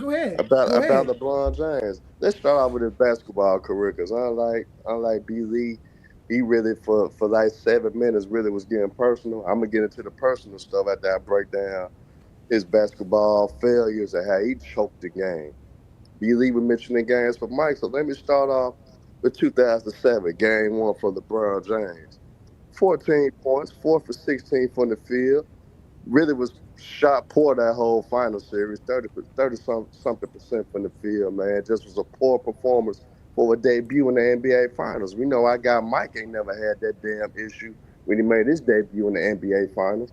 But, man, let's move on. The 2008 Game 1 against the Boston Celtics in the Eastern Conference semifinal. This motherfucker went 2 for 18 from the field, 12 points. And I ain't even got to the turnovers because I don't even have to get there. That's just how bad he performed in certain moments of that. Then we could go in, y'all. 2010, Game 5 for LeBron James. This motherfucker, 15 points, 3 for 14 from the field. Just terrible, man. Just just very terrible, bro. Got his ass kicked to the point where the man walked out. There was stuff exposed about him. DeJounte West having relations with his mom and all that. He took his jersey off, just basically quit. And he just was giving up, right? But I'm gonna get back to the other stuff that he did after the fact during the offseason in a minute. But let me go and get into how he performed in 2011. Y'all know he choked in 2011, of course. But the worst game to me, y'all, look at what he did game 4 in the NBA Finals. 8 points, 3 for 11 for the field. He just basically was a shell of himself, was a weak-minded buffoon, a weak-minded fool, and he got his ass kicked and let a guy like Jason Kidd D him up, let people fool people to believe that JJ Barea D him up, and then let Jason Terry talk cash shit to him, getting a tattoo of a trophy on his arm, better saying we gonna whoop y'all ass, and which he did in 2011. Now let's get down to it more. Game 5 of 2014. Y'all know he always do bad shit and always choke up against the Spurs for the most part. Game 5 of 2014, this nigga had 7 points, 2 for 10 from the field. Just horrific, bro. Just terrible, bro. Nigga just always hold up in big moments in playoffs, bro. And then let me just get into the weak-minded shit that LeBron James has done as well. Y'all remember, y'all, after the decision when he made made the decision, made the broadcast that he was going to Miami. Did he tell everybody in Miami, hey Johnny, I knew you was looking forward to winning more than 2 damn titles. Did the nigga say not 1, not 2, not 3, not 4, not 5? Did this nigga basically say he was gonna run the whole damn league? That the Miami he was gonna win so many damn championships that it was basically gonna be easy work for them? What'd he do? He let y'all down. Only won 2 titles. Got his ass underachieved in Miami, and that's that on that. But guess what? Guess what he ultimately ended up doing, y'all? When he came back to Cleveland, he did that amazing comeback in 2016. I'm gonna talk about what he did. He did that, right? But the following year was the Warriors basically gave LeBron James his own medicine. Basically got him back when KD went to the Warriors. This nigga in 2017 was complaining about help, went to the media and started complaining about help. And he got so sensitive to the point when Charles Barkley called him out for it. Guess what the asshole did since B. Lee want to talk about how Michael Jordan treated Charles Barkley? Guess what LeBron James did? Instead of him coming back at him, and all he had to say that you never won shit, so why you saying something to me? This nigga talk about Charles Barkley throwing people out of windows and not being a role model and all those things because he got personal. Because when people take shots at him, you seen how he did Kendrick Perkins. He'll unfollow you. He'll try to blackball you. Because look what he did to Kendrick Perkins when Kendrick Perkins basically told him just last year, why you trying to take the shine away for Kyrie Irving from what he did for Dallas and how he got to the NBA Finals? You talking about you reminiscing about playing with him. You wish he was still your teammate. All you trying to do is make shit about yourself on Kyrie's moment. And when Kendrick Perkins called him out, guess what LeBron did? Unfollow him. Got threw slick jabs at Kendrick Perkins. Kendrick Perkins got right back on TV. Nigga, don't throw no subliminals at me. Put a name on it. But you see how it go. They really not friends anymore. They really not close like that anymore. But just in general, when it comes to LeBron James, y'all, if you don't kiss his ass, he go blackball you. When you don't kiss his ass, he gonna make sure that anything good doesn't come from it. He's gonna make sure to put you in a bad light. All LeBron James is, y'all, is a perfect politician. He just like President Trump. He just like Joe Biden. He just like any president that ever ran. They sell you dreams. They lied to the people. They lied to the fans. And hell, guess what? And you know what he basically did to the fans in Cleveland. He ditched them in 2010. He basically dismissed them. Basically, like man, he doesn't care how they feel. He felt like he did what he did for best for him. And then remember after he lost in 2011, you seen what he did to the fans again. Basically saying that they gotta go back to their regular lives. He didn't care about the critique of how the fans felt. He basically saying, y'all gotta go back to y'all regular life. The same fans that buy your product, that support your businesses, buy your damn ugly heavy ass shoes that you got, buy your damn jerseys that you be selling. You diss them because they're being critical of your play. You diss them because you basically let them down. You dissing them and they basically probably lost their houses over betting on your ass, thinking that you was gonna beat Dallas. So end of the day, you could say Michael Jordan the asshole. B. Lee, I agree. But shit, LeBron James right behind her, if not more. And guess what? At least with Michael Jordan, at least goddamn it, he'll tell her how it is behind the scenes and be like, man, I don't fuck with you no more and let you be. LeBron James gonna throw his rock and hide his hand. Cause that's just the soft ass politician that he is. He don't never put names on nothing. He don't never be straight over any answers about anything. If you want a nigga to run for office, y'all, I think LeBron James' will next profession will be him running for president of the United States because he fits right in with these nasty and disgusting lying ass politicians in New York that make America kill. So end of the day, B. Lee is right about some points that he made about Mike, but he cannot deny the facts of how LeBron James loves to control. He's a control freak. He's a crybaby, and if nothing's going his way, he's gonna bitch and moan and complain about it and try to do everything in his power to stop anything that's going on. Both of them niggas are hoes. Michael That Jordan sound and like LeBron Jordan, though. James both are assholes. Yeah, Michael a lot of Jordan I and lies. mean, LeBron James, that let sound like everybody Jordan. throw their way. Michael Jordan and LeBron James both lie to the people. Michael Jordan and LeBron James both don't care about nobody but themselves. So if you want to critique it one way, we got to critique it all ways.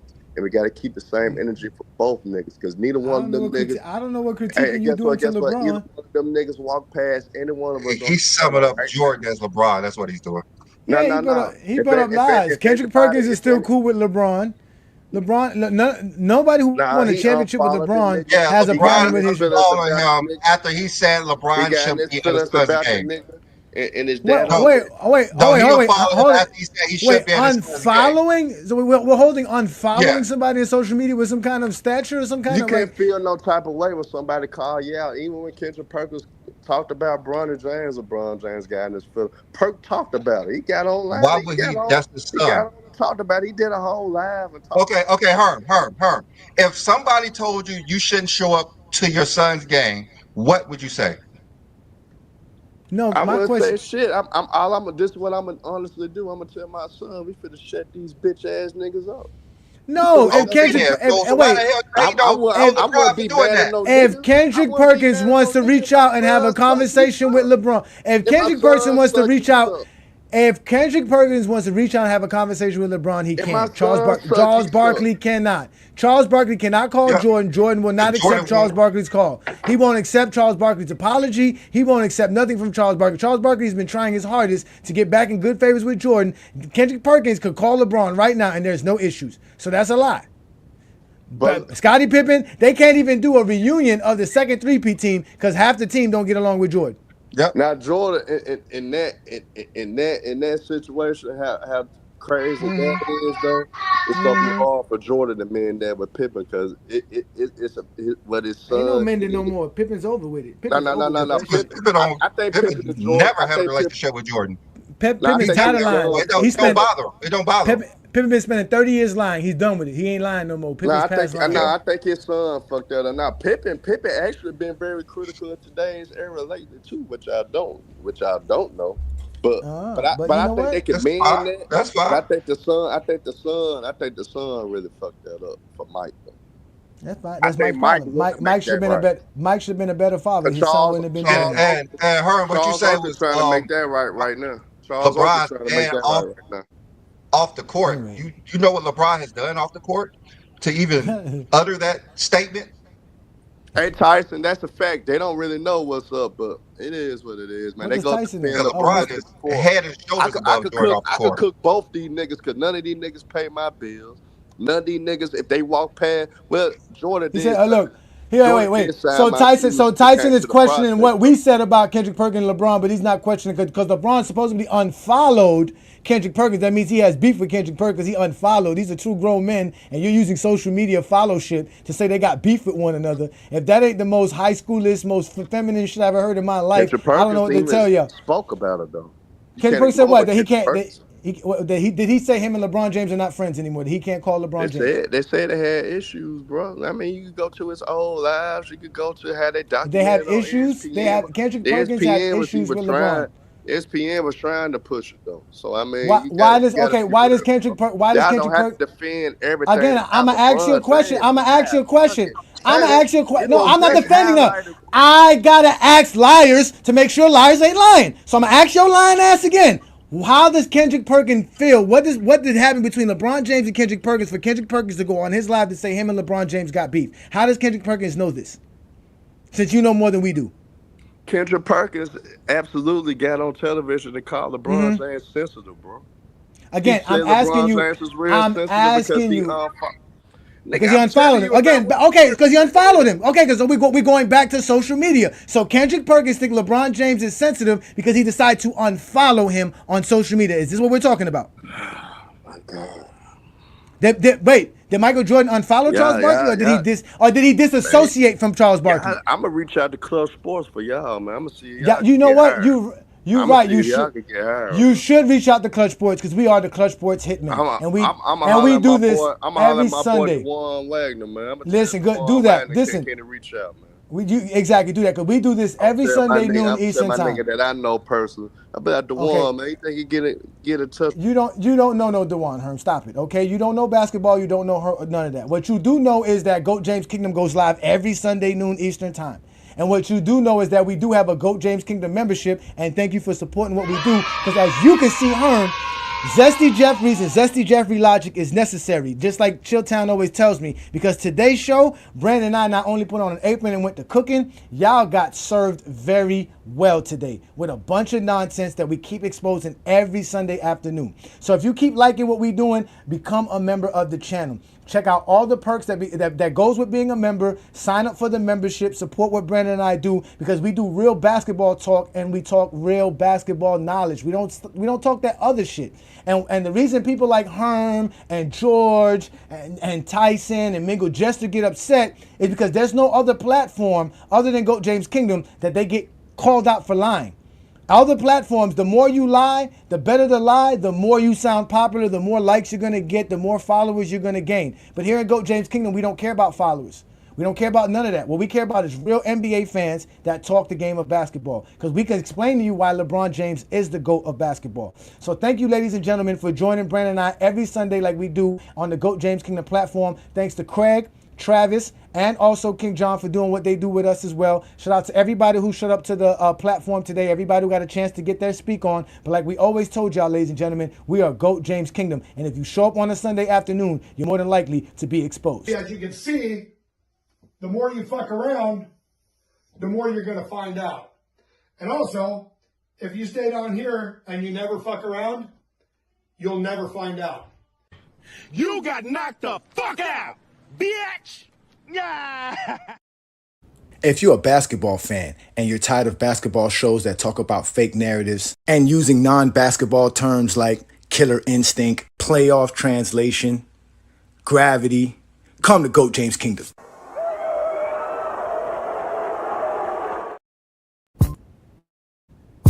Welcome to GOAT James Kingdom, where basketball lives forever. You get to enjoy B. Lee and A. Johnny talk basketball every Sunday noon Eastern time right here on the GOAT James Kingdom channel. Support by subscribing and also check out the membership at GOAT James Kingdom.